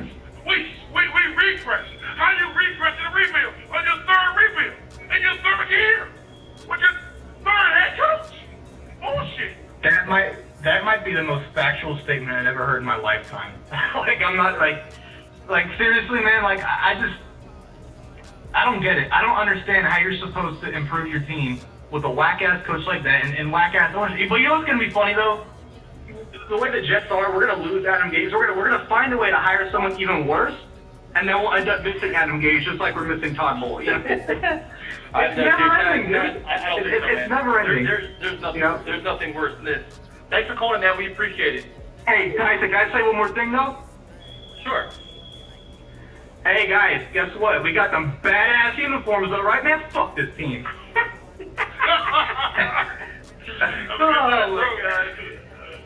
You gotta love our new format, man. Our new format, man. If people haven't tuned in a while, they're probably like, this show has gone off the rails. What has happened to this? They used to be trying to be professional and family oriented. Yeah, those times have changed. So, all right, we're gonna go to Contown. Are you okay over there? I'm good, man. We got a ton of calls on hold, so I'm just excited to hear what the fans have to say tonight. All right, we're gonna go to Dave in Richmond. Dave, what's up, man? What's going on, fellas? Not much. Hey, Ty, you in Virginia, right? So I'm sure you went to the when they did the training camp with the Redskins and the Jets, right? You remember how excited we were as fans for our quarterback? And what happens in tweeting? This guy is like trash. I mean, he's not trash, but the way they're calling plays, it just makes him look so subpar. I mean, Joe Burrow was out there balling, Kyler Murray's out there balling. These guys are out there putting up points, putting up yards, and our guys throwing screen patterns on 3rd and 9. It's just ridiculous. For the head coach, for the day, I can't find a play for 4th and 7 when the opposition can run a draw play for 3rd and 31. Get this guy out of here. It's ridiculous. I've been a fan for 30 years almost, and we're not going to win a game this year. The Colts are going to trash. They're going to beat us. The Broncos are going to beat us. They just signed Bortles. They're going to beat us. Arizona's going to beat us. We're not winning the game. We're not winning the game all year. Well, first of all, man, let's thank you for calling. VA in the house, definitely, you know what I'm saying? But, yeah, we were all there. Prime time and Tyson was there, you know what I'm saying? For you for watching that, man. But, I mean, bro, at the end of the day, man, when you don't have a head coach, this is what happens, man. And I blame ownership, man. You hired this guy to say he's an offensive genius. And I haven't seen nothing in 2 years. This is what we're stacking. This is what we're giving. This is the gift that we have that keeps, that keeps giving. You know what it gives you? High blood pressure, and I call it. Absolutely. It's straight. But Tyrone, it gets worse than that because we're talking about just the offense, Sam. The entire team's not playing well. The game management is not good. The roster management is not good. Time management is not good. As a head coach, he's failing. Listen, I miss Todd Bowles so much. Todd Bowles was lethargic on the sideline. He at least had his guys respect him, and they were playing. They were going to play hard on every day. Every Sunday, the guys went out there and played hard. He didn't have no anything. Look at him now. He's down there in Tampa, and he looks like they're calling him like the top 10 defense in the league or whatever. I don't know. We got to do. Brown has Gase and all of them. Like they have the enemy from Kansas City. He's not going to come here. Nobody's going to come here because of the ownership, guys. I completely disagree with that. We have a head coach with no talent. That's the problem. Well, yeah. But Dave, the thing is this: that I don't buy the whole no coach will come here. You're going to have $30 million in cap space. You're going to have a top 3 pick. You have a young quarterback to work with. The only thing holding back a coach from coming here is the Jets actually paying him because they're cheap assets. Will they give somebody? Will they give a prominent head coach $10 million a year? They have never done it yet. Other than Parcells, they've always done the cheap route. Yeah, that was the last good coach we had. Well, Parcells was the last good one we had. Rex was okay, but I hear what you're saying. Hopefully we get somebody in here. So I say fire him. So we lose to Indy. Indy is not even all that great. You know, they got Phillip Rivers. They got an okay offensive line, but that's just about it. Hooker's not playing. We should be able to at least move the ball on this team. If we don't score more than 20 points, I say get them out of here and let's go. No, you know what it's going to take? It's going to take the Jets to lose to Blake Bortles on Thursday Night Football to get this clown fired. That's what it's going to take. That's what it's going to take. Watch. And Tyson, that's going to happen. You know that, right? Oh, I guarantee it. I've already booked it. I'm going to bet that game. Thanks for calling in, Dave. We appreciate it. All right. You guys have a good one. Man. All right. Tyro, the minute the Broncos signed Blake Bortles, I'm like, yep, he's going to throw about 280, 3 touchdowns, run for 1. It's going to be a laughing stock on Thursday Night Football for the Jets. You know it's coming, dude. You can see it coming already. You remember what happened in Jacksonville? You know what he did in Jacksonville? What he had, like, 364. Listen, when Blake Bortles said, yo, why don't y'all stop the cross the battery?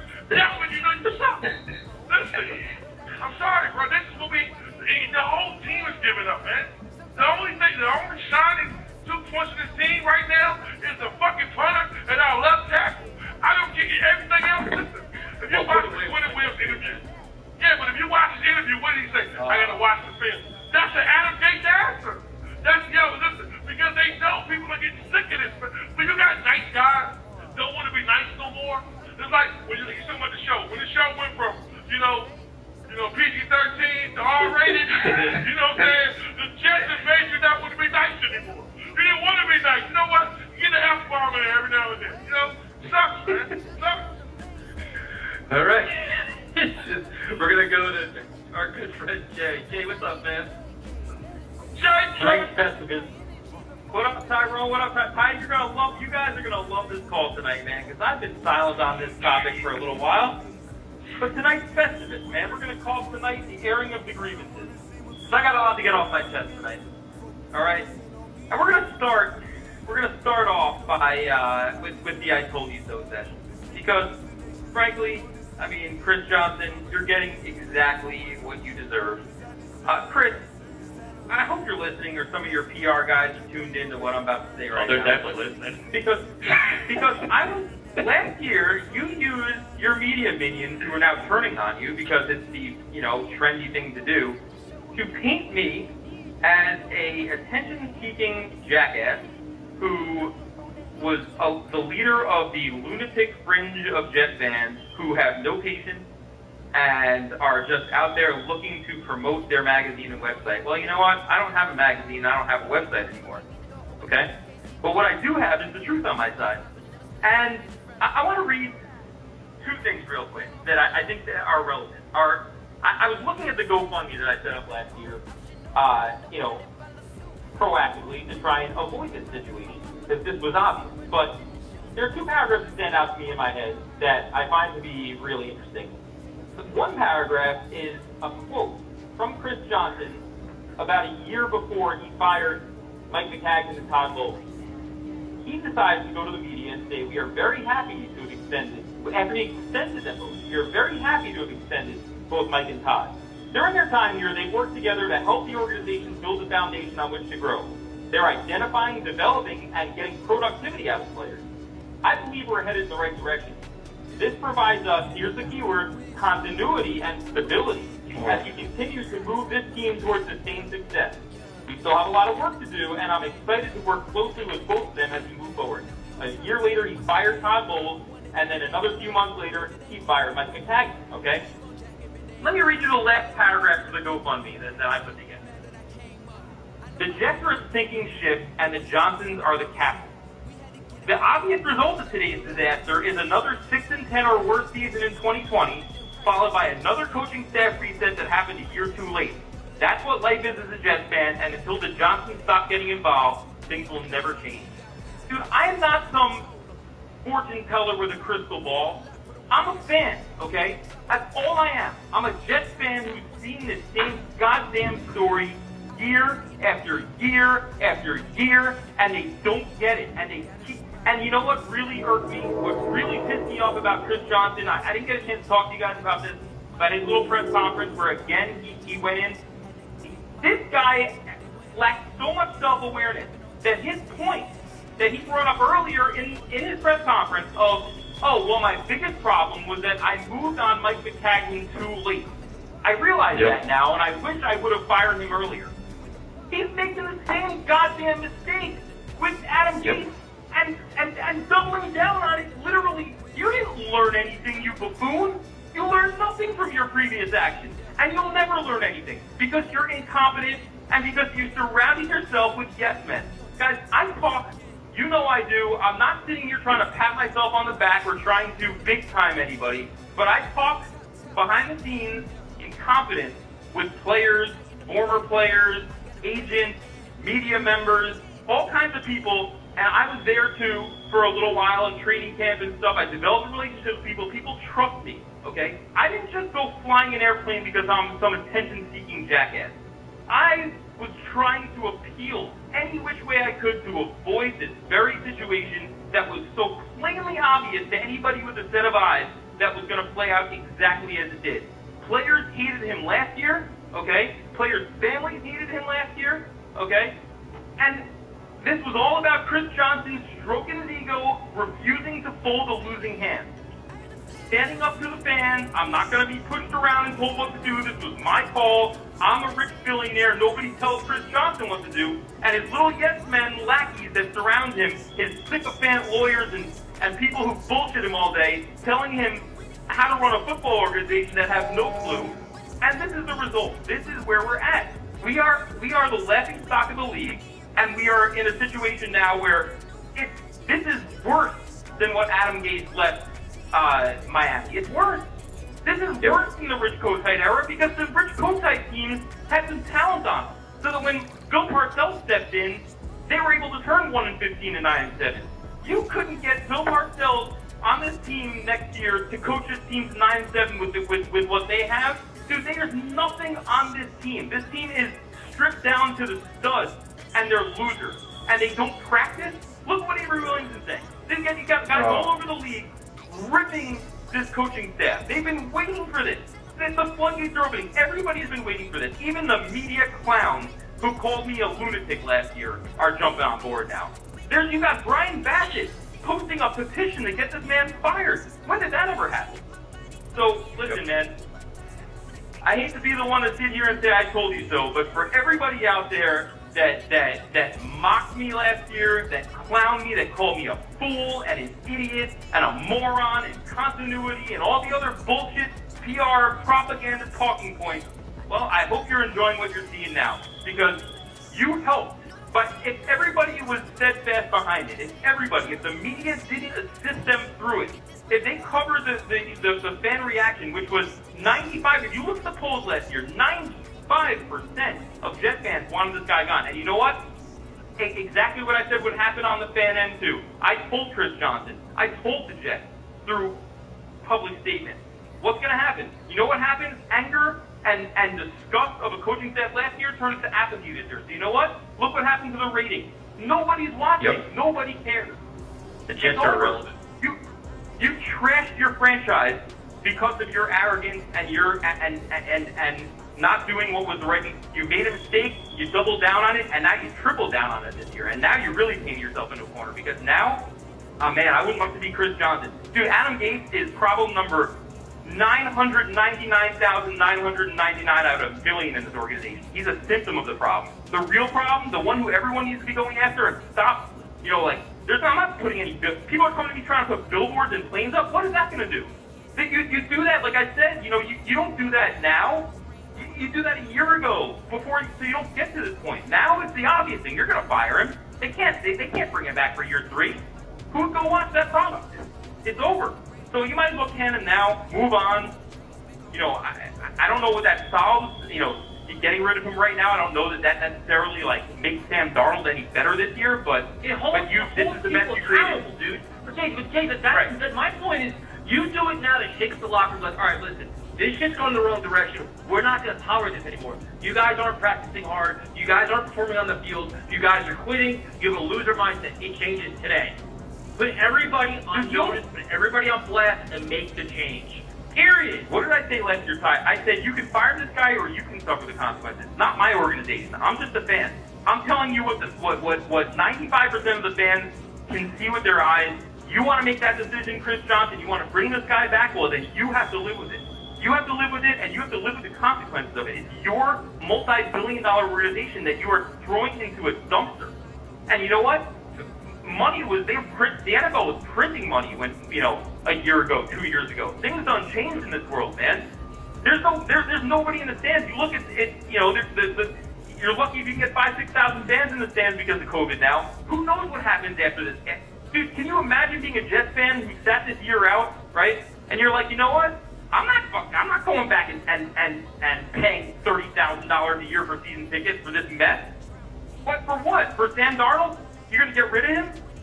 Like, for what? If people got used to it, they probably spent a couple bucks, hook up their home watching environment. You weren't getting good value for your season tickets anyway. Maybe you're way to make people realize that. I'm not flying up for every game anymore. No chance.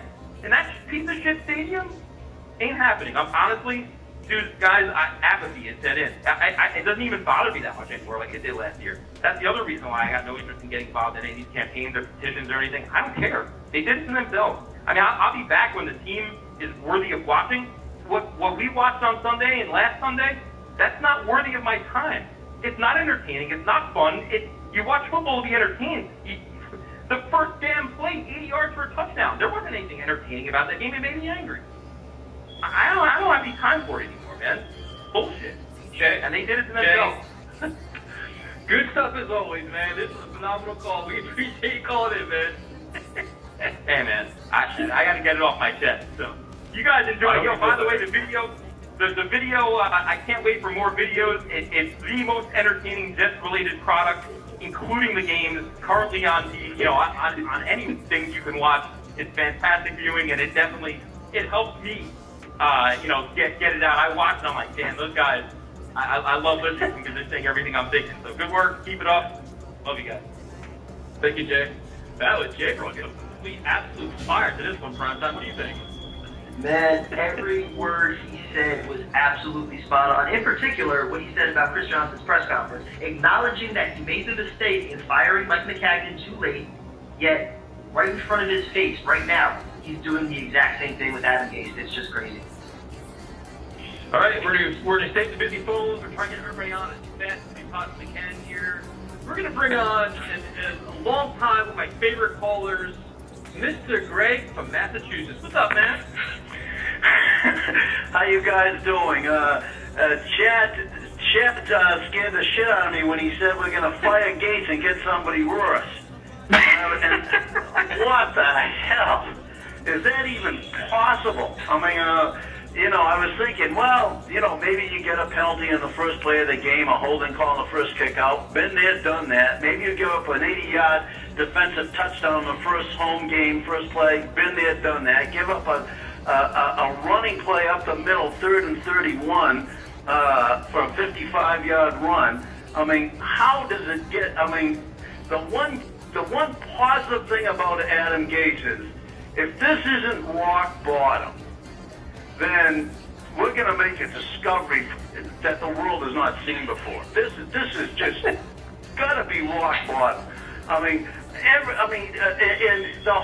they gave up another 67-yard run that was turned up, called back by a touchdown. They had a punt where it should have been stopped in the 6-inch line, and the special teams decided not to go downfield. I mean, and then it's 21-3 at halftime, and 37-year-old Frank Gore, the first 2 plays of the second half, when we got to make a comeback, running plays up the middle. I mean, it's just unbelievable to me how bad a coach he is. Unbelievable. And the thing that makes him worse, I think, than anybody else, if this were Rich Kotite, I honestly believe Rich Kotite would be sitting during the week trying to figure out how to get something out. He wouldn't be that arrogant. He'd be taking ideas and figuring out how to do better. This guy is not doing that. And I think the thing that pisses me off the most about this guy is this. In 2018 in the draft, we traded a crap load to get Sam Darnold. We traded 3 second-round picks to get him. And this guy comes in, and there's no offensive coordinator and that's worth the salt. There's no quarterback coach. A 22-year-old kid last year, 23-year-old kid this year, and he doesn't bring out in the best people he can to help him out. And we're going to squander Sam Darnold. And when I keep hearing this is an evaluation year, that's a friggin' joke. It's like saying, well, I'm going to evaluate a kid to see how good he is in math, and everybody else has a calculator and pen and paper, and you give this guy a crayon and napkin and say, hey, how you doing? I mean, we have no idea how good he is, except I think of the last 4 games under the Todd Bowles era. And by the way, David says he would love to have Todd Bowles back. I mean, let's put the brakes on that. The last 4 games of the Todd Bowles era, it was so encouraging. It was so encouraging. And then this clown comes, no quarterback coach, a horrible offensive coordinator, and just the worst offensive game plans I've ever seen. And he said he had a quote after the game saying, they asked him why he ran on 3rd down and 4th down. He was going to pass to Perryman, but Perryman got hurt. So, Perryman gets hurt. Perryman probably has caught 2 passes this year.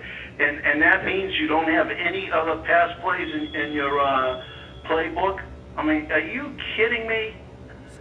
Of course, when you look at these 4 receivers that we had, Hogan, Malone, Barrios, and Perryman, I mean, those aren't exactly the 4 horsemen of the apocalypse. But at one point, those 2 guys were hurt, Hogan and Perryman, and the only healthy receivers on the team were Malone and Barrios. And I blame Joe Douglas in part for that. Great, and you've nailed everything, man. First of all, it's great to hear people. The other thing that bothers me about Adam Gase, minus him hurting Darnold, it's his game management. So he settles for field goals. He's scared to throw the ball downfield. He's scared to throw the ball into the end zone. He's handcuffing it. Like, he's playing so scared to do anything other than kick field goals to just say he scored some points. That's all he's worried about. Like, oh, got 3 points here. We're not getting blown out, or we're still in the game. Like, he is so conservative. He's so scared. He's so in over his head right now. He can't even explain his own madness. Right. I mean, he's got the conservatism of Todd Bowles without the imagination. I mean, what the hell kind of a combination is that? I mean, and then Greg Williams. Last year, I don't know if you guys recall, but there were 4 or 5 games where the defense couldn't make a stop for like 3 quarters of the first half. They couldn't make a stop. The 2 Patriot games, the Eagle game, the Browns game. I mean, they just got completely run over in the first half, and then the second half, the teams take the foot off the pedal. Well, the first 2 games here are unbelievable. In the first half, I think Buffalo had 5 drives. 3 of them were touchdowns, and the only other 2 that would have been, except Josh Allen coughed up the ball and fumbles. This week, with a depleted offense, a depleted defense too on San Francisco, I think they had 3 drives and they got 3 touchdowns. They can't make a stop. And they had a million 3rd and longs. And what does San Francisco do? They throw the ball downfield. What do we do on 3 and long? We throw it behind the line of scrimmage. And when I heard Sherman was out, I figured for sure they were going to take some shots downfield, just like everybody does when the other team's best cornerback is out. At the very least, you'll pick up a couple of pass interference plays, maybe. But do we do any of that? No, but the other team does. I just can't take it. Man. Like, I agree with you. I have nothing. The 3rd and 31, the lack of effort, the lack of caring, the lack of passion, the lack of leadership, the lack of accountability. It's a bona fide mess, man. It doesn't. This is rock bottom for this organization. We say it every year, but this is really it, man. And there's no turning back from this guy now. You have to get rid of him as soon as possible. They have no choice. The only good thing, the only good thing I can say is in the beginning of the year, you know, and you know what? I didn't think I was going to be this angry. I set my expectations below sea level, and I'm still bullshit. But you know, I never thought that he would be fired this year. Now I don't think there's any way he makes it through this year. I think 2 or 3 more games like this, he's gone, and they've got to. They're going to lose Sam Darnold. I am so worried about they're going to lose Sam Darnold, and not only that, they got a couple other good young players, Becton and Quinnen Williams, and they had what I think is a decent draft pick. I don't want those young players playing on this crappy team under this crappy coaching staff. Greg, thank you so much for calling, man. We really appreciate it. It's so great to hear from you. It's a pleasure. This is the best thing for my mental health. I'm going to hang up and let you guys continue to rant and rave. I love it. Just tell me one thing, please. Tell me it's not possible our next coach will be worse than Adam Gase. That I couldn't hear. Can't be. Have a good night, man. Take care. Goodbye. Good talking to you, man. So, man, for these those of you callers guys, have been phenomenal, dude. Oh my god. Oh, it's been great. We get Tyrone back on here. For all you guys listening, if it's your first time listening to us, we are on YouTube. Let's Talk Jets Radio. We have a live stream 1 hour after the game. We do a live stream the day after the game, Monday night at 8 o'clock. We do Friday night at 8 o'clock. We do the preview show. Tonight we do a show, obviously. We're all over the place. Instagram and Twitter at Talk Jets Radio. And hope you guys enjoy it. As you can tell, we're not a family-oriented show. Things have changed around here. We really don't give a shit anymore. We've just given up. So we're just going to bring Tyrone's back on, and we're going to go to... I missed the thing. Where is it? I think it's Larry in Harlem. I think I hit it? Where's the wrong button? There he is, right here. Larry in Harlem. My bad. It's the wrong button. Larry, what's up, man? How you guys doing? I'm a first time caller. I follow you on social media, so thank you for all that you do for us frustrated Jets fans. Oh, appreciate that. We're trying. So a couple of quick thoughts. The first thought is, I look at Adam Gase's offense and I say, what is the identity of this offense? This is a question I've been asking since last year. Is it smash mouth? Is it roll to the right? You know, is it spread wide? And part of the reason that we're seeing this, and I agree with everything the other callers say, is that Adam Gase, snake oil salesman, alive. Christopher Johnson got duped. He got sold a bill of goods, and this guy just basically, duped his way into a head coaching position. And I've never seen anything like it. You don't see any movement from his line. And, the saddest part of this, again, as other callers have said, is Sam Darnold. Because you see flashes from Sam Darnold that if given the time and if given some basic level talent, the kid can make all the throws. What needs to happen now is Christopher Johnson needs to cut his losses and say, I made a mistake. I'm handing the football reins over to Joe Douglas. I think Joe Douglas hit a home run with Mekhi Becton, and Mekhi Becton should be the attitude of the team. I don't know if you guys saw the clip where he pancakes one of the 49ers defensive linemen and then turns to the sideline as if he's yelling at them. Why? I don't get why that's not the identity of this team. But instead, we spread it out, 5 wide, 3rd and 8, bubble screen.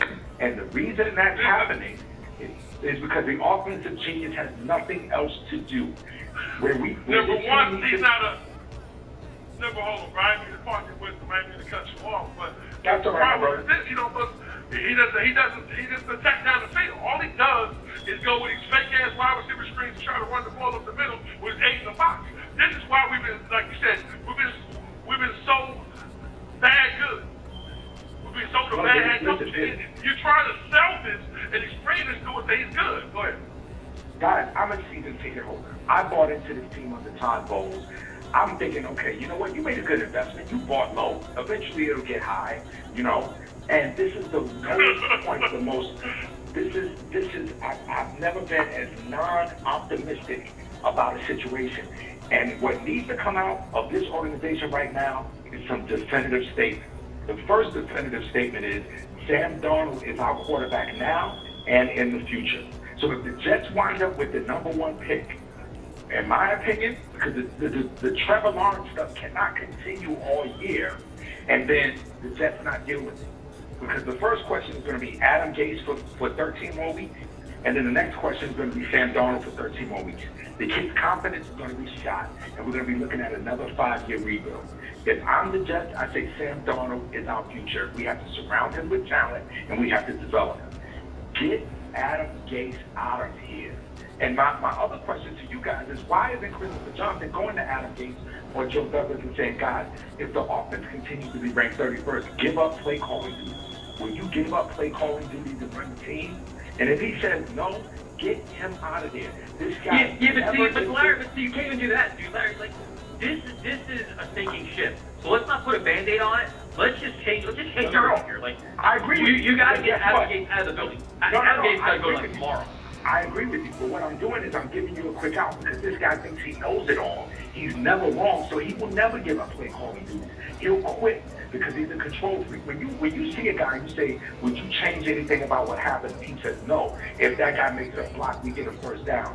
That is the sign of a guy that cannot admit when they're wrong. If he would have stood up there and said, you know what, this is bullshit and it starts with me. I have to be better and I'm going to hold everybody accountable. That's not acceptable. If he would have said that, I would have given him just a tad bit more respect. But for everything that goes wrong, it's always somebody else's fault. He had all the perfect plays against Buffalo. He had he called the perfect play on 4th and 1. He's never wrong. And that right there is the sign of a weak and insecure man. And you ask this weak and insecure man to lead a team of 52 individuals, they smell right through it. And everybody smells right through it right now, except the one man that can change it, and it's Christopher Johnson. And it is so frustrating and disappointing. I've never seen anything like it. That guy will never, so to my point, he'll never give up play calling duties. And what the Jets should do is get through this year and hope that you end up with the first draft pick. Trade out of it for a haul that sets this team up for the next 5 years with draft picks. Do what Dallas did when Dallas traded, I believe it was Herschel Walker. I think it was Herschel Walker.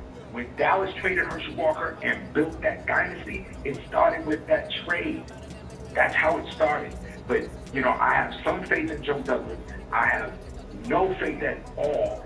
I'm losing faith in Christopher Johnson because he's not seeing what everybody else saw. Larry, this is a phenomenal call, man. Thank you so much for calling. We definitely appreciate it. Thank you. I appreciate you. Great call. Have a good night. Wonderful tonight, man. That was damn for bro. Like, you can't even ask the question. Hey, sometimes questions aren't important, man. Let it fly, man. We don't need questions. Let them just roll. I don't care. All right, we got plenty of time here. So we're gonna go to Mike in Jersey City. What's up, Mike? Hey, what's up, guys? How you feeling, man? I'm alright. I'm good. Mike is depressed already, man. Shit. No, but it's like, what Tyson said it the best. Like, I just feel like at least the past 3 years especially, and this year definitely, it's just like every Sunday, it's not fun anymore. It's the exact opposite. It's kind of just, it's like doom and gloom, and it's like we want to be excited, but you truly cannot be excited because your team is such a joke, and it is truly an insult to call this an NFL team when there's actual teams that practice every day, that have a good sense of camaraderie. I mean, if you guys saw the Bollinger breakdown last week when Mekhi Becton got all happy when Bell went into the end zone, he was the only one happy on the field. It's just like it's what is like we keep saying Gase has just completely broke down this team, and I guess I'm calling because I I want to understand and I want to pick your brains about. So last year we saw a surge in Ryan Griffin. Okay, where the fuck has he been? Like I don't understand. Like this is how you can just flat out say he's just a god awful coach. Like he had something working last year. Literally, it was working, and we haven't seen him at all. Why in a situation right now when Jamison Crowder is injured, and you basically kicked off Robbie Anderson? That was a bad idea, of course. But it's like, especially now, Hernandez and Griffin should be we should have a 2 tight end set, okay? Option routes, wishbone, T formation, I don't care what you want to call it. It should be every freaking snap. Like, I don't understand it. Okay, so Ryan Griffin can't block well. I don't care. He seemed like a pretty short-handed guy last year. He had chemistry with Sam Darnold. I just feel like I'm just kind of like looking at film of other teams like the Vikings and the plays they call or whatever. I just feel like if we incorporated 50% of like other people's playbooks, this team wouldn't be nearly half as bad, or at least be in a fight, not just looking like just an easy loss. Might be no everyone in like what it is. Right now, you watch the Jets play, which is a miserable experience, probably the worst experience on a Sunday, and you watch the rest of the NFL play, it's like watching a whole different ballgame. It's like a different league. Like, are the Jets even in the NFL? They look old, they look antiquated, they look slow, they look lost, and everybody else is flying high. Like, there's quarterbacks like the kid from San Diego. He came and started. Yeah, oh my God, Justin Herbert. Jesus Christ. Yeah. I'm sitting here and I'm like, this kid's already looking better than Darnold. Look at Gardner Minshew. Look at all these guys. They're like Joe Burrow. All these guys are all coming out, throwing the ball over the field, making plays, exciting, competitive football. The Jets are quitting, man. They're not even showing up on Sunday. Right, and so I guess... Hold on. But they're doing... This is my whole point right here. Look at Miami. Look at Jacksonville. These teams they sold all their best players. And they still put a productive product out. Right. Tell us how different our situation is from Jacksonville. They shipped off Jalen Ramsey. We shipped off Jamal Adams. There was trouble in the locker room. This was trouble here. And look at them. They haven't figured out. We know. Like it's the same situation. Competent coach. Like, this is the problem. Hold on. Our issue. But dude, you don't even have to go that far. Look at the 49ers. What they came into MetLife Stadium with, who they lost during the game, including their starting quarterback, their best pass rusher, all these things, and they were still blowing us out. They were like a third of what they could have been, and they blew us out. The backup quarterback was lighting us up. Give me a break, dude. It's embarrassing. I mean, it's just, I guess I'm just like so, and as the other callers were saying, and you have to, we honestly have, there's just no possible way, you know. Chris Johnson can come out and double down, and if he wants to look like he wasn't wrong, that's all well and good. But you look at the schedule, and you're just like, yeah, Denver just signed Blake Bortles, but I'd still even say that's our legit only chance of winning a game this season. You look at everyone else, we're not going to beat Buffalo again. We're not going to beat Fitzpatrick and the Dolphins. We're, Chargers, Chiefs, like, oh my God, we're going to get blown out by every other. If that Buffalo game was on a Sunday, I give us a chance. That game's on a Thursday. You have a coach that can't prepare a team in a whole solid week. What the fuck is he gonna do in 3 days? This is the problem. Yeah. Listen, everyone understands this, man. We have no coaching, and this is why I don't understand this organization. Is you keep telling us to be patient, you keep telling us to wait, but I'm watching other teams who have less do more. And I'm watching a quarterback that I thought was going to be my future, who's lost, who has no help. His best receiver is fucking Hogan and Barrios. Honestly, like I truly would love one of the players to just come out and just spill the beans and just completely go revenge, just absolute, like, I don't know. They're starting. But who? Who's vocal about it? Like Jordan Jenkins, where are Jordan Jenkins, Jordan Jenkins, Bradley McDougald, Adrian Williamson today. It's all starting to come out, man. All the warts are being exposed now. I just don't, so okay, so do you think he gets tossed in the season, or are we waiting till next season? Yeah. I can't believe that it won't happen. There's no way. There's What? no way. If they keep playing like this and they're not showing up week in, week out, there's no way he lasts the whole season. You do it at the bye, they'll find a. There's no way he makes another 14 games. It's impossible. So then, Greg Williams gets interim. Sure, why not? I have to assume just because Loggins is chained by the leash to Gase, he's also out once he's gone. You think Greg wants to keep a little food cup like that around? That's fucking Loggins, bro. I'm not watching day another game. Like, I can't. Believe that. Like, No, bro. Hell no.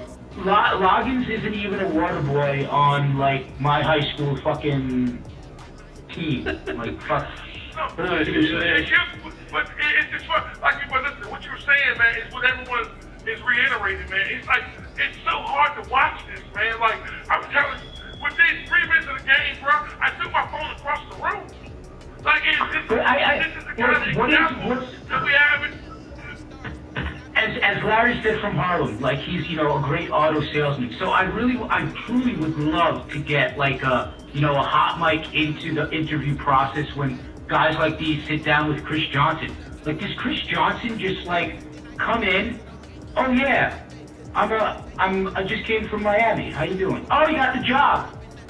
Thank you. Yeah, I mean, like what the fuck is it? Like, look at the do they not look at the resume? Do they not look at the credentials? But like, I don't understand. Not even that, dude. No, you made the mistake of hiring him, but at some point you quickly realize it. Like when you see the team mailing it in, you see all the problems, you see the quarterback, you see it all. At some point you realize you made a mistake and you correct it. You don't double down and make it 10 times worse and set your organization back even further. And that's what Chris Johnson's got to stop being so arrogant, stop being so stubborn, get off his ass and make change. Because you're destroying everything.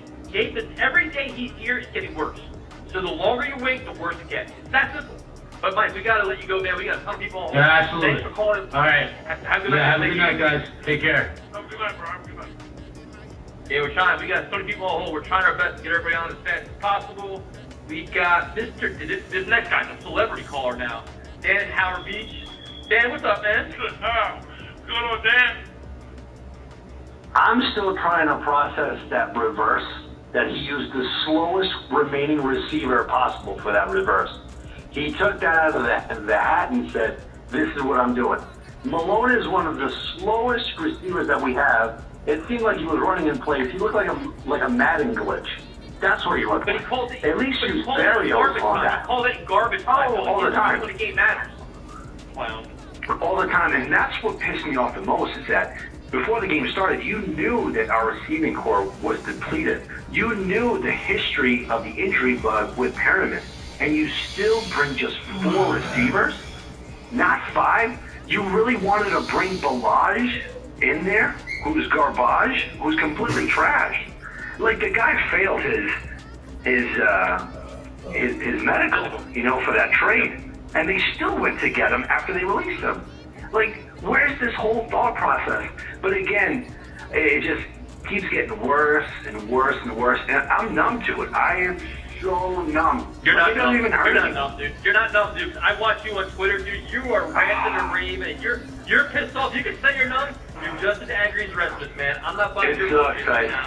You know that. You know that. It sucks, dude. It is the worst feeling because you wait all year for this. And like you were saying, and I was thinking, all year. And like you were saying, obviously, if we lose to the Broncos and we're 0-4, because we're not winning this week. Like I hate it when people are like, oh, the Colts aren't that bad. Who the fuck are we to start saying that other teams aren't quote unquote that bad? We are worse than bad.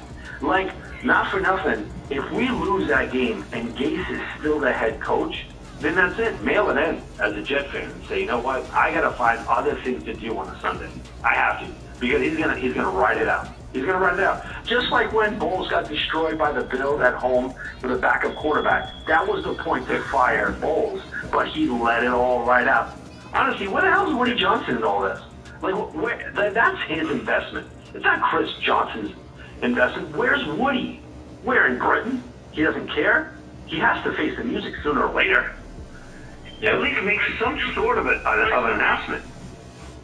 Face the music. But you know what? Now why he not here? Mm-hmm. Why ain't nobody making a statement of how bad that shit was yesterday? Why haven't we seen nothing about it? Because they made a statement last week, that's why. And the players coming out telling the truth, man, about what's really going on. It's straight bullshit. It's going to get worse. The players are going to come out. They're all coming out. They're starting to come out, start creeping out. And you see that from the beginning of the whistle blown, they give up. And, you know, a lot of people say, even me, I'm like, oh, you know, what the hell is the defense? What the whole Greg Williams thing? I think the majority of the holdovers of the defensive players, they saw what happened at the end of the year. Gase got all the glory, and he took it. Gase was like, yeah, you know, we ended up 6-2. You know, we kind of made.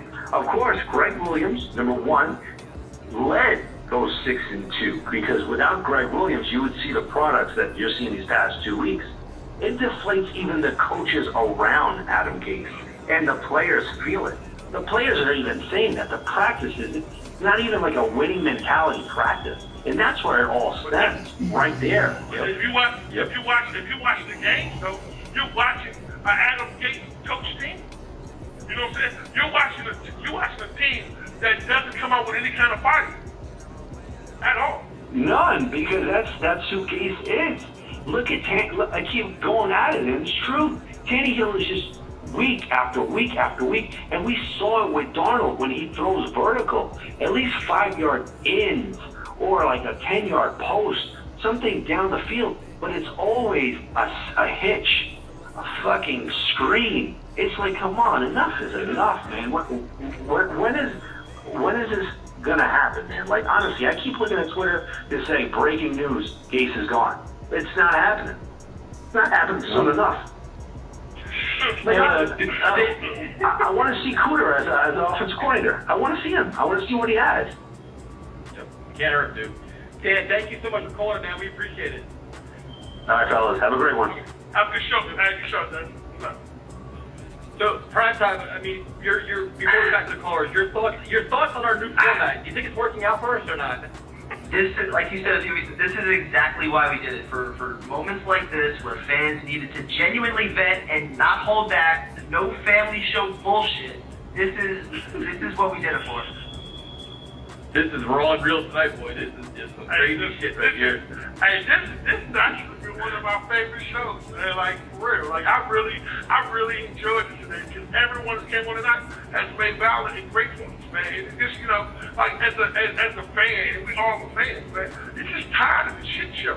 You're tired of losing. You're tired of the loser mentality. And then you watch it. Listen, I don't care what anybody thinks. I watched the shit from last year before I watch what I'm watching right now. And that's bad, bro. The first 4 or 5 games, what Sam was out, I watched those.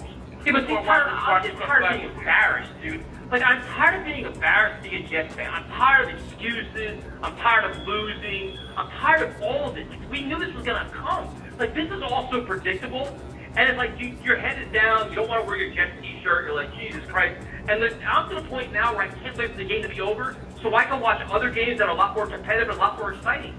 The team's a joke. Like, there's no identity. There's nothing. There's not one thing to be excited about other than Becton and Quinn Williams. And hopefully Sam can survive. Because right now there's nothing to work with. You have nothing on offense to work with. And what little they do have, they don't use anyway. So it's just a minute. It's week. You think about this. It's weeks. We're going into week 3. We're talking about draft picks. Talking about the next coach in week 3. Like, this is shit, dude. And the bad part is, Tyson, what hurts me more than anything, man, is watching this, man. Like, I'm serious, man. I really watched this game with purely disgusting, man. I mean, it was disgusting. And, you know, and it's like, I'm sitting there, like, looking on Twitter, you're going crazy, Prime Time going crazy. Everybody got something. Everybody's watching this shit show. And it's funny, like, how can you be an owner and have pride in it? Give us a better product. And this is the bad part, man. We have one of the best fan bases in football. And this is what you give us. This shit is crazy, man. You know what play? If I was the owner of the Jets, which will never happen because it's never gonna happen, but that 3rd and 31 play, I would have. The minute that play was over, I would have walked over to the coach. You're fired right now. Like, you're not even allowed to take the bus home to go back to Florida Park. Like, you're out. Just go home. We'll mail you your shit. We're done. When you give a third and 31, like that's it. Like we're just your ship is sailed. How it's not gonna work out. We're sorry. You're out. Done. This is what we got to deal with, man. This is the product we have. This is crazy. The third and 31 is just it's a smaller symptom to the bigger problem, which is everything that every single caller has brought up tonight. And the thing that pisses me off the most is what you're doing to Sam Darnold. I mean, that's the one aspect of all of this that pisses me off beyond anything else, is that we finally have this young quarterback that every other team in the league wanted, and we have not done one thing right by him. It is just total negligence, man. Absolutely. And it's tried out. And it's an every week thing. I mean, like, you're not excited about the Colts game. You're not excited about the Denver game. No, It's not a fucking game I'm excited about. Like, you know what I'm saying? It's like a scrimmage, right? You can't even get excited about the Denver game, because even if they win that game against the backup quarterback, it's just going to be a press conference of Gase saying, "Yep, see, I told you so. We just have to execute the right way, and this is what we're capable of. This is our potential." Bullshit, dude. Like, it's always going to be something, dude, and it's always going to be him trying to tout that his shit is right. No, and the bad part is, man, how are you throwing Sam under the bus?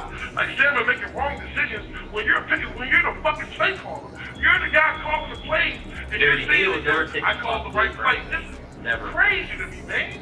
It's crazy how our ownership is this fucking dumb. Like, you cannot be this stupid, man. It's possible to be this fucking dumb. And yet, all right, we're gonna go back to the callers. We're gonna go down to one of your neighbors, man. This is one of your guys, Mr. Ryan Barger. What is up, my friend? Guys. Nah! What's up, man? On! I told you I'd eventually get back on. Oh, bro. You missed a good night. Yeah. Dude, I am still fucking livid from that damn tweet that guy sent earlier about the whole deal with Johnson not wanting to pay Gase. That set me off. I just couldn't believe that, yeah. I can't let it go. Like, I'm at the point where I have a common theme of, for everybody across the board in the organization. And in my opinion, they need to implement a new culture of, they either need to shit or get off the pot. Everybody. Yep. Every single one of them. Everybody needs to be held accountable. What blows my fucking mind is, what is Johnson's metrics that he's using to gauge Gase's progress? You know what I'm saying? Like, granted, I understand that he threw a no playoff mandate on him, but at what point, like, what is it exactly that's fitting in your metrics? I mean, like, don't get me wrong, I understand you're the owner, but who the fuck are you? Like, you're not even a football guy. So what is it exactly that's being checked off on your sheet that is allowing him to stay for as long as he has? Because in my opinion, I agree with you. He either needs to be gone tonight or he needs to be gone tomorrow. Shit, I'll even fucking drive up to New York and pack the dudes back myself right now. I have no problem. Tyrone, I'll come and I'll swing by. Meet me up in Richmond and we'll go up there and we'll go pack the dudes back. Hey, listen, bro. You already know I'm ready, man. This is simple fun, man. I'm glad you called, bro. Like, yo, this is my guy right here. I love this guy, man. I love his wife, man. This guy right here is truly a class act, man. And everyone feels the same way, man. You're just tired of this, man. Like, you know, watching this team and watching this team progress and having no hope in your season. This is fucking week 2. This is week 2, man. And we're done. Like, this is crazy. This is week 2. Because season is over, bro. Because we're looking at the whole picture, and that's not what they're looking at. You know what I'm saying? Like, they want to look at it as, like you said, preaching patience, and I mean, that shit is done for us. Again, he's already had a year plus some to get some life out of this team, and to allow this to keep being what is the product put out on the field is embarrassing. And I mean, even from a business standpoint, like, dude, you can't tell me that you can't look at it and see that this is not a successful business model at all. Yeah, I mean, you can't justify that shit. Right, there's nowhere, they can't hide nowhere on social media, nowhere on TV, nowhere on radio, nowhere. They're getting pounded by every aspect of every part of the sports world, telling them how bad their head coach is, how non-competitive they are, how embarrassing and pathetic this is. There's nowhere to hide. Exactly. They're going to try to hide. They're going to try to sell us bullshit. Nobody's buying it. They've been exposed. The owner's exposed. The general manager exposed. Gates is exposed. And what makes it even worse is he can stop it at any given time that he wants. And he chooses not to. And, I mean, Douglas is a part of it. He needs to nut up or shut up. That's one of those deals of, I agree. They need to be bringing people in every single day.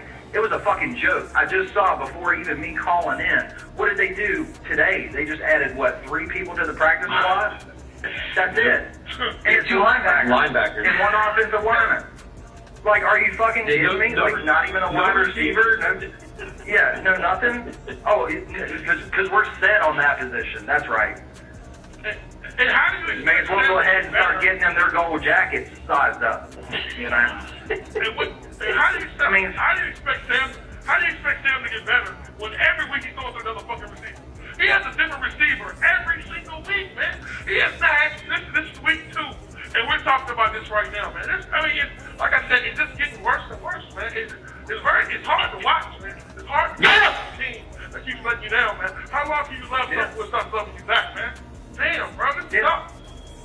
And everybody needs to be put on notice. You know what I'm saying? Like, nobody should be safe in the bit, whether that be the GM, granted the coach is already a lost cause anyway, he needs to go.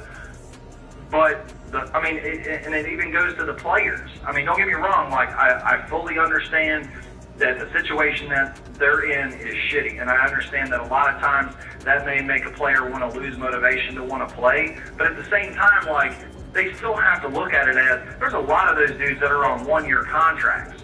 So they need to still be playing their ass off, because what happens if the coaches change and shit? You're not guaranteed a spot back on this team next year. You're playing for another fucking team, maybe. So, I mean, like... But this is it, though. This is the exact point right here. This is what I'm talking about. Like, do you think if Bill Parcells in this organization right now, he would tolerate Alex Ogletree doing the shit he did, Pierre Desir Lacy doing all the shit he's doing? These guys would be gone. They would have been gone. Every day in that locker room. Dude, they would be like, you're cut, you're not playing, you're bench, you're inactive. There's no sense of urgency. There's no sense of accountability. Nobody's scared for their job. Nobody's scared for their paycheck. Nobody's scared, dude. And Joe Douglas is guilty by association. He's watching it all happen. Like, somebody's got to go by the horns. Like, listen, this has got to fucking change here, man. We're all thinking here. Yeah.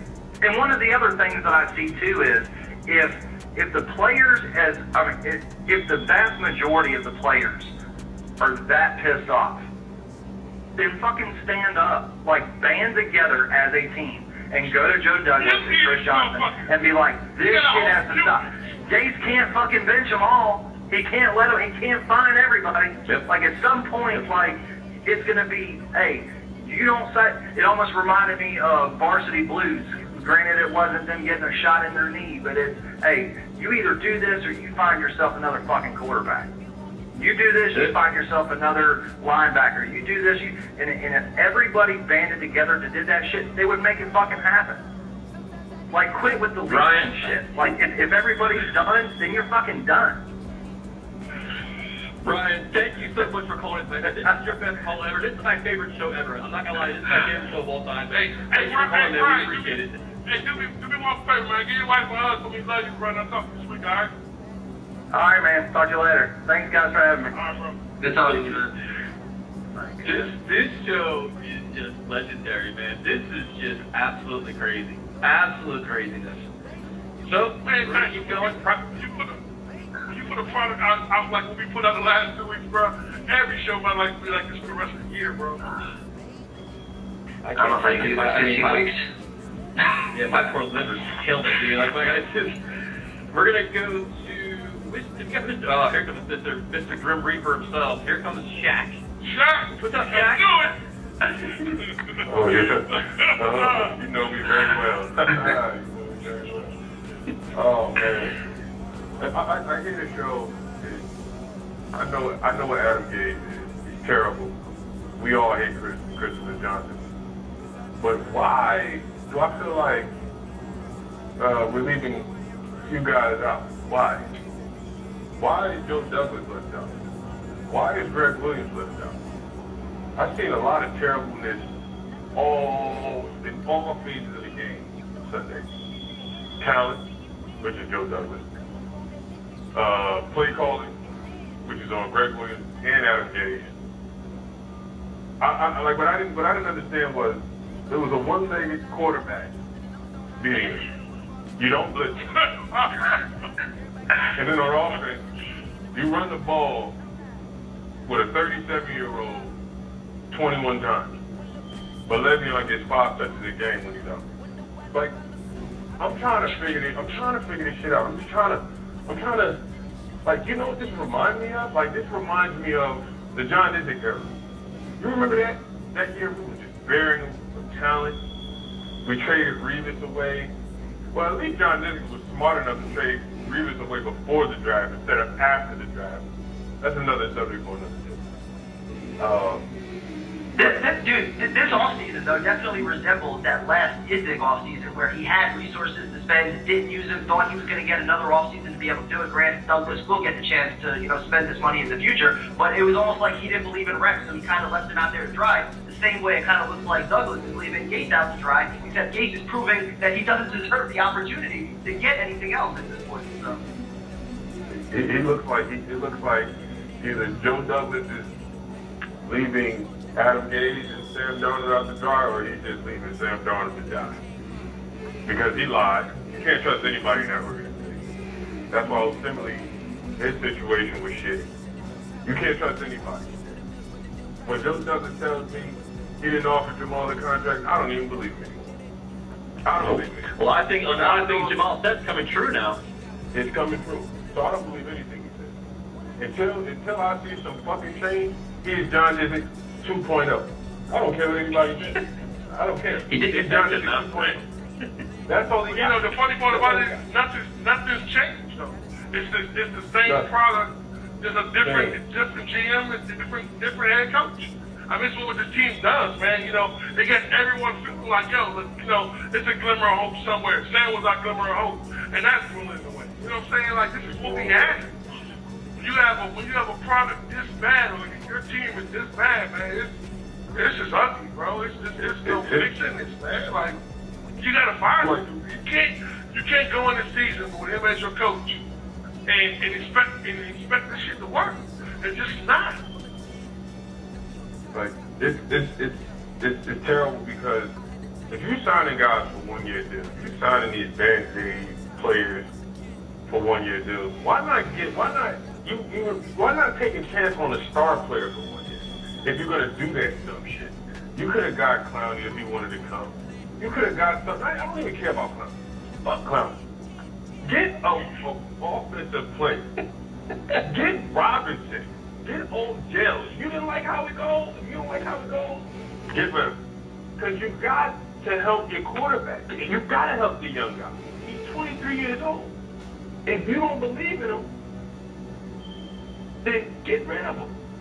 Don't sit there and ruin his confidence and shit. You're ruining his confidence by him seeing fucking Josh Malone out there as his fucking receiver. Like, get somebody. Get somebody. How can you not believe in him when you haven't given him enough talent to see what he can really do? That's what I'm saying. And that's why I feel like Joe Douglas, like I said, I've been saying this for the whole entire year. I said he's leaving Sam Darnold out to drop so he can get rid of his ass. And Adam Gase is going to stay here. The only way Adam Gase can get the hell out of here is if he really goes 0-16 this year. And I don't think that has, we might squeeze out 1 year. Dude, Shaq, they're a couple bad losses away because they're already facing a crazy amount of scrutiny. It's only get worse. They lose. I expect to lose on Sunday to the Colts. They lose that Broncos game, man. That's lights out for this coach. There's no way. They can't. The wheels are falling off. There's so much shit surrounding this team right now. There's no way you can survive this. It's impossible. Just a matter of time before Johnson wakes up. I'd like to think so, but losing to 2 winless teams in November last year, I mean, wouldn't that have been worse? Wouldn't that have been the time? Now, but for prime time, what's going on? You had all the members in the media supporting him. They helped him out with Connor Hughes, Brian Costello, continuity, too early, too soon. Everybody is turning against him now. Everybody. Prominent names all across the sports in the NFL. No, that's fair. John Dick, I meant Joe Douglas Right now, he's on my hot list too. He's on my hot list too. I know he's gonna be here for a while. I'm gonna give him a chance, but he's still John Izzy for now because that's pure blatant right there. That you knew that we didn't have no talent. You saw it last year. We were getting our ass kicked by one of the teams. What Primetime just said. Like, why you couldn't just help Sam? I don't think, like I said, I don't think he cares about Sam. I think he's getting Sam out of here. We're using those two first-round picks on a fucking quarterback, and I'm gonna lose my fucking mind. I'm going to lose it. I'm going to say off with his head. Joe Douglas' head is mine if he does that shit. He does that shit, I'm going to lose it. Because you traded our best player. As a matter of fact, you traded him knowing you wasn't going to pay him. So even though Marcus Lee was getting his ass kicked too this week, if he plays good this week, and Sam Darnold and if they decide to keep Sam Darnold, question is, are we going to pay those guys? Are we going to pay Marcus Lee? Are we going to pay Marcus Lee? Who knows, dude? Like, what the fuck? Like, I don't understand. Like, when Jets have top talent, I'm scared for Becton to play good because I'm afraid he won't even get paid the way this shit going. I want Becton to play shitty until he gets paid like a contract. Thanks for calling me, man. Good night, Shaq. Yes, sir, man. You always motivate me, Shaq. Love you, man. This show is complete chaos tonight. We're going to go out to Colorado. James in Colorado. What's up, man? What's up, Harry? Good doing? We're surviving, man. How you doing? So, going. Just kind of, I don't know. They're terrible. I mean, I'm also a Mets fan, so that doesn't help. Except for Hey, getting dude, we take you year-round, man. I mean, those receivers, they were terrible. Those were like I said. I was like, the receivers we had on Sunday, we got down to 2 receivers that could even suit up. I was like, those are the worst I've ever seen, like, ever. Like, Josh Malone and Braxton Berrios. Gase needs to go, but I mean, who are we gonna?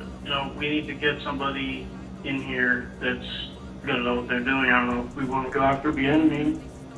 I don't know who you guys would want as a coach. Yeah, I mean, you gotta bring in a proven, powerful, prominent person that has a legitimate plan, that has instant accountability, instant respect, instant credibility. That's the only way you turn this thing around. You can't bring in a clown. You can't bring somebody weak-minded. You gotta bring somebody that has all their shit together, and that the players will instantly respect and follow.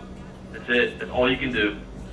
And you gotta spend money. After they hired Gates, listen, you gotta hire Eric. But Tyrone, the only, in all fairness, you now have a front office that's been completely revamped with very quality NFL guys, where they have to. You gotta keep in mind, Joe Douglas came here with a 6-year contract, and he had all kinds of things put into his contract for him to sign here. Initially, he didn't want to come here, man. He was like, you know what? Then they had to pay him more money, give him more assurances, hire more guys, pay his staff more. You know he got rid of that contract and he had to pay the next coach. You know he did. He's not a stupid guy. He's smart. So I do have faith in Joe Douglas and his team being part of the coach search process. I do. I'm not going to lie, I do. I think the offense might be a little better once Mims finally plays and Perryman comes back, Carter comes back. They might Herman didn't do shit so far. If they but maybe if they have everybody and they throw the ball past the line of scrimmage, then That's the scheme.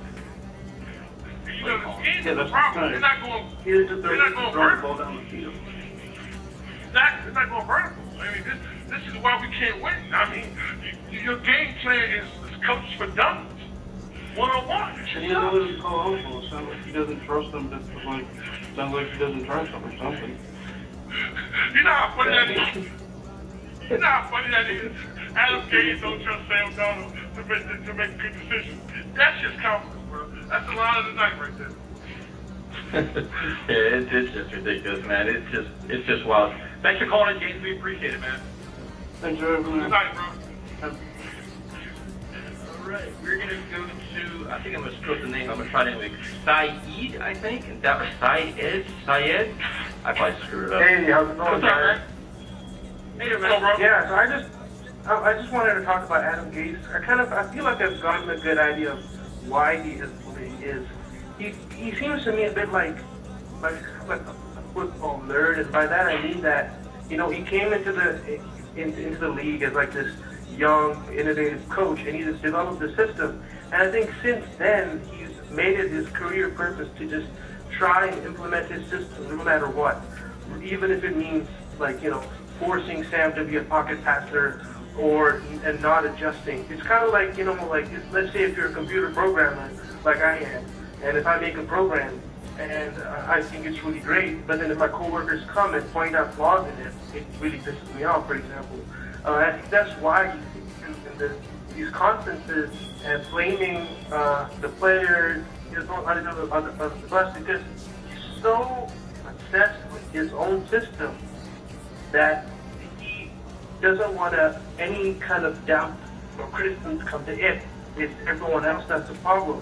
And that's why, you know, like, you're seeing Sam regressing because he isn't allowed to play his style. He has to contort to Adam Gase's style, which is staying in the pocket, you know, very little movement. I mean, look at Sam and UNC. Like, we're talking about, you know, how great Patrick Mahomes is.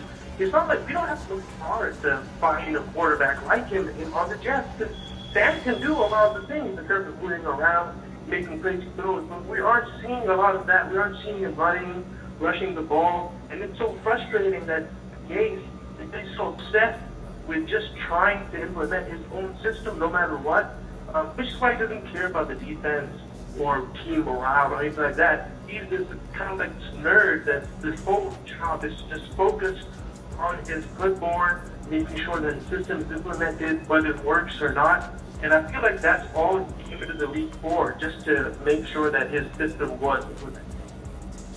That's a fair point, man. You can see he's a very arrogant play caller. He's stubborn, and he kind of stays his weight. He doesn't adjust. He doesn't adapt. When he doesn't handle adversity. That's why he has so many blowout losses. He quits. When his system doesn't work, his play calls don't work, he quits. You see it in every game they start getting blown out. He just kind of mails it in. He doesn't do anything, and it's just, this is not, he's got a loser mindset. It's like, doesn't go his way, it's the highway. That's it. He's done. Take his ball and go home. And unfortunately, the ball, you're losing while he's doing that. So you're completely right, man. I cannot agree with you more. What kind of offense team quits? What kind of offense team quits in the middle of when you're down? That's crazy. He came into, like, I think he took this offensive genius label to himself and think, well, my system is great. But a real genius is not someone who has a great system. A real genius is someone who can adapt, right? Who can make adjustments. Because you can have the greatest system ever, but it's going to be outdated in a few years' time, right? And it feels like Adam Gase's system may have been great in 2012, but it's not great now. It's not working now, right? And it's, but this happens in game, though. But you got to listen. A quality play caller makes in-game adjustments. Like, listen, we were supposed to run the ball. They're now stopping it. Now we got to change. If you got to change on the fly, that's how you win. Like, or halftime adjustments, or you got to recognize things and figure it out and make that change. You can't be stubborn and keep going back to it, and that's just a problem. Thanks for calling, man. We really appreciate it. Just one last thing. It's just really frustrating to see, like, players like Van Jefferson and Brandon Ayuk and CeeDee Lamb. Basically every single wide receiver that was drafted made plays these last 2 weeks. And our wide receiver is at home with broken hamstring. It was just really annoying and frustrating. Bro, I feel your pain. Thanks for calling, man. We appreciate it. Have a good night, bro. Dude, these calls have been awesome. We're going to go to Rocky in New Jersey. What's up, Rocky? Yo, Rocky. And Rocky is gone. We're gonna we ain't got no time to wait here, man. We got 2 people on hold. We're gonna go to our good friend Brandon in San Francisco. What's up, Brandon? Hey, what's up, guys? Awesome show as usual. You guys have helped me get through this COVID period. And fuck, it's unbelievable. Like, they're so bad. I honestly, like, I can't even take them in the survivor pool. I was gonna take the Colts this coming week, but I feel like the Jets will screw me that way. They'll go and win just to spite me. It's that bad. It's that freaking bad. Honestly, I've been trolling you guys on Twitter. My apologies. I can't take it anymore. Like, they've defeated me. I'm out.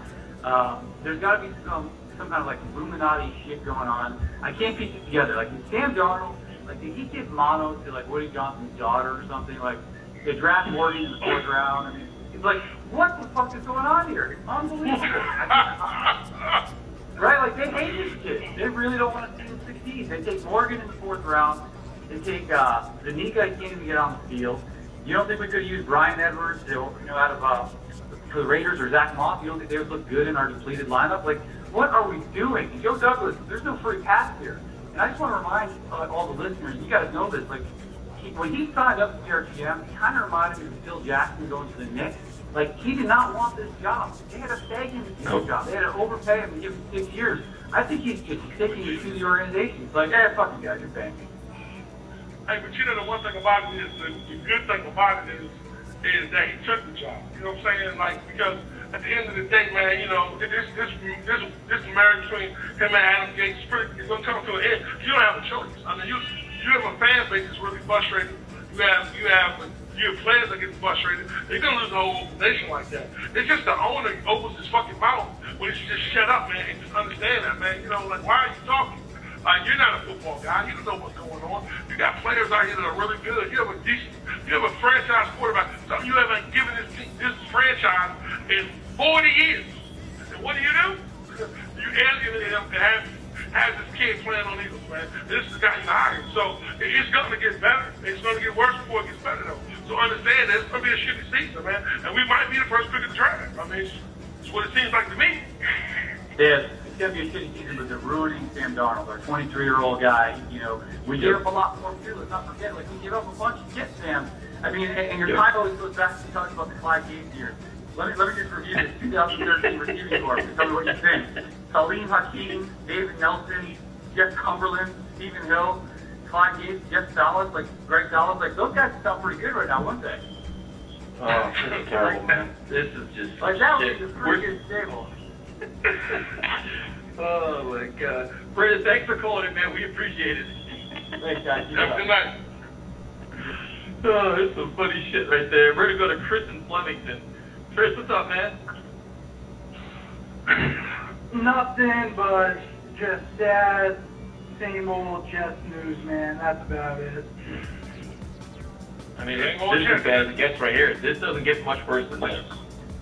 I mean, it's just, it was said a couple callers ago, it's just, at what point does our owner, who has absolutely no brains, draw the line and say, hey, maybe Adam Gates is not brilliant. Maybe he's doing the same exact thing that he did in Miami. Maybe his team is quitting on him, not putting any of his players, highlighting Sam Darnold in a position to succeed with, minimal resources thanks to Joe Douglas. It's just this whole clusterfuck story is just so pathetic to me. It's just so, and it's honest to God, the Jets, the paths are going down right now, they're going to be the next round. The team that can't figure it out, the team that is getting dragged through the mud year in and year out. And it's got, listen, change has to happen as fast as possible because, like Sam's confidence, there's no way it holds up. It's all you're already seeing now with regression. You're already seeing him second guessing himself. It's just such a mess in that entire organization that you could pinpoint 17 different things and it would just all be, it's just a catastrophe. Well said, man. I got no comment. I completely agree with you. Tyra, what do you think? This team is just, there's no identity, there's no glimmer of hope. Like, we don't know what the fuck's going. You just want this guy out of here. That's your true rebuild. Your rebuild is getting this guy out of here. That's when you start rebuilding. The bad part is, man, everyone been clamoring for a franchise quarterback.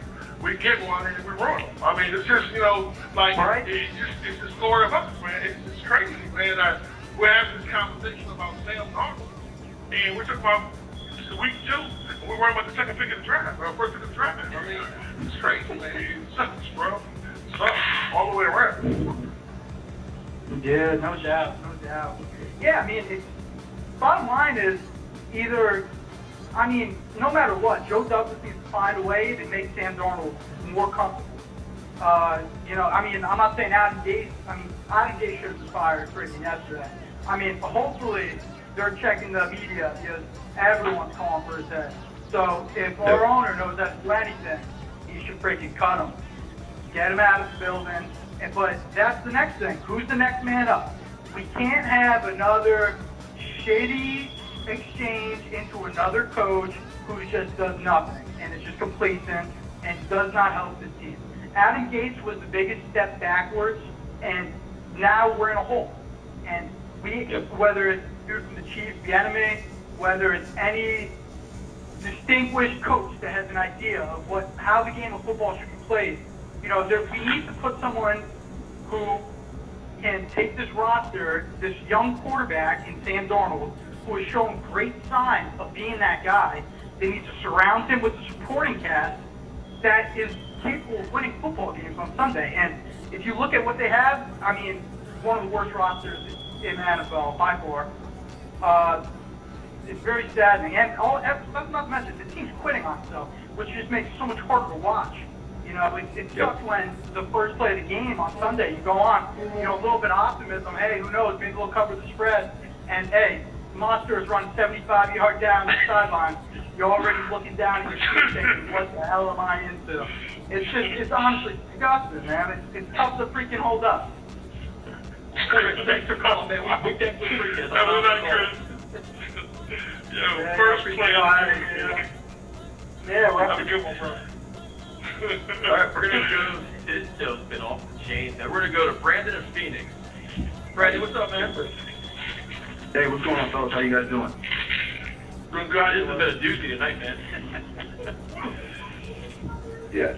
Hey, man, I gotta tell you this, man. Jets fans, this is gonna be okay. We're gonna come out on the end of this looking good. This is the rebuild that we should have had a couple of years ago when we took Jamal instead of taking Deshaun Watson. And I've got the faith that Joe Douglas is going to do this the right way. And I think that what we're seeing this year is what we really got to hope is that we don't screw this up and win the last 2 or 3 games for no reason out of nowhere. I know that's not what you guys want to hear, but it's the truth, and it's the best thing for us, regardless of if we stick with Sam or we get blessed and we get lost. So you want... Can I just ask? Well, I just want to ask you, like, what is the sense in starting a rebuild when you have your quarterback for 3 more years under his rookie contract? Isn't that the time when you get aggressive and try to surround him with talent and figure out, okay, do we have the guy to move forward with for the next 10 to 15 years who deserves a second contract? That starting a rebuild now, I feel like, is the worst time to do it. Well, I agree with you, Brian. I agree with you. And you know what? But these are the cards we're dealt. We let McCagnon have that last draft, and that's where ownership screwed us. You know what I'm saying? So, I mean, I understand what you're saying, but the reality of the situation is that there's no talent on this team. I mean, you guys say it all the time. I've been listening to you guys, and when you watch the Jets and then you go watch a team like the Chiefs or, you know, damn near half the rest of the league, it looks like we're a AA baseball team. I mean, we just don't have any talent. That's just the fact of the matter. I think Gates is terrible too, but we don't have any talent. And that's what the facts are, guys. I would agree with that to an extent, yet guys that were in the building last year are performing now on teams that are doing very well. Jamal Adams, Robbie Anderson, he's looking like a #1 wideout, and I wouldn't even say that last year. I thought his ceiling was a #2. He's had 200-yard games already with Teddy Bridgewater as his quarterback. So, I mean, these are guys that we let out of the building that were talented players. You know what? You're right about that. I agree with you. But the second that we let Jamal go, okay, which I disagree with. I wanted to keep Jamal. But once we let Jamal go, once Jamal decided that he wanted to leave and we weren't going to have him anymore, then the rebuild basically ensued from there. And the Robbie Anderson thing, you know, I'm not going to front. I was somebody who was like, you know, a hard line on Robbie. I don't think Robbie's really that type of guy. I think he's doing well in Carolina. We'll see if it keeps up. It's only been 2 weeks. Okay, what we always needed from Robbie was more consistency, and we knew he wasn't a #1. He was quality #2, and you know what I mean. So I still think that I'm not going to say we made the right decision as far as Robbie goes, but I understand why Joe Douglas took the stance. So. No, listen, I wisdom, you just said. Go ahead, son. No, go ahead. No, well, I just want to say part of your wisdom, but you just said that, that Robbie was number 2, right? But at the same time, man, we don't have a number. We don't even have a good number 3 on the team right now. Like, you know what I'm saying? This is not You're right. You're right. So being able to build, I mean, like this is what scares me. This is if we're looking at another rebuild. Ain't this the continuation of the last 2 rebuilds?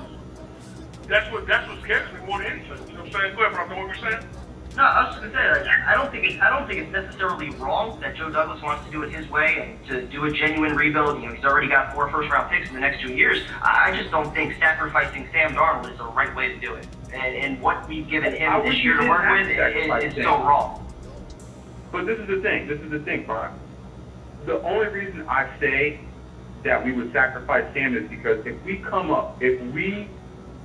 hit that jackpot that we missed out when we missed on luck and when Peyton Manning decided to go back, and if Trevor Lawrence decides that it's okay, that he will actually play for the New York Jets, we have to cash in that ticket. I'm sorry.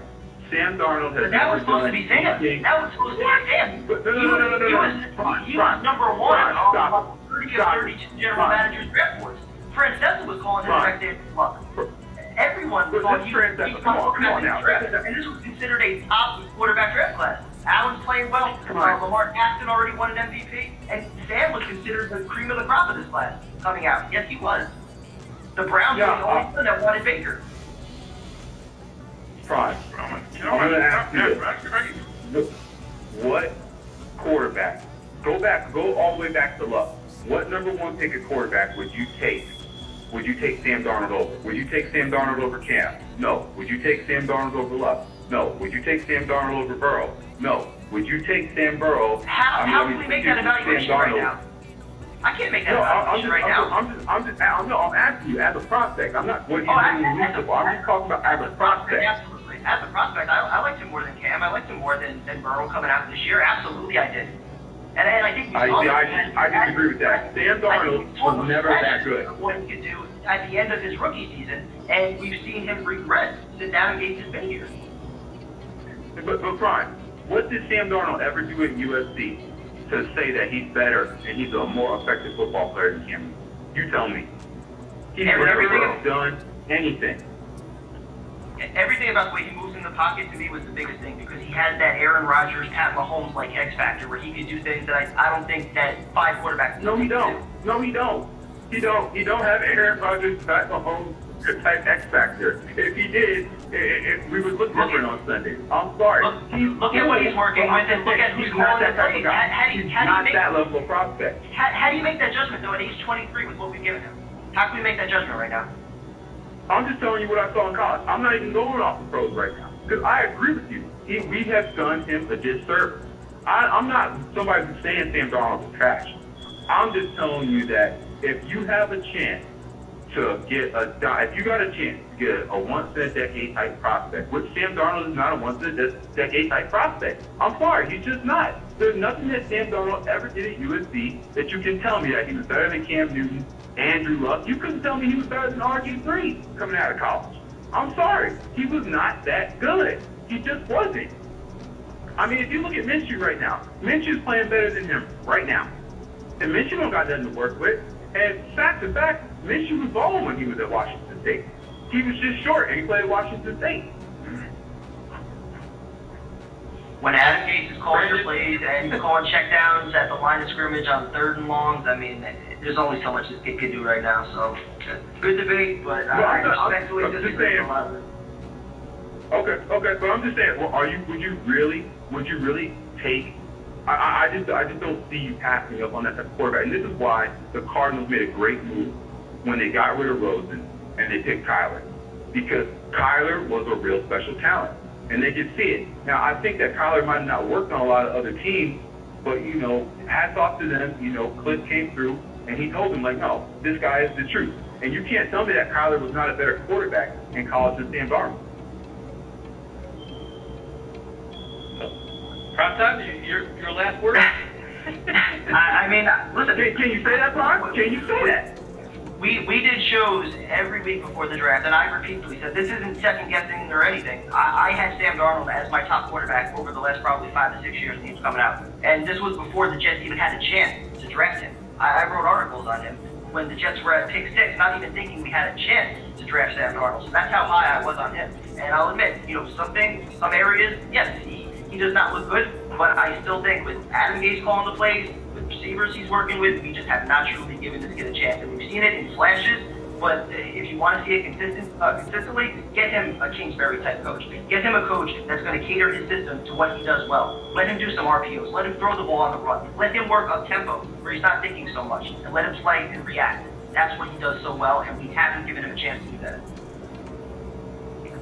Once again, Prime, I agree with you on what you said right there, but what I'm saying is this, is that if we do get the chance to cash in the Lawrence ticket, Sam Darnold is not the type of person that holds up that train, okay? He's just not that type of guy. Now, I'm going to say one last thing. Go ahead. No, go ahead. Get your last thing again. No, I was going to say, now, if we do somehow screw this up and we get the number 2 or the number 3 pick, would you guys want to take the other tackle from Oregon? The tackle from Oregon? Yeah, Brandon, we're not gonna do this. We're not gonna do draft stuff now, man. We're not going to draft it? Okay, because that's what we're at, man. That's week 3, man. Come on, man. Week 2. Jesus Christ. Week 3. Shout out to Quentin. Quentin played his best game. Quentin played his best game of his career. So I want to give him props. That's what we good. All right, man. That's not a good note. Good talking to you, man. All right. Unfortunately, we are wrapping this show up. We only do 2-hour shows now on Tuesdays, just due to a variety of different things. We are live on YouTube all the time. Let's Talk Jets Radio on YouTube, at Talk Jets Radio, Instagram and Twitter. Tyrone, your last words. My last words is this. Regardless of how bad the product we put out, I'm just a big Jets fan, man. Love you guys, man. Prime time, your last words. I'm so sick of the Trevor Lawrence talk already, to be honest. What evidence do we have that we would develop this kid the right way and not do what we're doing right now to Sam? If that opportunity presents itself, trade the picks, surround Sam with talent. Other than that, just a legitimate thank you to all the callers that have called in, as well as to everybody that's been subscribing and commenting on YouTube. It's been overwhelming. Apologies to anyone that we couldn't get on tonight. We're going to get through all this together, and the calls were just fire tonight. You guys brought it. Awesome show. Yeah, we apologize to everybody we couldn't get on. A lot of people we didn't get on. We apologize. We try to let everybody have their say and have some fun debate and everything else. Check us out on YouTube. And like Kevin said, we appreciate all the support. This has been pretty surreal. I can't even believe it. So thank you guys. Hang in there. Hopefully the clown is fired tomorrow. We have something positive to talk about. See you guys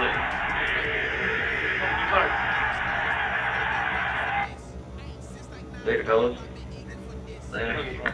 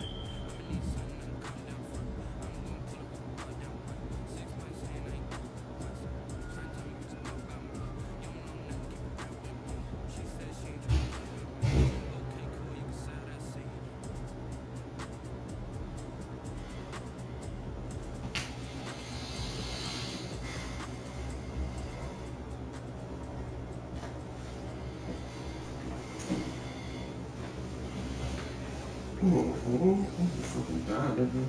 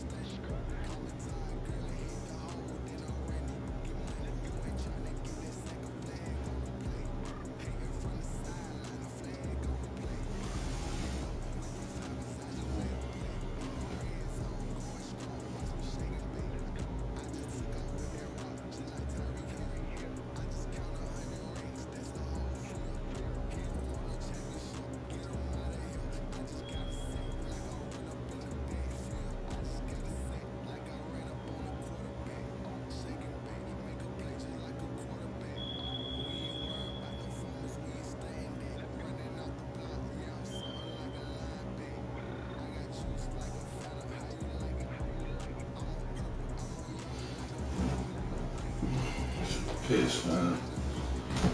Fucking people, man. It's annoying, yo.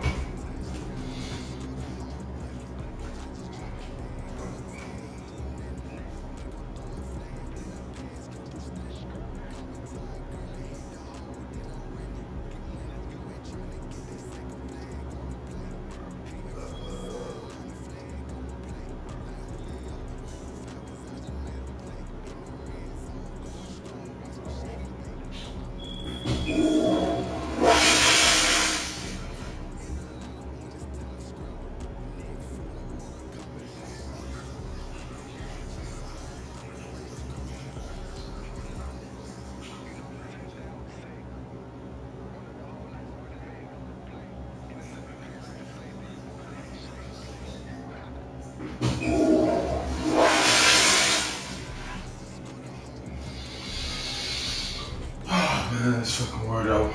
What a fucking stalking weirdo people, bro. Stalkers.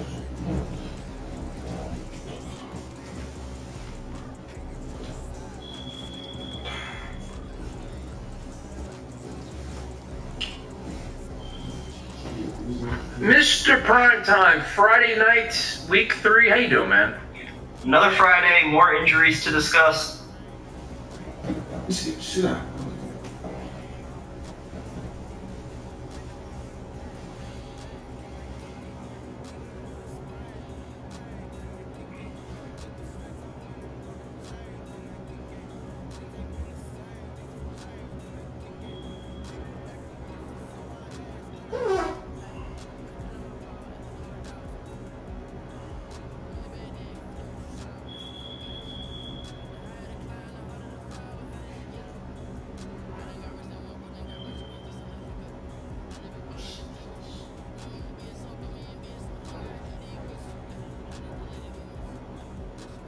This is the most.